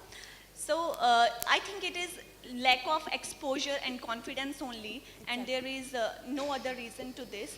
By gaining knowledge and getting in touch with the authorities, that's what local community, it's a local self-government can do, and there can be organizing youth forums for meetings of youth, which will make them more aware about their rights and what can be done for them. Thank you so much. Thank you so much. Thank you. Next question, please. Sir, my question is open to... Sir, I would like to add, this is the problem we are facing day in and day out. Why don't the girls feel confident that they alone can do it? Why need many number of peoples? I fail to understand. You people can do it. Youth can do it. A single youth, one youth can do it. पर जैसे sir हम कहते हैं बूंद बूंद से सागर बनता है. It's not about number. It's not about the number. It's not about the number. It is your confidence, capability, and capacity. if you young people start going in the number game, it's not. We have another question, please. Sir, here we are talking about youth in democracy. Close. Youth in democracy and governance. But we see that parents are discouraging towards their child when they try to enter into the politics. So how to deal with that? Question, because I have children of the age who can ask, others are youngsters. So parents can't force the child to go into politics, and similarly parents can't stop the child abstaining from politics. That is my view, understanding not only me as a parent, but everyone as a parent. Nowadays, education means the independent decision making. If the son or daughter of anyone wants to take a decision that they want to join profession, medical profession, legal profession, politics or something like this, I think parents are not advisors nowadays. The people of my age or above are sitting, they understand this, that we can't stop the kids nowadays from entering any of the profession. So you explore yourself, irrespective of parents' guidance. That is my answer to your question. Anyone else? Sir, we want to now conclude as well, because 3:45 is the limit. So just to add to this point, just for Are you parent? 30 seconds. No, but I see the change in political paradigm, right? So I see myself a young participant in the political process of this country, and there is a great shift in the political paradigm of this country, right? So if you see, from an identity-based, from a money-based, from a crime-led polity, we have moved to delivery-oriented polity. We have moved to delivery-oriented governance, right? And that makes a lot of room for the young people to come out. That should provide the confidence for parents to let their young come out and participate in the political process. The change will take some time, but it will happen, and it has started to happen. So be assured that the political paradigm will support you. You can just come out, ensure that your parents are on the same page as you, and you can do this in the changed narrative of I think this would be the last question we were taking. Ji. Good afternoon, everyone. I'm Anshu Joshi. So pertaining to the same thing, politics is also very unstable. You know, as a student, we have two choices. One is to get a job and settle in, and that's the safer choice. And second is to get into politics and everything, and any other skill in which we are good at. So is it, I know it's worth it to give it to the nation and everything, but you know, people have different responsibilities as well. I think when you are talking about the unstable, politics is unstable, I think everything is unstable. Yes, so ma'am, that is unpredictable. So security, you won't find security in anything. So I think Suyesh will be a... So this is a very relevant question. We have also included this issue in the white paper that we have circulated amongst the G20 member nations. See, there are a lot of institutional challenges, which are institutional challenges when I say that the systemic challenges that when you want to enter politics, the kind of politics we have seen conventionally, it requires some muscle power, some money, some other dynamics. But you, as youngsters, what we can change is when I was talking about the representation of youth, or for anything, any issue, it is the voters who can bring the change. So firstly, you need to create more awareness amongst the, there has to be more awareness, more sensitization regarding these things, the institutional challenges. Secondly, there should be a support. Like in governance, you can see like nowadays, politics is not that difficult. Technology is disrupting the paradigms. So, my last question is also to either Lakshya ji can answer it or Pandey ji can answer this. That you are part of the track chair Pan-India in universities. How is the experience in Panjab University for engaging the young ones? Either of you can answer this question. Because you have been part of many universities. So we are also engaging here young minds. So how, to what extent we have been able to do that? So I think it has been a great experience interacting with the students here, with the youth here. This young here are really vocal.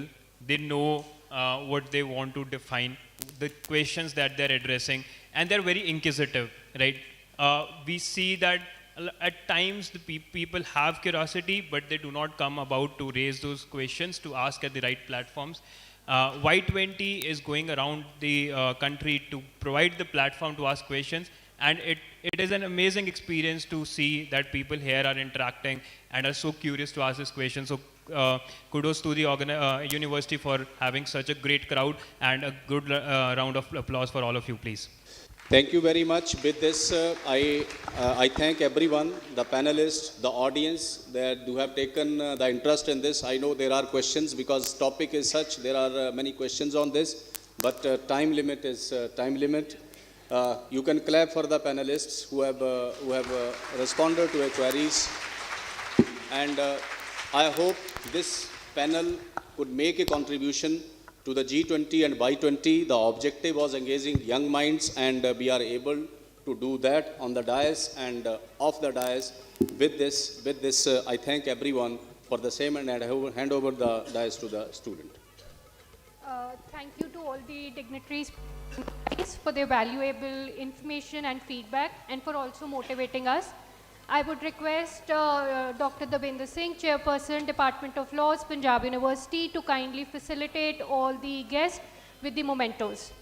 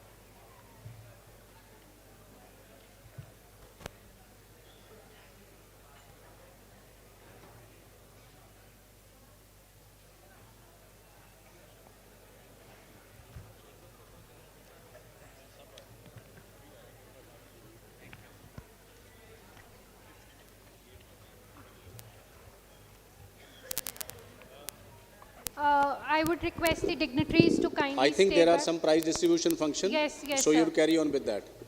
Sure, sir. The valedictory session is about to start. I think guest has come outside, but they will take 5 minutes to give the prizes. Who is coming? So they will have to stay back, some of the dignitaries. Some of the dignitaries have to stay back for distributing the prize.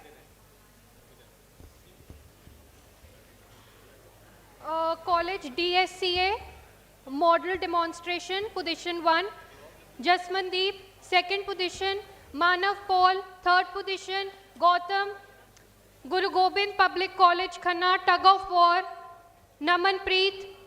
Next, Soni, Kritika, Krishna, Chelsea, poster making competition, Jasmine, declamation competition, Sargun Jot Kaur.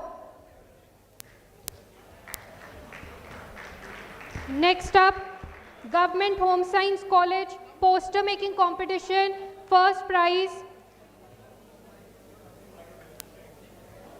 Prabgun Kaur, declamation, first prize, Livjot Kaur, second prize, Vani, essay writing competition, first prize, Poonam, second prize, Isha, third prize, Kritika.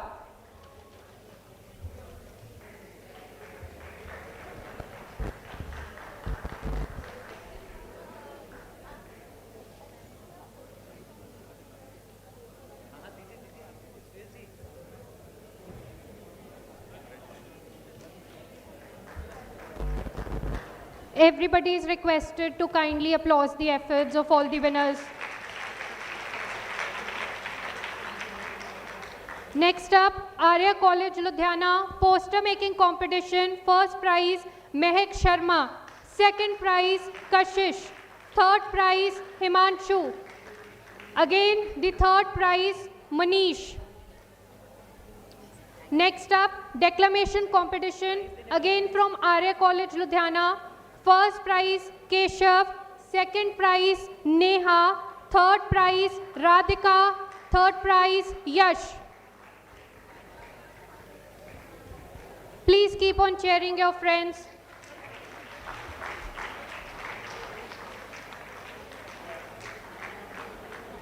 GHG Institute of Law essay writing competition. First prize Harshita, second prize Sargun Jot, third prize Shanya. Next up, the poster making competition. First prize Drishita, second prize Tanveer, third prize Jasmine Kaur.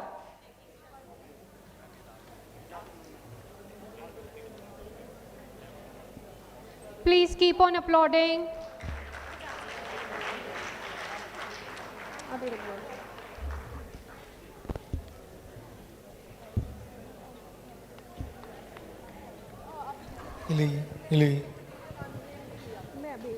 Sir audience में 2 mic हैं, please stage पे दें.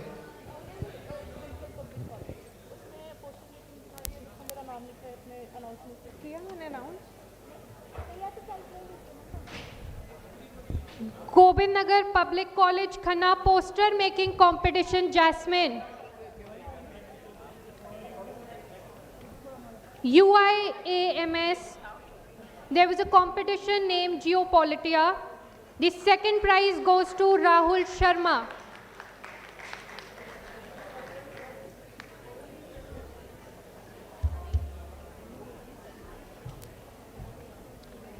The second prize again for Geopolitica Institute UIAMS goes to Lavnish. Project 24, second prize is shared by 3 people, Navpreet, Palak, Ayushi. Project 24, UIAS Institute, the first prize is shared again 3 participants, Alok Kumar, Ashmit Singh, Devesh Kansal. Next up, UICET Technovation, first prize goes to Jai Singh, second prize Alok Kumar, the second prize again goes to its share by 2, Rishabh. Geopolitica, first prize from UICET goes to Sarthak.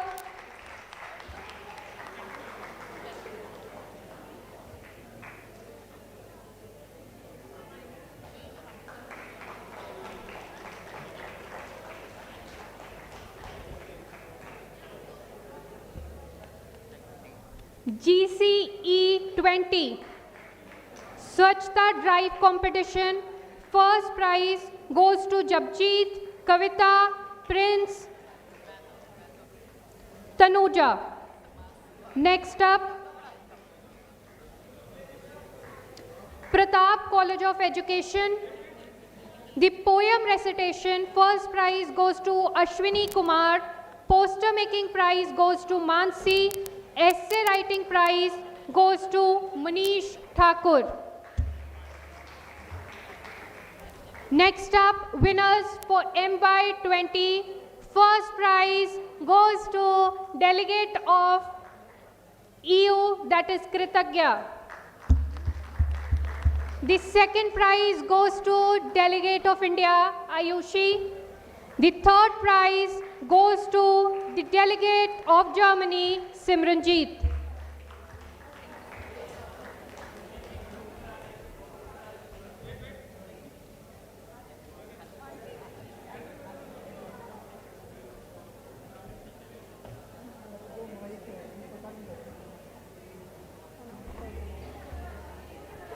Next up, There was an essay writing competition also held in the department.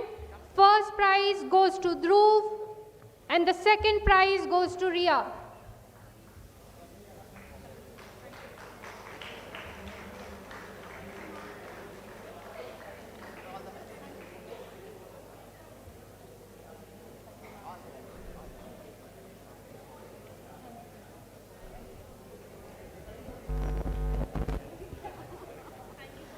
Thank you to all the dignitaries.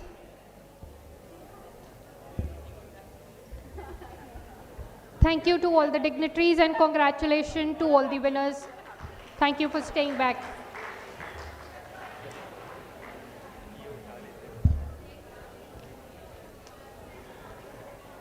There are 2 mics with the audience. Please return them back on the stage.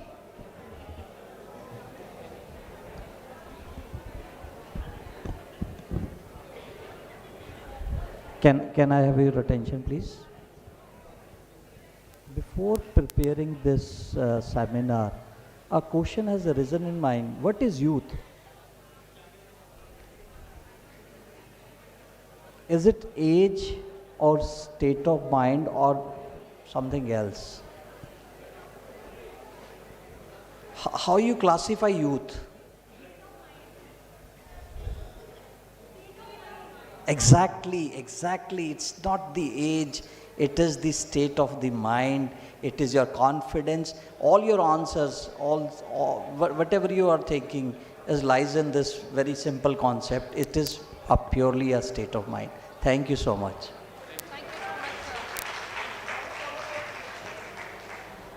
हो गया? एक तो ये रहा. Guys, there are 2 mics somewhere in the audience. Please return them on the stage.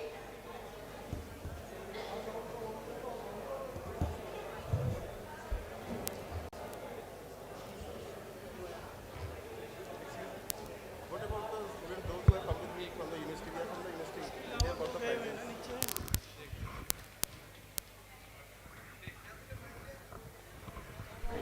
Rangoli competition, they all are here.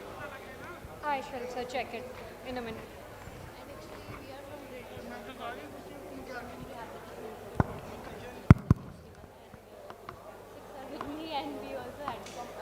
Actually, they are waiting since morning. Oh, I get it, sir. हाँ मतलब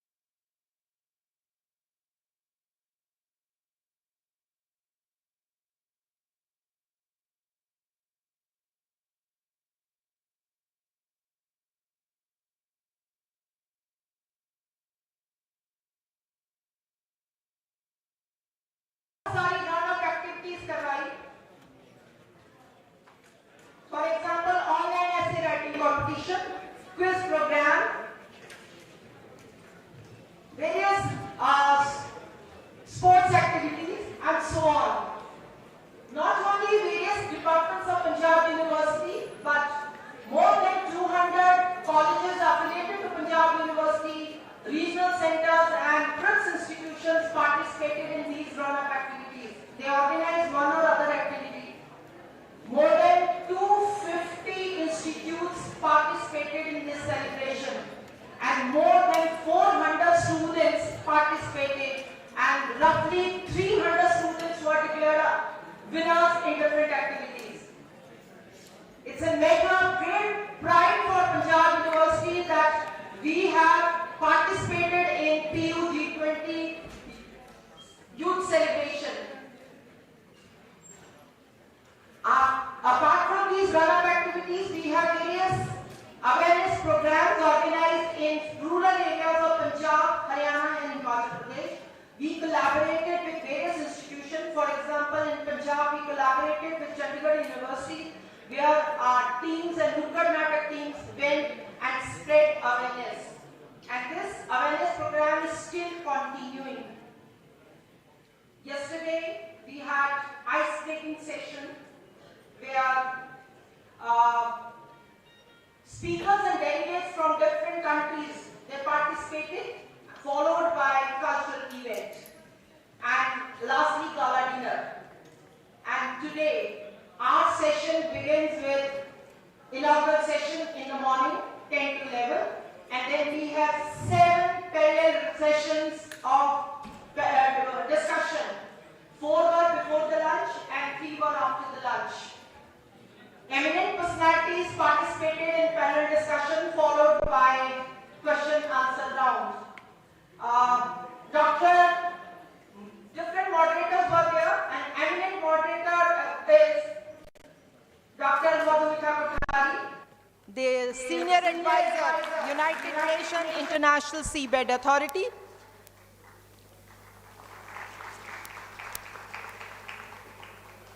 And now we have come to this valedictory session. And this was the valedictory report. So now I request our worthy Vice Chancellor, Professor Renu Bigji, to formally welcome our guests.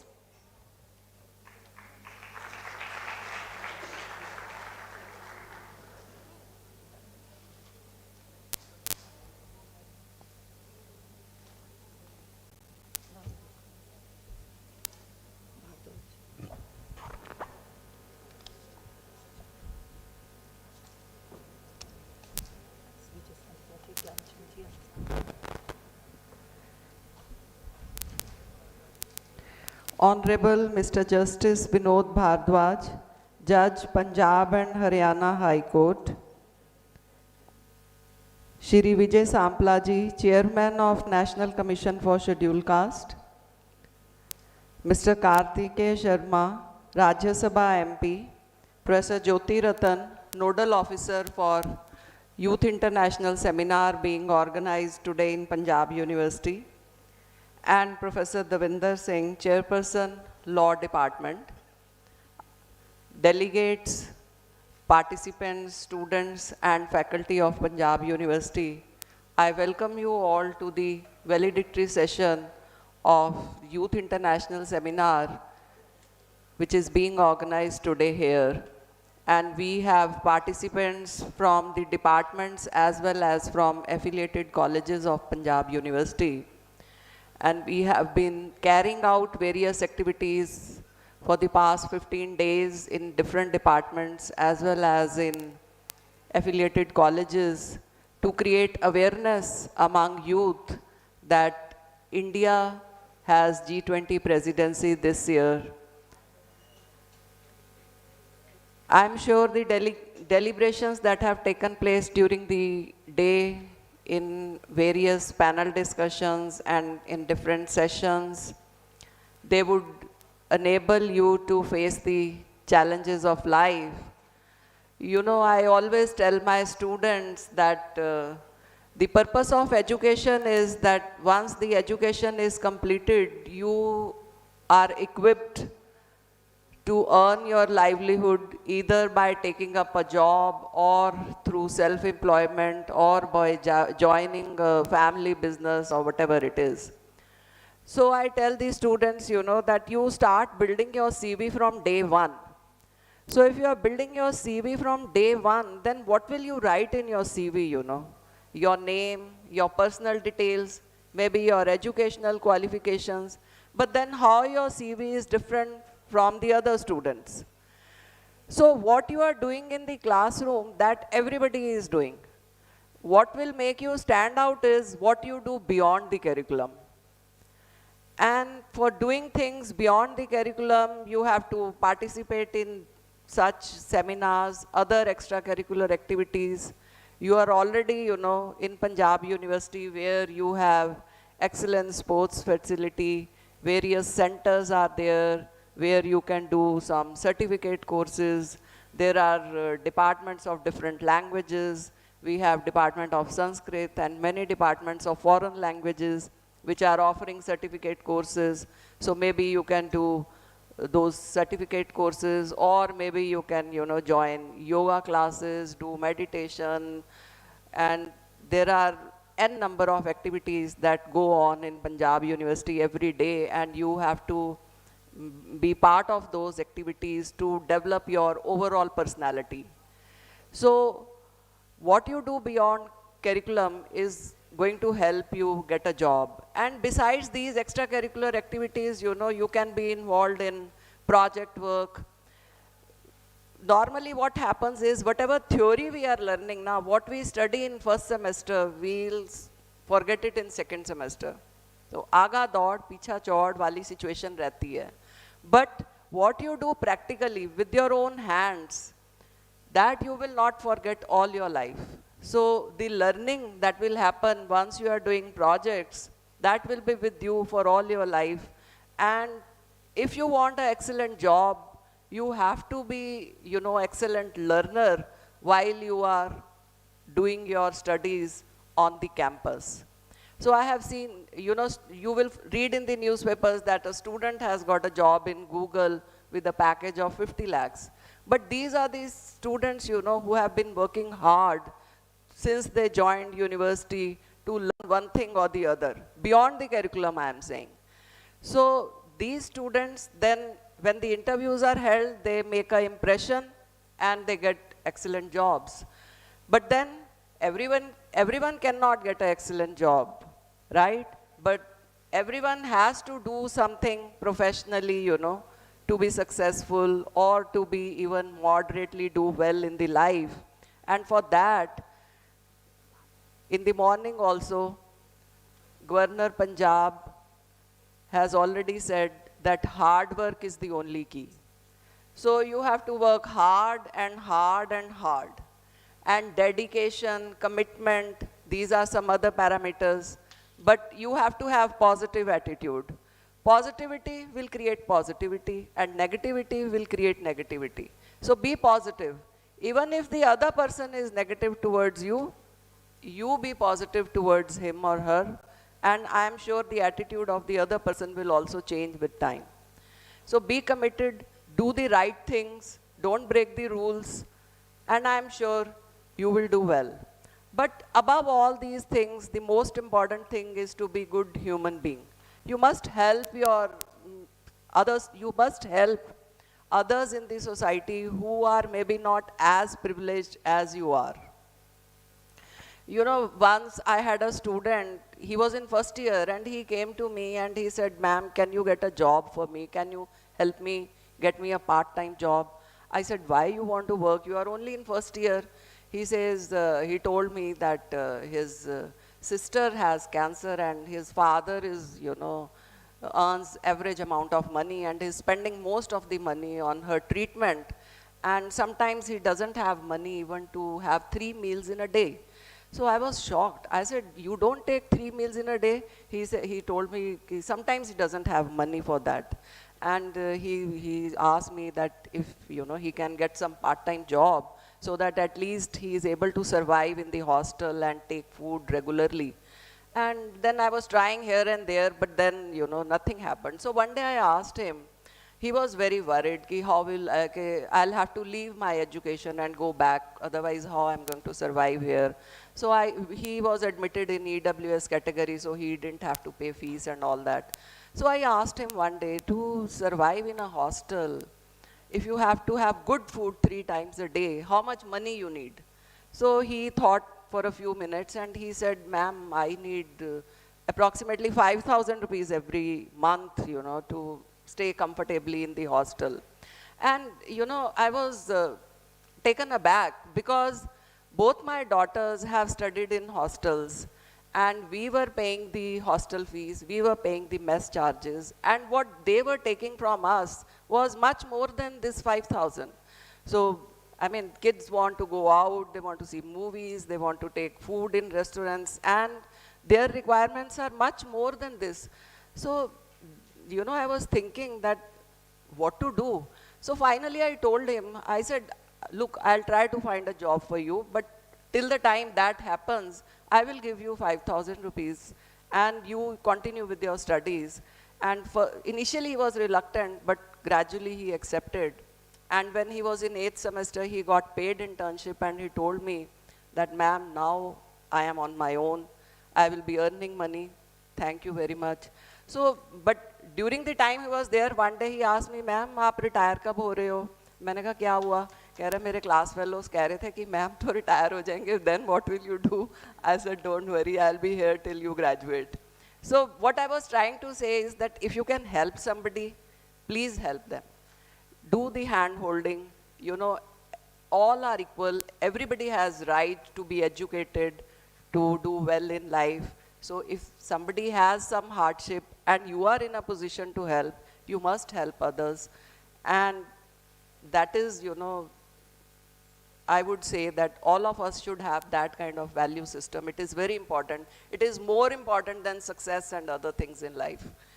So that's what I want, that you all should be good human beings, hardworking, follow the right path, do well, and bring good name to yourself, to this university, and to India. Thank you.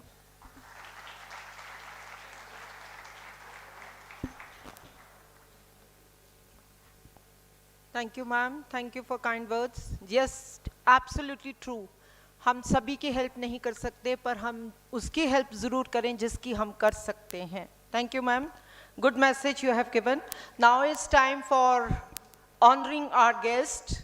May I request our worthy Vice Chancellor, Professor Renubik, to do the honor of giving mementos to Honorable Mr. Justice Vinod Bhardwaj ji, Judge Punjab and Haryana High Court.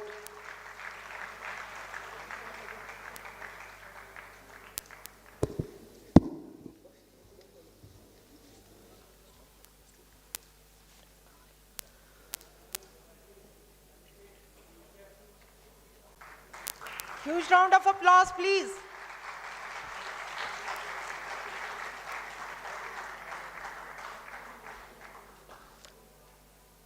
Thank you, ma'am. Ma'am, please do the honor again to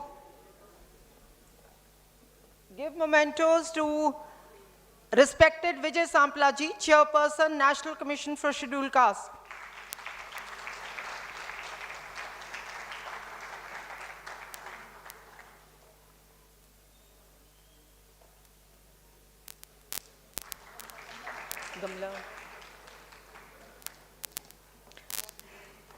Now is the time for respecting Gyan Chand Gupta ji, Speaker, Haryana Legislative Assembly.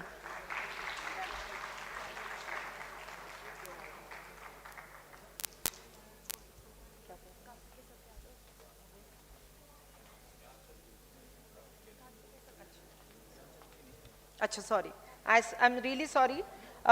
This is time for respecting Karthikeya ji, Rajya Sabha MP.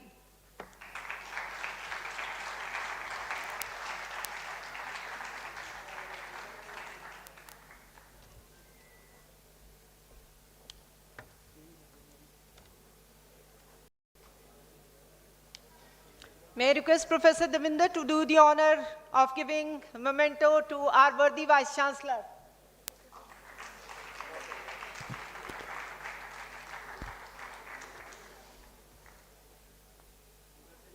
Ma'am, you really deserve it. You worked very hard this time.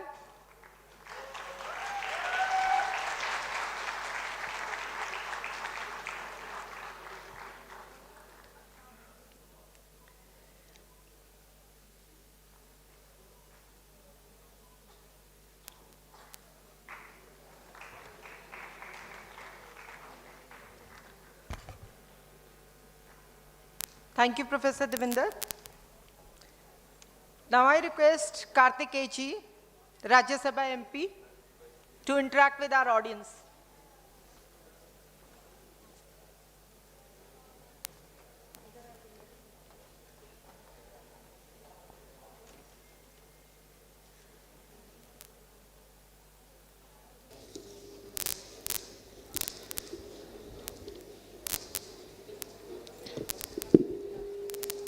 I'd like to start. Hello. I'd like to start by thanking the organizers and welcoming Justice Vinod Bhardwaj ji, Honorable Justice Punjab Haryana High Court, Shri Vijay Sapla ji, the Chairman National Commission for Scheduled Castes, Dr. Renu Vig ji, the Chancellor Panjab University, Professor Jyoti Ratan ji, the Nodal Officer, and Professor Devendra Singh ji, the Chairperson of Department of Laws. I had the opportunity to spend about 8 years out of India, and I did my schooling and undergrad at Oxford University, and I did my master's at King's College in London. And when I came back to India and I started a media business, and very often people used to ask me, what is it that you've learned in this entire education process of 8-9 years that you've spent abroad? And I have always stood by it, and that is the words of wisdom that I would like to impart with you on this August platform today. I think the entire education process teaches us how to learn. And we need to learn. That is the biggest takeaway. The problem in our education system these days is that everyone wants a degree but doesn't want an education. And I think since change is the only constant in life, and it is something that we will keep on learning till the end of life. So therefore, my only advice before I say a few words is to look at how we learn. I'll quote some examples to you. I happened to go to recently to the Inter-Parliamentary Union, the IPU. The IPU is a congregation of about 1,200 MPs from 190 countries from all over the world, which has a General Assembly, and you have members of Parliament and speakers from all parts of the world coming in and congregating together, discussing parliamentary issues. I happened to be on the youth parliamentarian panel over there. I was as a part of the Indian delegation, and it was a very surreal experience because this time the IPU was happening in Rwanda. And Rwanda is, the most famous for the biggest genocide of our times that we have seen in the early 90s. It was very heartening to see how that country has evolved and changed over a period of time, in spite of the problems that they faced. A few facts I'd like to share with you. More than 65% of elected MPs are women in Rwanda. Kigali is one of the cleanest cities not only in Africa but in the world. It has one of the most advanced banking system. So it was a very heartening to see a landlocked country like that in Africa doing so well. And one used to often think that when is it that India and our place in sun will come, and when we will be able to reach to that kind of the kind of history, culture, heritage we've had, the kind of vision we've had, right from the Vedic period onwards till now. When do we actually get to that level again, where India will be one of the world leaders, the way it is, where it was historically? I think those interactions were very, very memorable for me, because that actually showed me during the IPU, because we had, and I'll tell you the context of why I'm telling you this. One of our member of parliaments was contesting to be on the board of the Executive Council on IPU. The Executive Council is a council of 15 countries which basically governs the IPU. We've not had any member of parliament for the last 20 years on that board. So this time we actually had an election, and India contested against Indonesia. And that was normally these elections are, done by consensus, and but this time India was contesting the elections, and they had the support of multiple countries. Obviously, it's a friendly match, and all of that goes into in any election. But fortunately, we won. We won, and we won very convincingly with about 12 votes to us and about 6 to the opposing side. And there was a dinner hosted at the end of that event when these 19 countries, because India is a part of the Asia Pacific group, when these 19 countries, even the country which lost to us, when we invited them for the dinner, they all came. And most of them were MPs, and there were some young MPs also. The most heartening thing was to see the power and the place that India has reached, the way India is perceived. We had MPs from Canada, we had MPs from New Zealand, we had MPs from Australia within this group of Asia Pacific, and they all came, and they came in huge numbers. Not only that, those who did not vote for us, those who opposed us also came for that dinner. And it was very heartening to see how they see and perceive India, what they thought of India, how has India come a long way from the point of time that people used to perceive us 15, 20 years ago, or perhaps longer. I think India has changed at a very fundamental level. We have seen 3 industrial revolutions.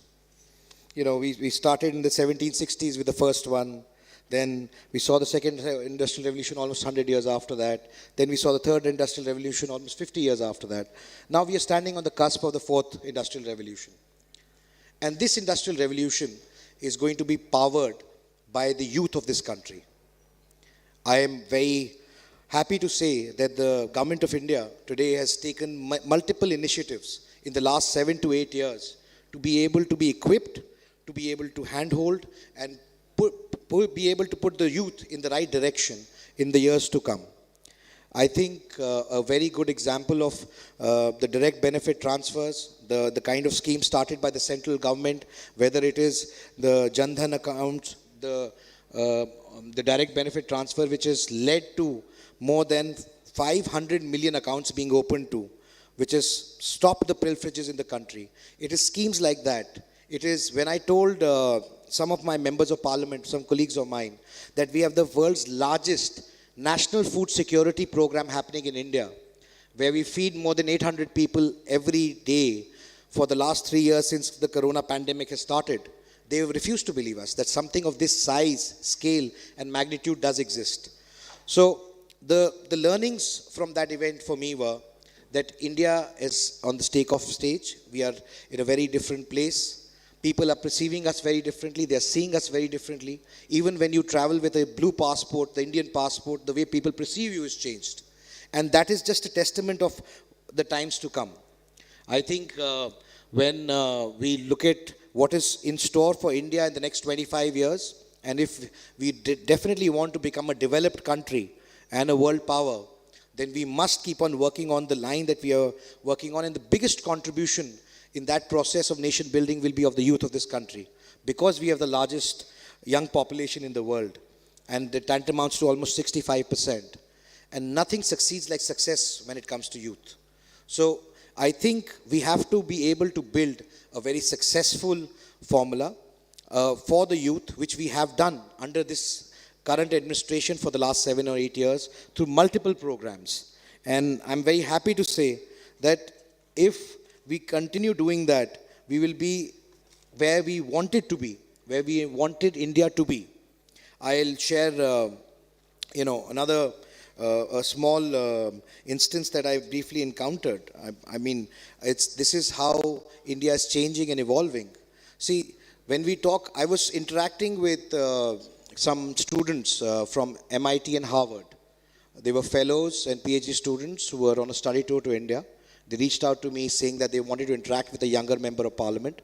So I invited them over for a meal. There were about 40 of them from 10 nationalities. And when they came over, the entire conversation was, what is this talk about these 12 crore toilets, and, is that really an issue which India should be propagating? And is that something which really needs the kind of attention that has been given by the Honorable Prime Minister successively for the last 8 years? You have to give it context, because most of these kids come from families which are, well-to-do. They come from well-to-do backgrounds and cannot relate to a lot of things that are happening in India. But just to give a context to it, when I explained to them what it meant for a lady or a woman in the rural parts of the country, with not being able to get the basic human rights and the dignity of a person when they go out in the open to use the washroom. It's extremely humiliating, it's extremely painful, and it's something that we have understood in a country, and we've had to do it at such a large level, but someone had to do it. We had to actually address the elephant in the room and say, yeah, this is a problem, accept it and deal with it. So something as inane as that, something as small as that, while the world might not understand, we understand what is the relevance of these programs. And therefore, not taking too much time, all I want to say with my limited experiences of whatever I've had, either as a media man, running a media company and enterprise, and now becoming a member of parliament, I think youth of this country hold the future in their hands. Until and unless the youth fundamentally do not change and do not change the way they think, the whole orientation and the process of how problems are to be approached, how evolution is to happen, how change has to be capitalized and moved forward with to your advantage with a positive mindset, I think we will not be able to get anywhere. But I'm very happy to say that today we are in a very, very good position. Today India is representing one of the shiniest, brightest stars when it comes to inventions, IPs, when it comes to startups. We've had the ability to produce more than 100 unicorns in the last 1 year itself. That truly talks about the Startup India policy and the Skill India policy that the government has initiated. It started bearing fruit. The way people need to dream, and in order to be able to dream, you must have the basic facilities and infrastructure. And I'm very happy that the government of India is working in that direction and bridging the gap, because as a global economy, as a global power, the basic and the fundamental premise is that we must be connected on a network, and our average child and average youth of this country must have those facilities and the ability to connect. That's all they need, a very fundamental approach. And rest, we've seen what young minds in our country have done with these 100 unicorns that have come out of India. Thank you very much. Thank you.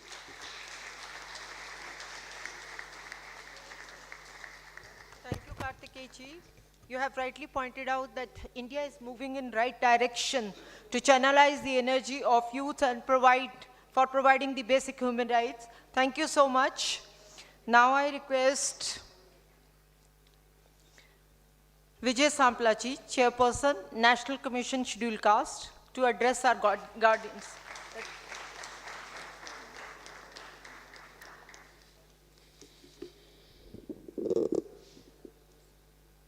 नमस्कार। मंच आसीन बहुत ही सत्कारयोग justice Vinod Bhardwaj जी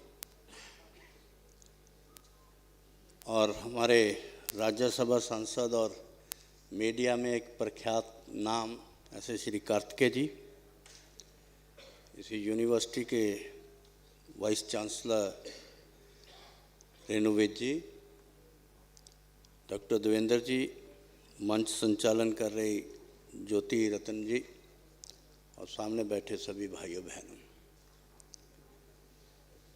क्योंकि हमें well entry session में बोलने के लिए कहा गया, तो मैं जब बैठा था, मैं पहले आ गया था, तो वाइस चांसलर जी के कमरे में बैठा था, तो मैं वैसे ही कह रहा था कि भी मैंने जब ये लास्ट समापन समारोह रहता है और उसके आते आते तक 60% तो वैसे ही कम हो जाता है, और साथ में जो बैठते हैं तो उनकी भी स्थिति एक ऐसी है कि मैंने एक किताब किसी ने लिखी थी, वो कहानी सुना रहा था कि किसी ने किताब लिखी थी how to make a friend, दोस्त बनाने के बहुत बड़े बड़े तरीके बताए गए और बड़ी पॉपुलर भी हुई। और जब किसी दूसरे ऑथर ने भी किताब लिखनी चाहिए उसी भावना से कि दुनिया में और कैसे दोस्त बनाए जा सकते हैं, तो उसने दूसरा आइडिया खोजा कि अगर मैं ये बता दूं कि दुश्मन कैसे बनते हैं तो लोग थोड़ा सा परहेज करके दोस्तों की तरफ आगे बढ़ें। तो उन्होंने लिख दी किताब कि how to make a enemy. दुश्मन कैसे बनाए। तो जैसे उन्होंने बहुत सारे तरीके दिखाए थे, तो उसमें एक तरीका ये भी था कि दुश्मन कैसे बनते हैं कि जब लास्ट समापन समारोह तक हम पहुंचते हैं, अभी मैंने बात कही नहीं, सभी हंसने लग गए, और हम भाषण करने लगते हैं तो मेरे जैसे को जैसे ही खड़ा करते हैं तो पीछे से बहुत सारी आवाज़ें आती रही, बैठ जा यार, बैठ जा, बस कर। तो इसलिए मैं दुश्मनी की ओर नहीं ज़्यादा बढ़ूंगा, मगर अभी आए हैं तो कुछ ना कुछ तो समय लूँगा ही, क्योंकि जब भी कोई बात शुरू करती हैं तो मैं जिस ऑर्गेनाइजेशन से आए, क्योंकि जब बैठे हैं तो बहुत सारे लोग बातचीत में या सुस्त आ जाते हैं, तो नारेबाजी होती है, तोता जयकारे लगाते, जिंदाबाद होती है, जयकारे होते हैं, मगर यहाँ जयकारे नहीं लग सकते थे। तो मैंने अपना अट्रैक्शन देने के लिए थोड़ा सा ये कहानी का रूप दिया। अब आपको भी लगता है कि शांति सामने से दिखाई दे रही है। सो बहुत बहुत धन्यवाद, आपने अट्रैक्शन दिया है। हमें बड़ा गर्व है कि आज भारत G20 की अध्यक्षता कर रहा है, और प्रधानमंत्री जी ने जब से अपना कार्य संभाला है तब से लेके अब तक भारत की छवि पूरी दुनिया में एक बहुत बड़ी, एक मजबूत छवि के रूप में भी उभर कर आया। क्योंकि मैं बहुत सारे, क्योंकि पंजाब के लोग विदेशों में बहुत रहते हैं तो अक्सर हमें जाना भी पड़ता है, तो वही लोग जो कई बार अपने आप को थोड़ा सा इंडियन भारतीय बताने में संकोच करते थे, पता नहीं है सामने वाले की टिप्पणी या उसके रिमार्क्स कैसे आएंगे, मगर आज जब जाते हैं कि इंडियन बताने के लिए तो लोग उसको सत्कार से देखते हैं, सम्मान से देखते हैं। ये हमारे लिए गर्व की बात है। और मेरा खुद है कि जब मैं गया तो वहाँ पर जब मैंने इंडियन बताया, भारतीय हूँ, तो वो सीधा सीधा मोदी मोदी करने लगे, यानी सबके दिलों में मोदी जी का नाम आया। और ये नाम उन्होंने किसी ग्रंथ में लिख के नहीं दिया, किसी को ऐसा नहीं मजबूरी में नहीं कहा कि मेरा नाम जपो, उन्होंने कुछ ना कुछ करके दिखाया, इस देश के लिए करके दिखाया। और इसीलिए आज भारत का जो है हमारा सम्मान हमें मिल रहा है। और इसकी एग्जाम्पल तो अभी परसों ही इटली की प्रधानमंत्री आई, उन्होंने भी यही कहा कि दुनिया में सबसे ज़्यादा प्यार जिसको मिलता है वो मोदी जी हैं। अब नहीं तो ये भारतीयों के लिए, हमारे लिए सम्मान की बात है। और भी कोई हो, किस पार्टी से है, किस दिशा से आ रहे, कहाँ से आ रहे, इससे मतलब नहीं है, भारत को सम्मान मिल रहा है, हमारा मकसद उनके लिए। आज इकॉनमी में हम सबसे ज़्यादा है, क्योंकि आज यहाँ पे Y20 के रूप में हम आप सबके दर्शन कर रहे हैं। तो जब हम पूरे दुनिया में एक बहुत बड़ी मजबूत इकॉनमी के रूप में उभरे, और देखा जाए तो मुझे मेरे मित्र बता रहे थे कि भाई पहला ट्रिलियन इकॉनमी तक पहुंचने के लिए भारत को 67 ईयर लगे, और दूसरे तक पहुंचने के लिए और आगे समय उनको 9 वर्ष लगा है। और अब आने वाले समय में बहुत जल्द हम 3rd ट्रिलियन में भी हो रहे हैं, और भारत दुनिया की 4थी इकॉनमी बनने जा रहा है। अभी 5वीं है और जल्दी 4थी इकॉनमी भी बनेगा। और बहुत सारे भविष्यवाणी करने वालों ने तो भारत बहुत जल्द 5 ट्रिलियन इकॉनमी बनने जा रहा है, इसकी भी घोषणा कर दी है। और इसकी घोषणा तो मैं कहूँगा कि जब बिल क्लिंटन जी आए थे तभी उन्होंने कहा कि भारत की अब इकॉनमी को कोई नहीं रोक सकता। ये शुरुआत तभी हो गई थी, और मोदी जी के आने पे ये एक बहुत बड़ी अचीवमेंट हमें पहले ही मिल गई थी। अब सवाल ये है, क्योंकि मैं समय को संक्षिप्त में ही करूँगा, बहुत लंबी, क्योंकि जब ताड़ी ज़ोर ज़ोर से बजने लगती है उसका भी एक मतलब होता है। मैं वैसे कभी कॉलेज में गया नहीं, पढ़ा नहीं, मगर आजकल यूनिवर्सिटियों में बहुत जाने का मौका मिलता है। तो जब मैं ताड़ी जोर से बजती है तो मैं समझ जाता हूँ कि इस साइड से ताड़ी ज़्यादा बजी है, ठीक है। तो उसके लिए भी मैं क्षमा चाहूँगा कि मैं ज़्यादा नहीं कहूँगा, समय कम ही लूँगा। और क्योंकि अब मोदी जी की मैं बातें करूँगा, क्योंकि समय ये तो हमारे लिए बताने की बहुत ज़रूरत होती है, मगर समय के अभाव के साथ कहूँ या आपकी उसके कारण ही कहूँ या आपकी ताड़ियों को देखते हुए भी कहूँ कि भाई समय में कमी लूँ, मगर ये जो है कि हमारे भारत का नाम अब मोदी जी ने तो यहाँ तक पहुँचा दिया है। अब ये Y20 में हमारा देश का यूथ क्या करेगा? इसमें आपके पास इतनी अपॉर्चुनिटियाँ दे दी गई हैं। अगर ये कहें कि मोदी जी ने सारा ध्यान इस यूथ पे लगाया और यूथ के लिए ही योजनाएं बनाई। मेक इन इंडिया के लिए यही कहा कि भी आप इतना आगे बढ़िए, स्टैंड अप इंडिया के लिए कि आप खुद का बिजनेस खड़ा करिए, और जो नौकरी मांगने वाले हैं वो नौकरी देने वाले बनाना है। अब ये कहोगे मेरे जैसे को कहोगे कि नौकरी देने वाला बनाना, अब तो उम्र निकल गई, मगर ये किसने करना है? ये यूथ ने करना है। तो नौकरी देने वाला, आज की डेट में सबसे ज़्यादा युवाओं में आक्रोश क्या है कि हमारे पास अपॉर्चुनिटी नहीं, और अपॉर्चुनिटी के देने के लिए आपको पूरे तरह से मोदी जी ने कोई कसर नहीं छोड़ी है। स्टैंड अप इंडिया के लिए एक बहुत अच्छी योजना है। छोटे से छोटे रोजगार के लिए मुद्रा से लेके stand up India, make in India, made in India, आपने डिजिटलाइजेशन में आज बहुत बड़ी तरक्की कर ली है। आपके IT सेक्टर में बहुत बड़ी अभी ज़रूरत है कि जितनी हमें पूरी तरह से देश दुनिया की सबसे बड़ी अगर इकॉनमी बनानी है तो उसमें से किसका योगदान चाहिए? सबसे बड़ा योगदान किसका चाहिए? वो युवाओं का चाहिए। आज युवा ही आगे लेके जा सकते हैं।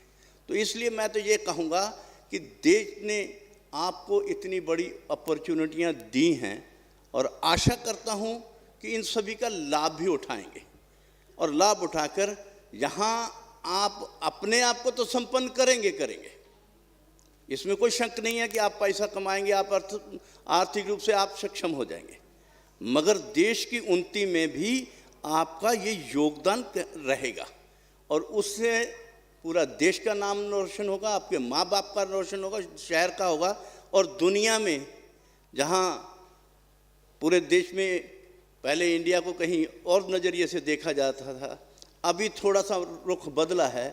और मैं चाहता हूं कि लोग, जब इंडियन के लोग, मेरी भी इच्छा है कि जो मोदी जी का सपना है उसको साकार करें, कि जहां से हम जाएं तो लोग सत्कार से खड़े हो जाएं। आज तक क्या था कि हमारे पास कोई विदेशी आता है तो हम उनके लिए सत्कार से खड़े होते हैं, और आने वाला समय वो ऐसा होना चाहिए कि जब हम खड़े हों, कहीं से गुजरें, तो लोग सत्कार से विश्व खड़ा हो। ये मोदी जी का सपना है, और उसको पूरा करेगा कौन? वो तो ये यूथ ही कर पाएगा, और यूथ से बहुत सारी अपेक्षाएं हैं, और उसके लिए अपॉर्चुनिटी आपके पास गवर्नमेंट ने कहीं भी किसी तरह से कोई कमी नहीं छोड़ी है। और यहाँ पर आपको असिस्ट करने के लिए बहुत सारी ऑर्गेनाइजेशन लगी हुई हैं, और मेरा ख्याल आपके यूनिवर्सिटी के माध्यम से भी बहुत सारे प्रकल्प चलते होंगे, ताकि बच्चों को और आगे मोटिवेशन मिले। और मेरी आशा है कि हम भारत को दुनिया का एक सबसे बड़ा देश, मान लो दुनिया का एक नंबर 1 बने, और जो आज के इस हमारे उसमें भी दिया है, जो हमारे वासुदेवा कुटुंबम, कि पूरी दुनिया एक परिवार है, पूरी दुनिया एक धरती, एक परिवार, पूरा ऐसा नेशन का एक हमें दिया है। उसका सम्मान में हमें पूरी दुनिया को लीड करने के लिए आप आगे आएँ, और ये कोई ऐसा भाषण करने वाला नहीं। पहले शायद आज से 5-7 साल 10 साल पहले कहते तो ये शायद आपको कहते कि ये मजाक लग रहा है, मगर आज की परिस्थितियाँ, जिस तरह भारत ने अपना स्टैंड लिया है और पूरी दुनिया में एक धाक जमाई है, सिक्का बनाया, और आज चाहे किसी भी क्षेत्र में चले जाएं, स्वदेशी जो है भारत में निर्मित चीज़ों का बहुत जो है बढ़ावा मिला, और आज हम इकॉनमी एक मजबूत इकॉनमी में बढ़ रहे हैं। नहीं तो हमारे साथ ही एक दिन पहले ही आज़ाद हुआ देश है और उसकी आज की हालत कैसी है। मगर ये उनको एक विजनरी लीडरशिप चाहिए थी जो शायद उनके पास नहीं, और वो आज हमारे भारत के पास है, और उसका लाभ उठाते हुए हम दुनिया को वैभव की ओर लेके जाएं। और इसके साथ ही मैं आप सबका धन्यवाद भी करता हूं। समय शायद ज़्यादा ले लिया होगा तो वो मुझे क्षमा भी कर दें।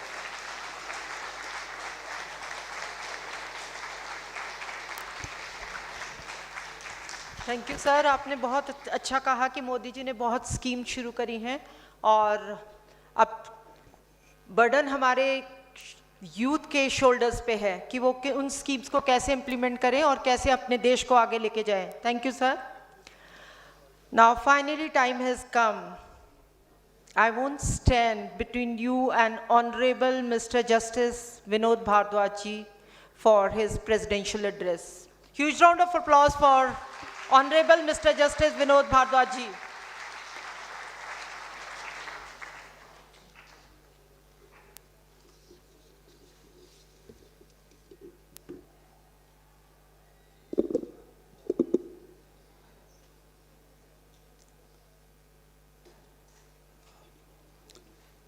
Thank you, members on the dais, the worthy Vice Chancellor, Dr. Renuj, Shri Vijay Sampla ji, the Chairman of the National Commission for Scheduled Castes, Karthikeya Sharma ji, the Member Parliament, and probably the youngest of the Member Parliaments after probably Raghav Chadda, I believe, second, that's right. The Professor Madam Jyoti Ratan, the Chairperson of the Department of Laws, and ladies and gentlemen and the delegates present here, a very warm good evening to all of you. This is probably my second visit to the Department of Laws of the Panjab University. I remember being here way back in early 91, probably, as a part and as a member of the contingent of the Kurukshetra University then, for the participant as in a drama competition for North India All Inter-University Interzonal Youth Festival. And I had a stage fright then, and I have the same stage fright now. Somehow, the parliamentarians there, they have the gift of gab, which as a judge I don't get endowed with. We're not proficient speakers. But certainly, since this task has been assigned, of course I was led into it by design by Professor Dr. Devendra Singh. He said I have to be a guest of honor and not a keynote speaker, and then finally he makes me a chief guest. So he's led me into this trap. Well, Vasudev Kutumbakam, that's what the topic is, and that's the theme of the G20 summit. One world, one nation. It is an old concept. And being a last speaker, you realize, and especially with the gifted speakers like the member parliamentarians and the chairman of the National Commission are, that by the time your turn comes, you are hardly left with anything to say. And you wonder what to do with the speech that you had with yourself. And all of a sudden, you are left to address extempore. So the idea of Vasudev Kutumbakam is basically enjoined in oneness of the world. To illustrate, I can just demonstrate that we saw the end of last year, rather, I'll say, with the commencement of COVID-19 pandemic, started in one portion of the world, but did it have a global impact or not? We started this year with a war between Ukraine and Russia. It's about 1 year. Russia happens to be a member of the G20 contingent itself. One of the members has faced an earthquake, losing about 50,000 lives. But it does have an impact on lives of people everywhere, wherever they are.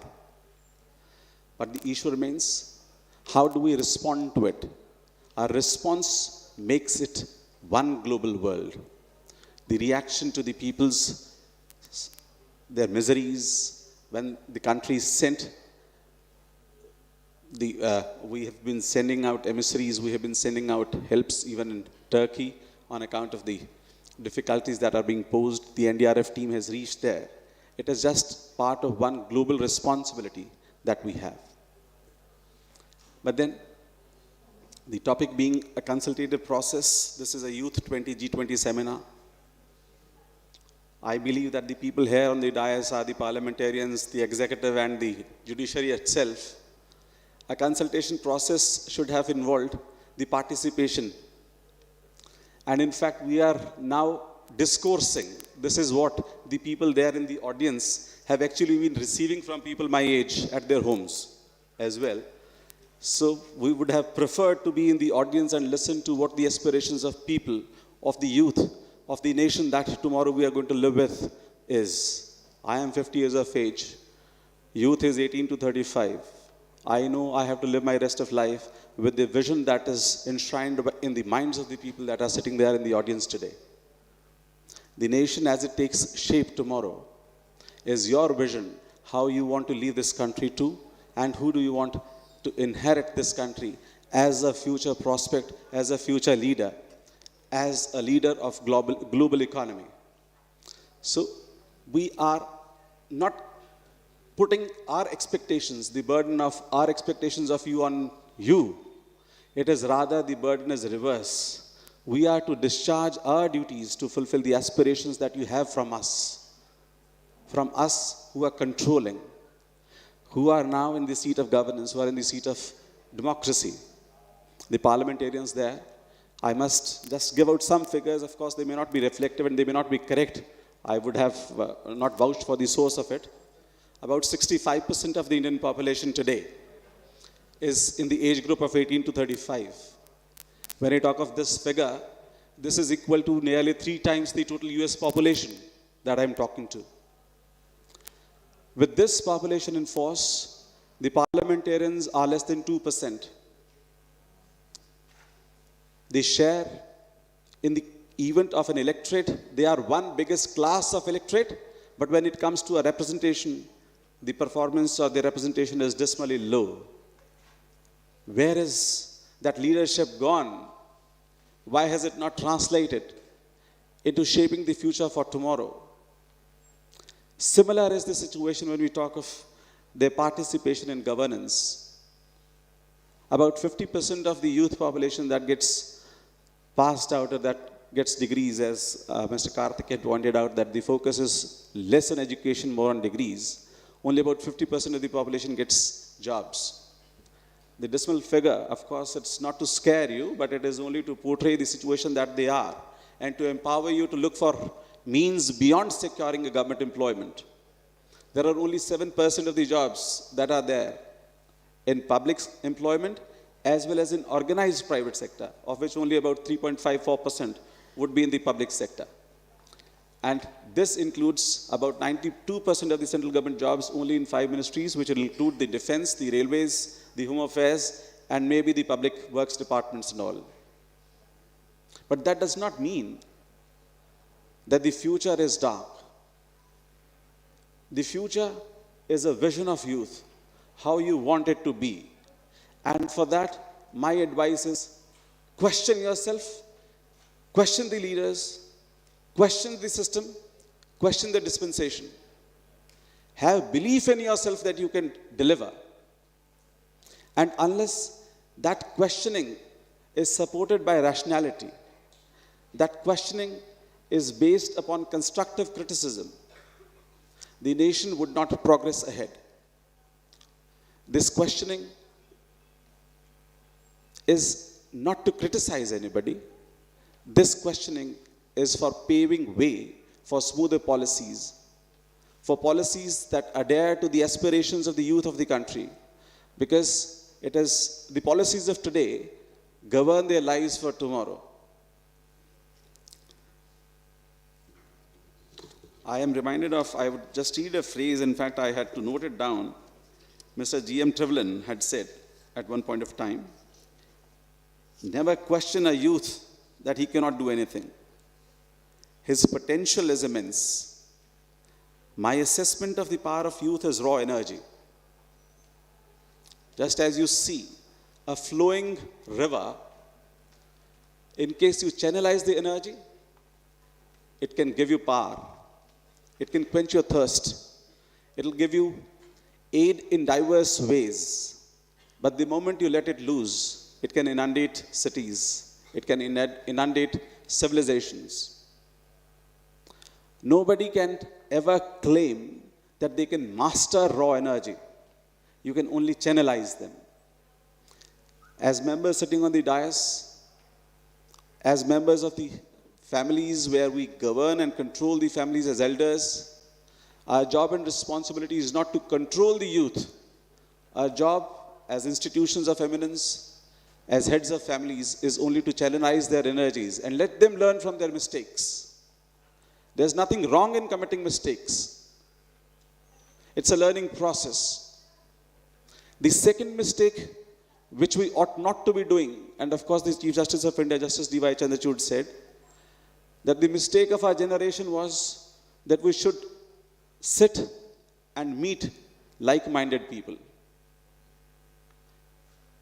No, we should also meet people who think differently, who are not like-minded, because not being like-minded is something which will give you a new thought, a new way of examination of things, a new introspection. Listen to everyone. Their way of life may be different. Their thoughts may be different. Their justification may be different. But that does not mean that they are wrong. The belief system is a strong system. Whatever that you believe in, that becomes and translates into a reality. So please formalize your belief, channelize your energies to convert your belief into reality, and the nation which the Prime Minister or the governments of the country aspire for is not too far. Thank you so much. It has been a pleasure to be here. Please.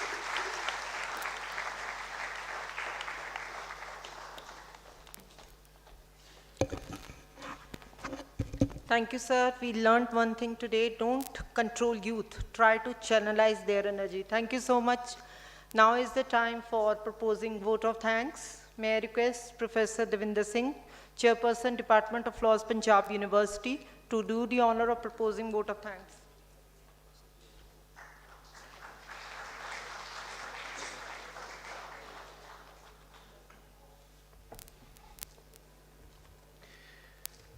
Very good evening. As Professor Jyoti has said, this is an honor to thank all the dignitaries today. But I know that today is not the easy day, or it is not pleasure, I should not say. Because of not this, that I have a long list to thank and I will forget a few.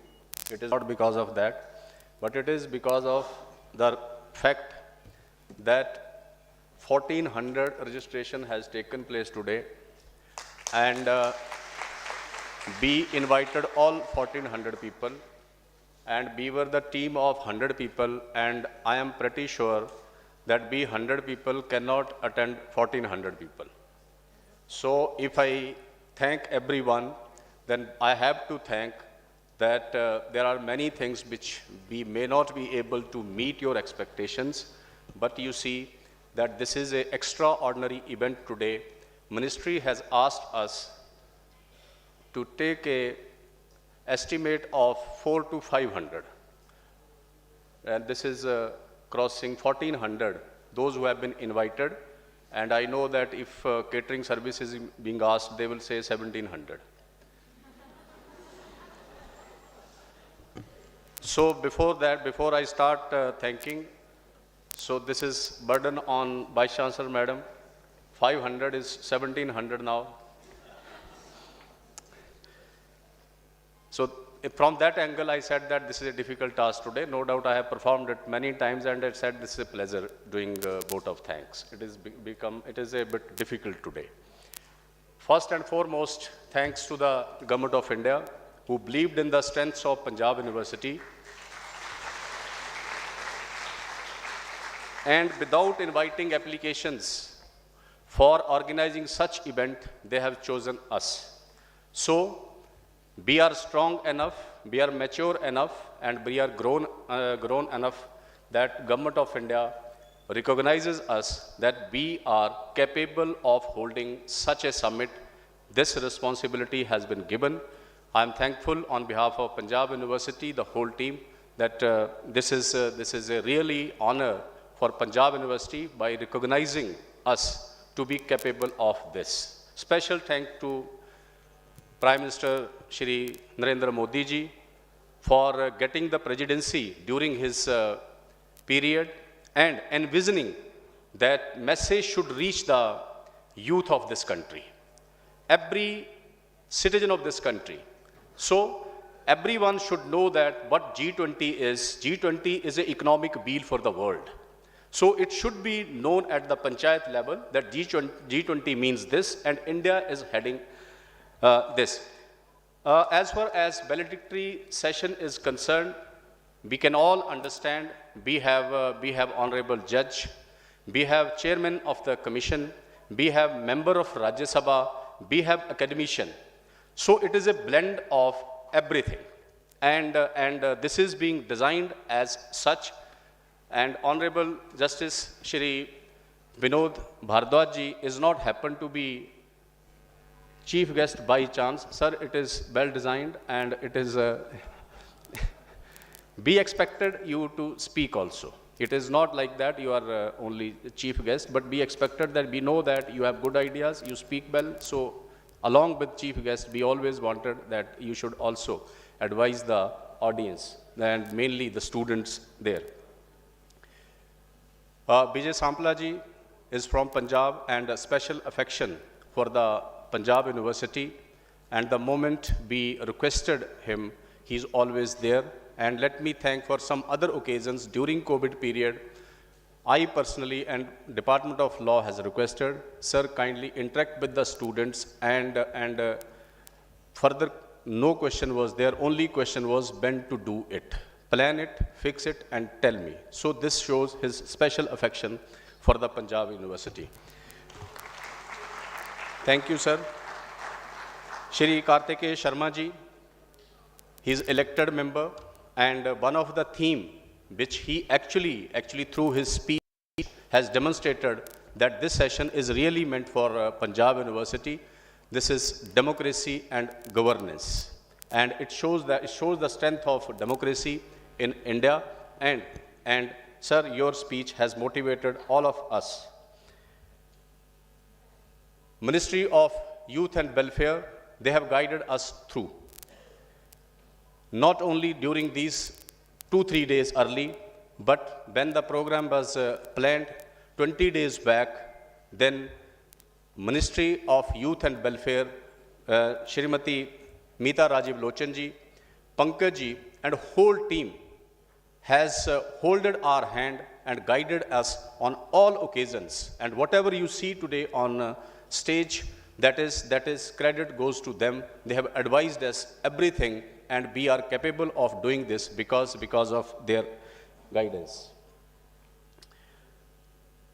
Here in Panjab University, I always say, everybody from the dais says, we need women empowerment, we need many things, but here our Vice Chancellor is women.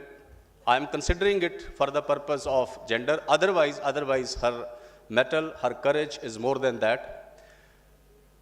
G20 coordinator, Professor Jyoti Ratan, and whole team is empowering them. And what I said, that all 1400 people are invited by us. We could not fulfill the expectation of each one of us. Success is there, fault is ours. Because team is consisting of people like me, who are very casual and who are non-serious type people. So it can be fault because of us, not because of our Vice Chancellor, not because of our nodal officer, who has not only worked physically, but embedded in the Panjab University, has done so many things. Delegates from United Nations, delegates from other countries, they have graced the occasion. And I told you 20-25 days early, we have been told that this program is to be held on 4th because it is part of 16 university. So every Saturday is fixed. Your is 4th March. You have to do it. And on very small note, we have given very less time to our foreign delegates, and they have arrived here. They are amongst us. Very special thanks to them. And we'll remember that you have come on short notes, short invitation and short request. We will give you an opportunity where you can plan longer one. I'm thankful to the officials of the Panjab University, the registrar, the controller, the finance and development officer, the Action office, and everyone. Those officials has extended unconditional support to this program. Therefore, you can see that many things are being managed here. It was not possible otherwise if they have not done so. I am thankful to the members of Syndic, Senate, Fellows of Panjab University, who always envision Panjab University to be at the highest point. And whatever we have done, we have fulfilling their dream and their vision that we are leading the Panjab University towards the heights so we can meet their challenges as well. I am thankful to the deans in the Panjab University, Dean R&D, DSW, Dean Colleges, Dean Alumni, Dean International.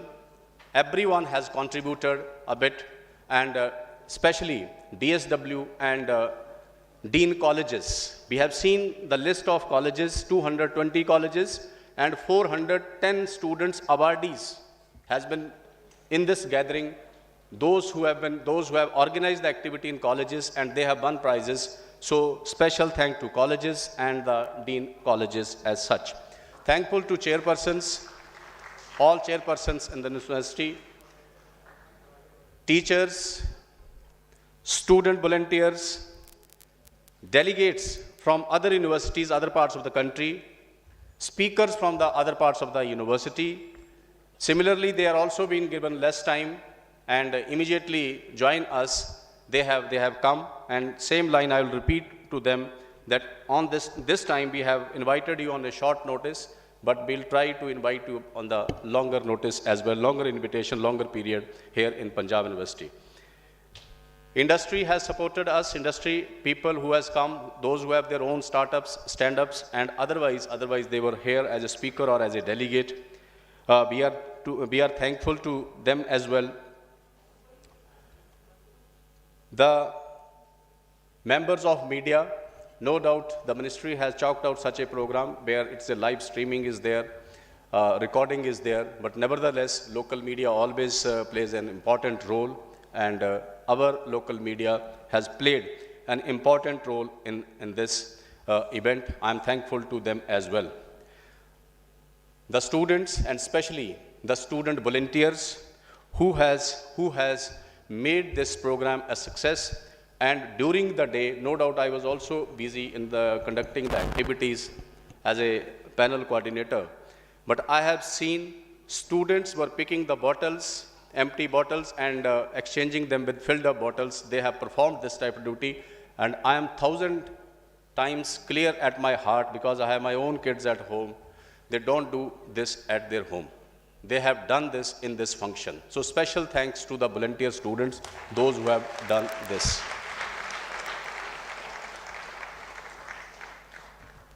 आखिरी वाली माफ़ी की कुछ छूट गया हो तो माफ़ी मांग लेते हैं, छूट सकता है. सो सबका धन्यवाद. ये कार्यक्रम सिर्फ इसलिए सक्सेसफुल हुआ है, मैंने पहले कहा कि हम उम्मीदों को पूरा नहीं कर पाए, गलतियां सारी हमारी हैं जितनी निकाल पाए आप. और ये फंक्शन सिर्फ इसलिए हुआ कि आप सब लोगों ने इसमें इंटरेस्ट लिया. आप सब लोगों को पंजाब यूनिवर्सिटी पे एक ट्रस्ट है, एक फेथ है, और जितना हम कर पाए वो आपके ट्रस्ट के लिए ही कर पाए. आप सब लोगों ने हॉल भर के रखा, सुबह से लेके शाम तक ये हॉल लगभग भरा हुआ रहा. ये खाली रह गया वो हमारी गलती थी, 10 मिनट लेट हो गए, उतनी देर में सारे चले गए, नहीं तो सारे लोग इधर ही थे.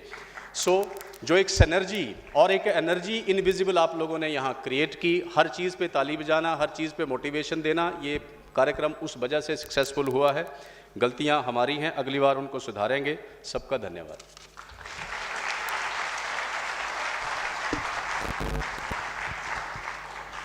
Before we finally, thank you, Professor Devinder. Before we finally stand up for national anthem, let's have, just a minute, sir, just a minute, sir. Let's have a look for hard work जो हमारे बच्चों ने put किया। 1 minute की video देखिए ताकि आपको लगे कि बच्चों ने ज़रूरी हमारा बहुत ज़्यादा हार्ड किया है, especially led by our vice chancellor and her team.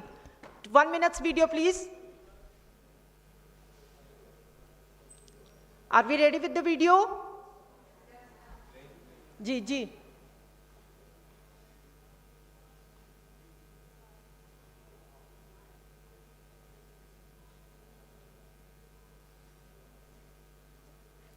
Why no audio?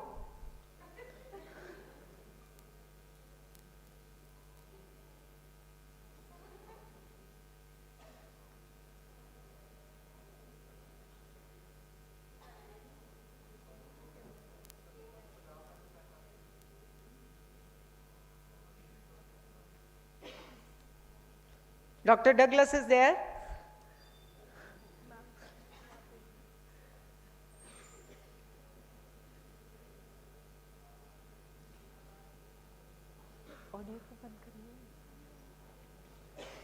Audio.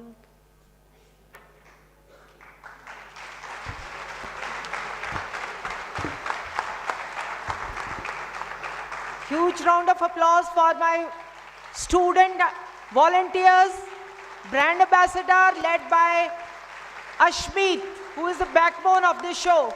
Ashmeet, Shreya, Arundhati. Thank you all. Please stand up for national anthem now. Punjab Sindh Gujarat Maratha Dravida Utkal Banga Vindhya Himachal Yamuna Ganga उच्चल जलधि तरंगा तव शुभ नामे जागे तव शुभ आशीष मांगे गाहे तव जय गाथा जन गण मंगलदायक जय हे भारत भाग्य विधाता जय हे जय हे जय हे जय जय जय जय हे।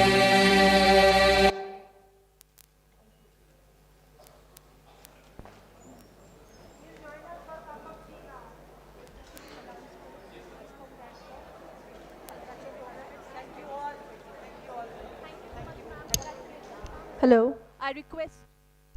I request you all to please assemble back for the cultural event at 6:30 p.m. Thank you.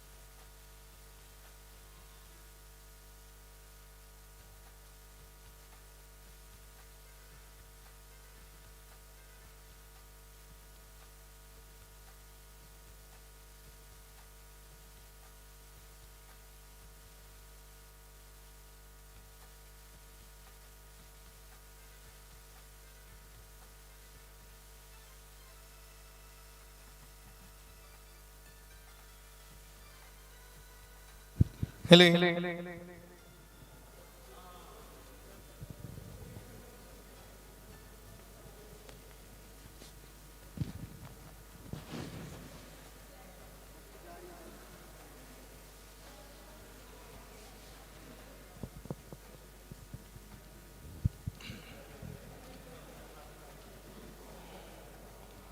Hello,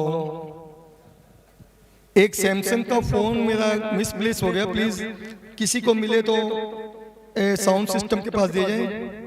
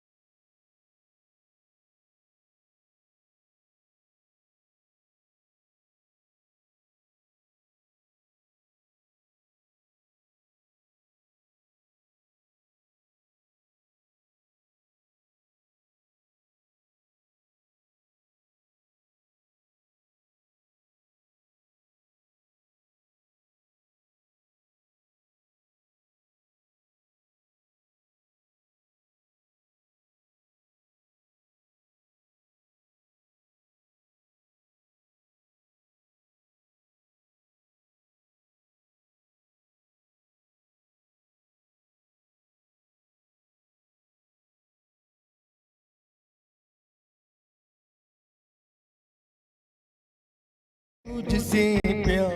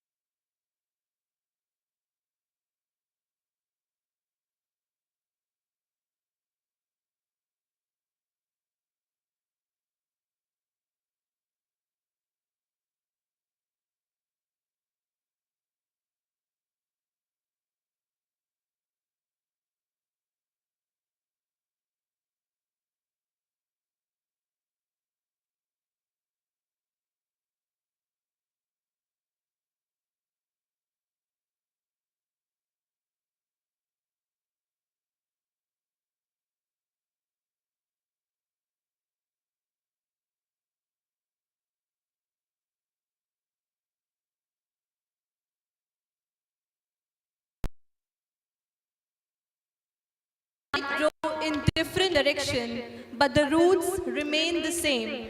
Keeping this spirit close to our heart, let us now move on to witness the diverse culture of our country. So first performance we have is Rabab, the folk instrumental performance. Please put a huge round of applause for them, everybody.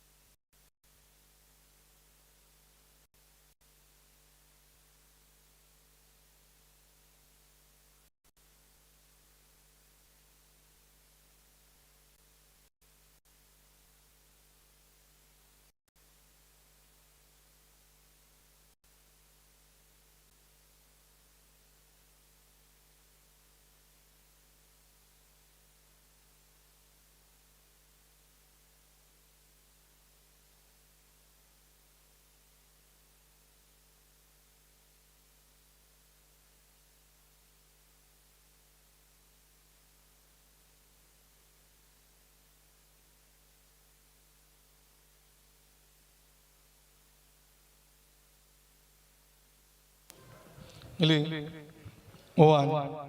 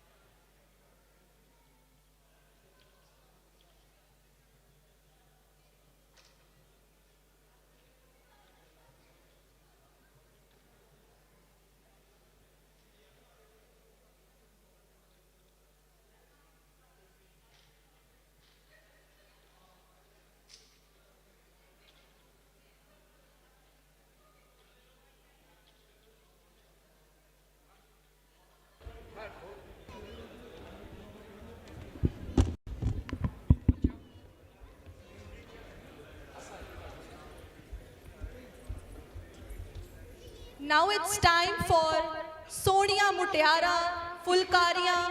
Please welcome them with a huge round of applause, everybody. जोर से एक बार ताली बजा दो please इनके लिए.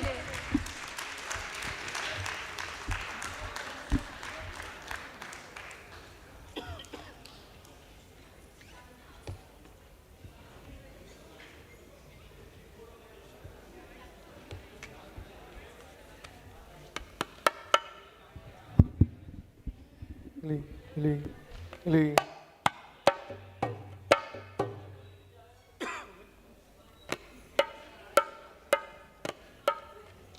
Ready चलो जी.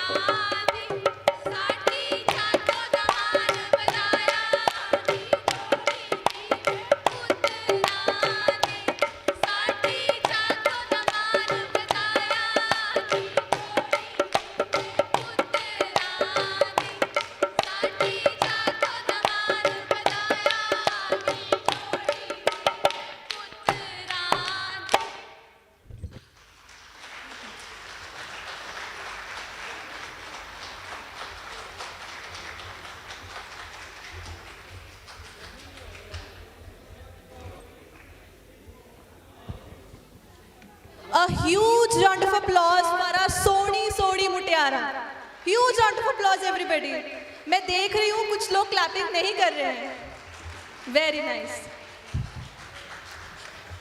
Hello.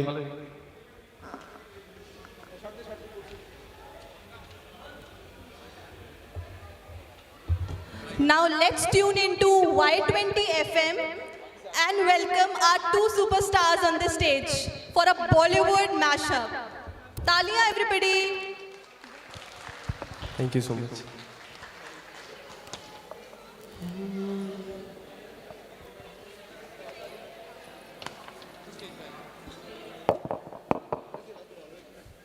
मैं करा दूंगा थोड़ी सी आवाज चक्के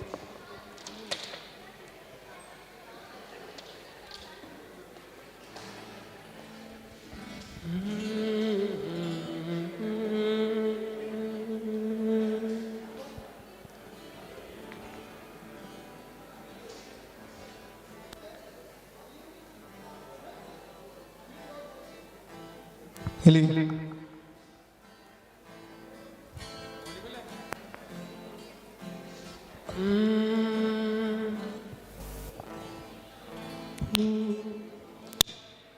वाह सज्जन जी थोड़ियां क्या ने बातां थोड़े दिन ने थोड़ियां ही ने रातां वाह सज्जन जी थोड़ियां क्या ने बातां थोड़े दिन ने थोड़ियां ही ने रातां सोचिया सी मैं कदे चन्न नूं वेखना पाल मुकिया के मुखड़े हसीन ते हो तारियां दे देस रहन वाले हो याद करदा है थोनू कोई जमीन ते ओ तारियां दे देस रहन वाले हो याद करदा है थोनू कोई जमीन ते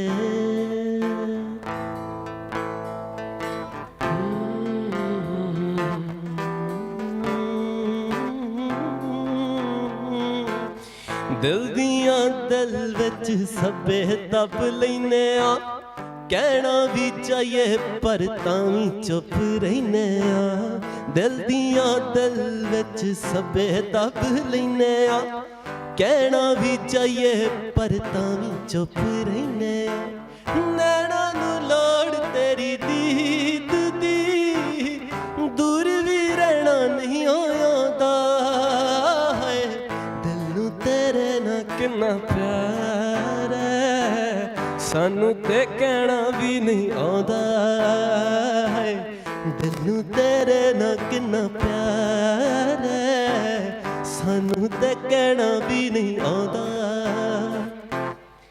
कई बारी दिल नाल कीतियां सलावां मैं समझाना खुद तैनू किदां समझावां मैं कई बारी दिल नाल कीतियां सलावां मैं समझाना खुद तैनू किदां समझावां मैं किंज दसां उच्ची उच्ची बोल के ना तेरा लेना भी नहीं आंदा है दिल नू तेरे ना किन्ना प्यार है सानू ते कहना भी नहीं आंदा है दिल नू तेरे ना किन्ना प्यार है सानू ते कहना भी नहीं आंदा मेरे महबूब कयामत होगी आज रुसवा तेरी गलियों में मोहब्बत होगी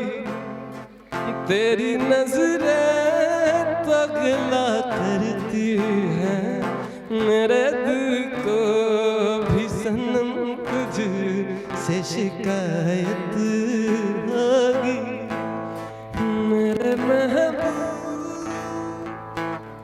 तेरी गली में आता सनम नगमा वफा का गाता सनम तुझसे रहा ना जाता सनम लो आज इधर आया हूँ मगर ये कहने में दीवाना खत्म बस आज ये वहशत होगी आज रुसवा तेरी गलियों में मोहब्बत होगी मेरे महबूब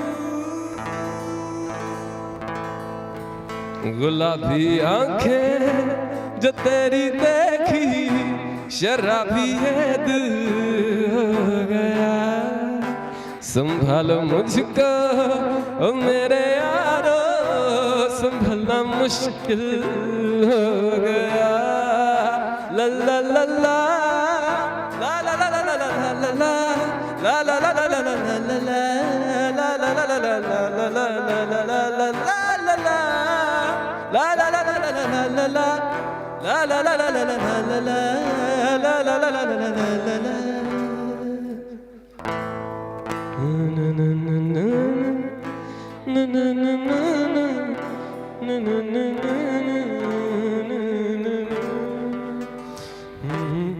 दिल में मेरे ख्वाब तेरे तस्वीरें जैसे हो दीवार पे तुझ पे फिदा मैं क्यों हुआ आता है गुस्सा मुझे प्यार पे मैं लुट गया मान के दिल का कहा मैं कहीं का न रहा सुन मेरी ये दुर्बा मैं लुट गया मान के दिल का कहा मैं कहीं का न रहा सुन मेरी ये दुर्बा दुर्बा जरा सा हंस के जो देखा तूने मैं तेरा बिस्मिल हो गया गुलाबी आंखें जो तेरी देखी जरा भी ये दिल हो गया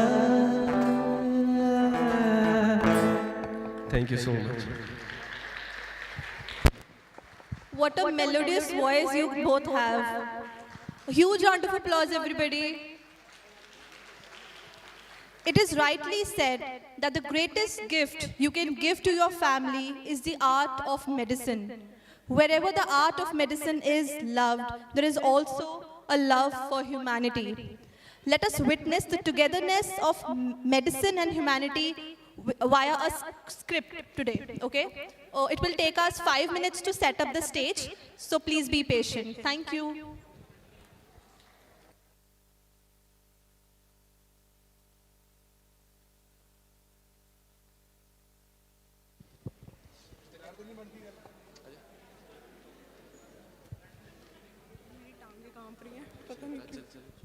गा तू क्या गई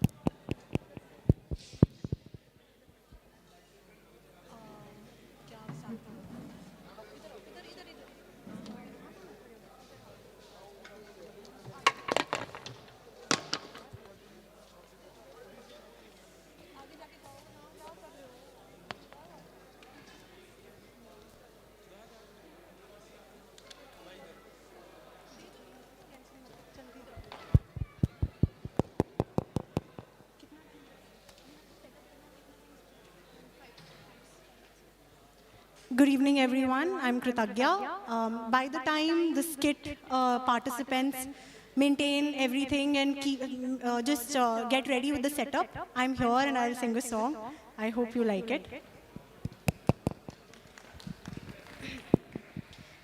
दिल चरखे की एक तू डोरी दिल चरखे की एक तू डोरी सूफी इसका रंग है इसमें जो तेरा ख्वाब पिरोया इसमें जो तेरा ख्वाब पिरोया नींदें बनी पतंग दिल भरता नहीं आंखें रचती नहीं दिल भरता नहीं आंखें रचती नहीं चाहे जितना भी देखती जाऊं वक्त जाए मैं रोक ना पाऊं तू थोड़ी देर और ठहर जा जालिमा तू थोड़ी देर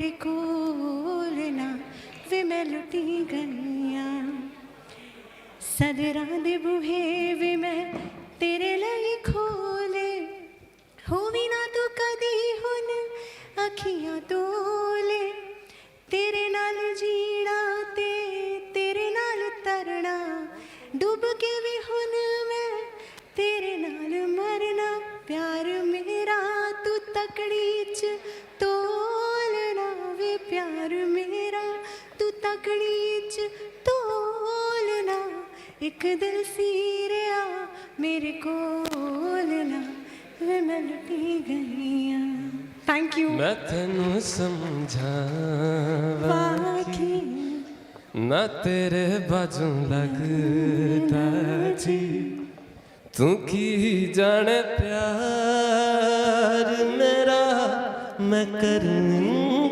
इंतजार तेरा तू दिल तू जान मेरी मैं तेनू समझावा कि ना तेरे बाजू लगदा जी मेरे दिल ने सुन लिया तेरे दिल दियां राहां तू जो मेरे नाल तुरे तां तुर पैण मेरियां सांहां जीना मेरा हुण है तेरा की मैं करां तू कर एतबार मेरा मैं करूं इंतजार तेरा तू दिल तू जान मेरी जान मेरी thank you so much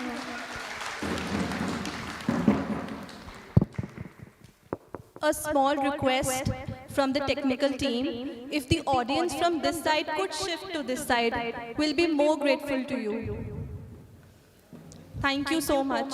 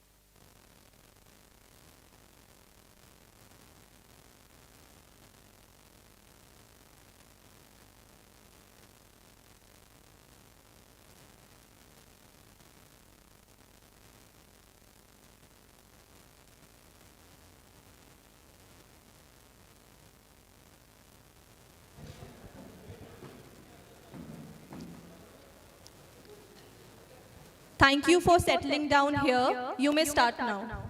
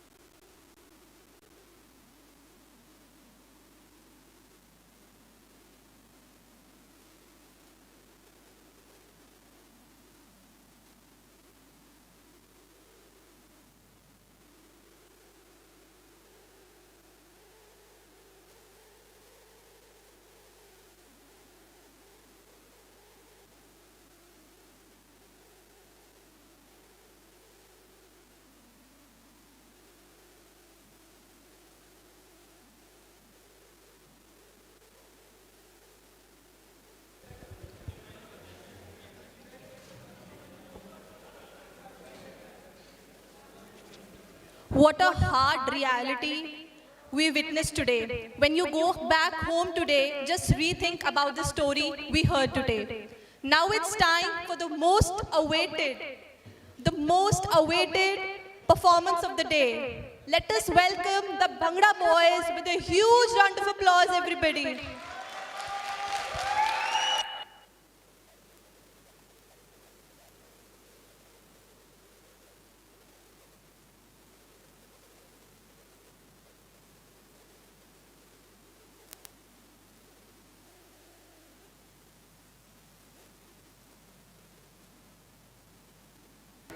Hello, check one.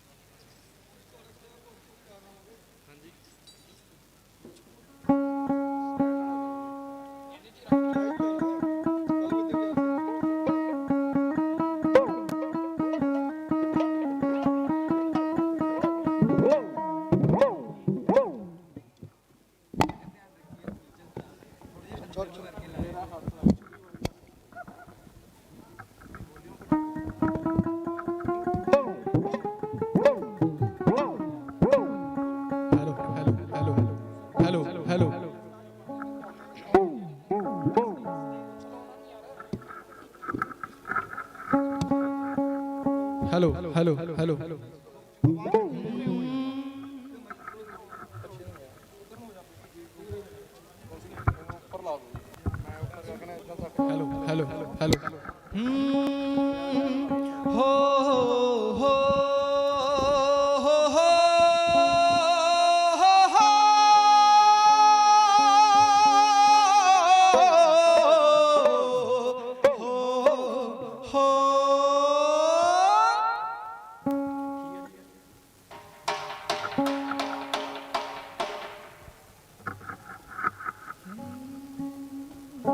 हो जिंदे मेरिए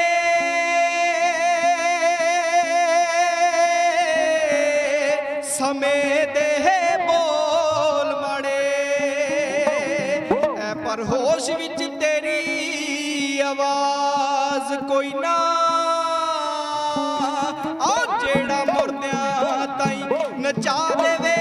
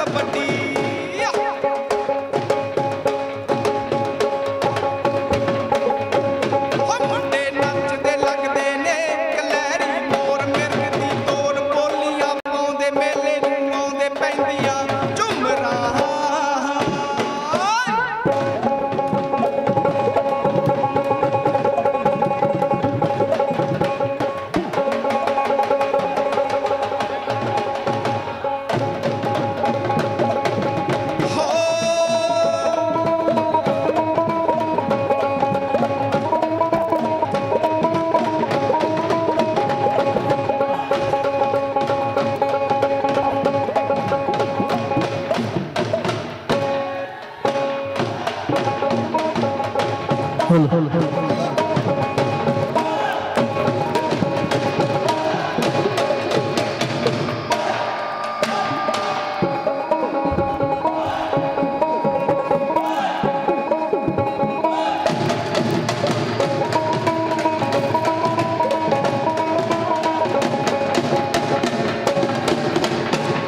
ਪੈਂਦੀ ਹੱਥ ਮਾਰ ਦਿਲਦਾਰ ਨੱਚਦੇ ਕੁੰਡੀਆਂ ਨੇ ਮੁੱਛਾਂ ਸਰਦਾਰ ਨੱਚਦੇ ਆਓ ਜਿੱਤਣਾ ਮੈਦਾਨ ਕਮ ਹੈ ਦਲੇਰਾਂ ਦਾ ਪੈਂਦਾ ਦੇਖੀ ਭੰਗੜਾ ਤੂੰ ਬੱਗੇ ਸ਼ੇਰਾਂ ਦਾ ਪੈਂਦਾ ਦੇਖੀ ਭੰਗੜਾ ਤੂੰ ਬੱਗੇ ਸ਼ੇਰਾਂ ਦਾ ਹੋ ਮਿਲਣੇ ਦਾ ਵਾਅਦਾ ਕਰਕੇ ਤੂੰ ਮੁੱਕਰ ਜਾਵੇਂ ਹਰ ਵਾਰੀ ਕਜਲੇ ਦੀ ਧਾਰ ਕੱਢ ਕੇ ਤੂੰ ਮੁੰਡਾ ਬੱਟ ਸੁੱਟਿਆ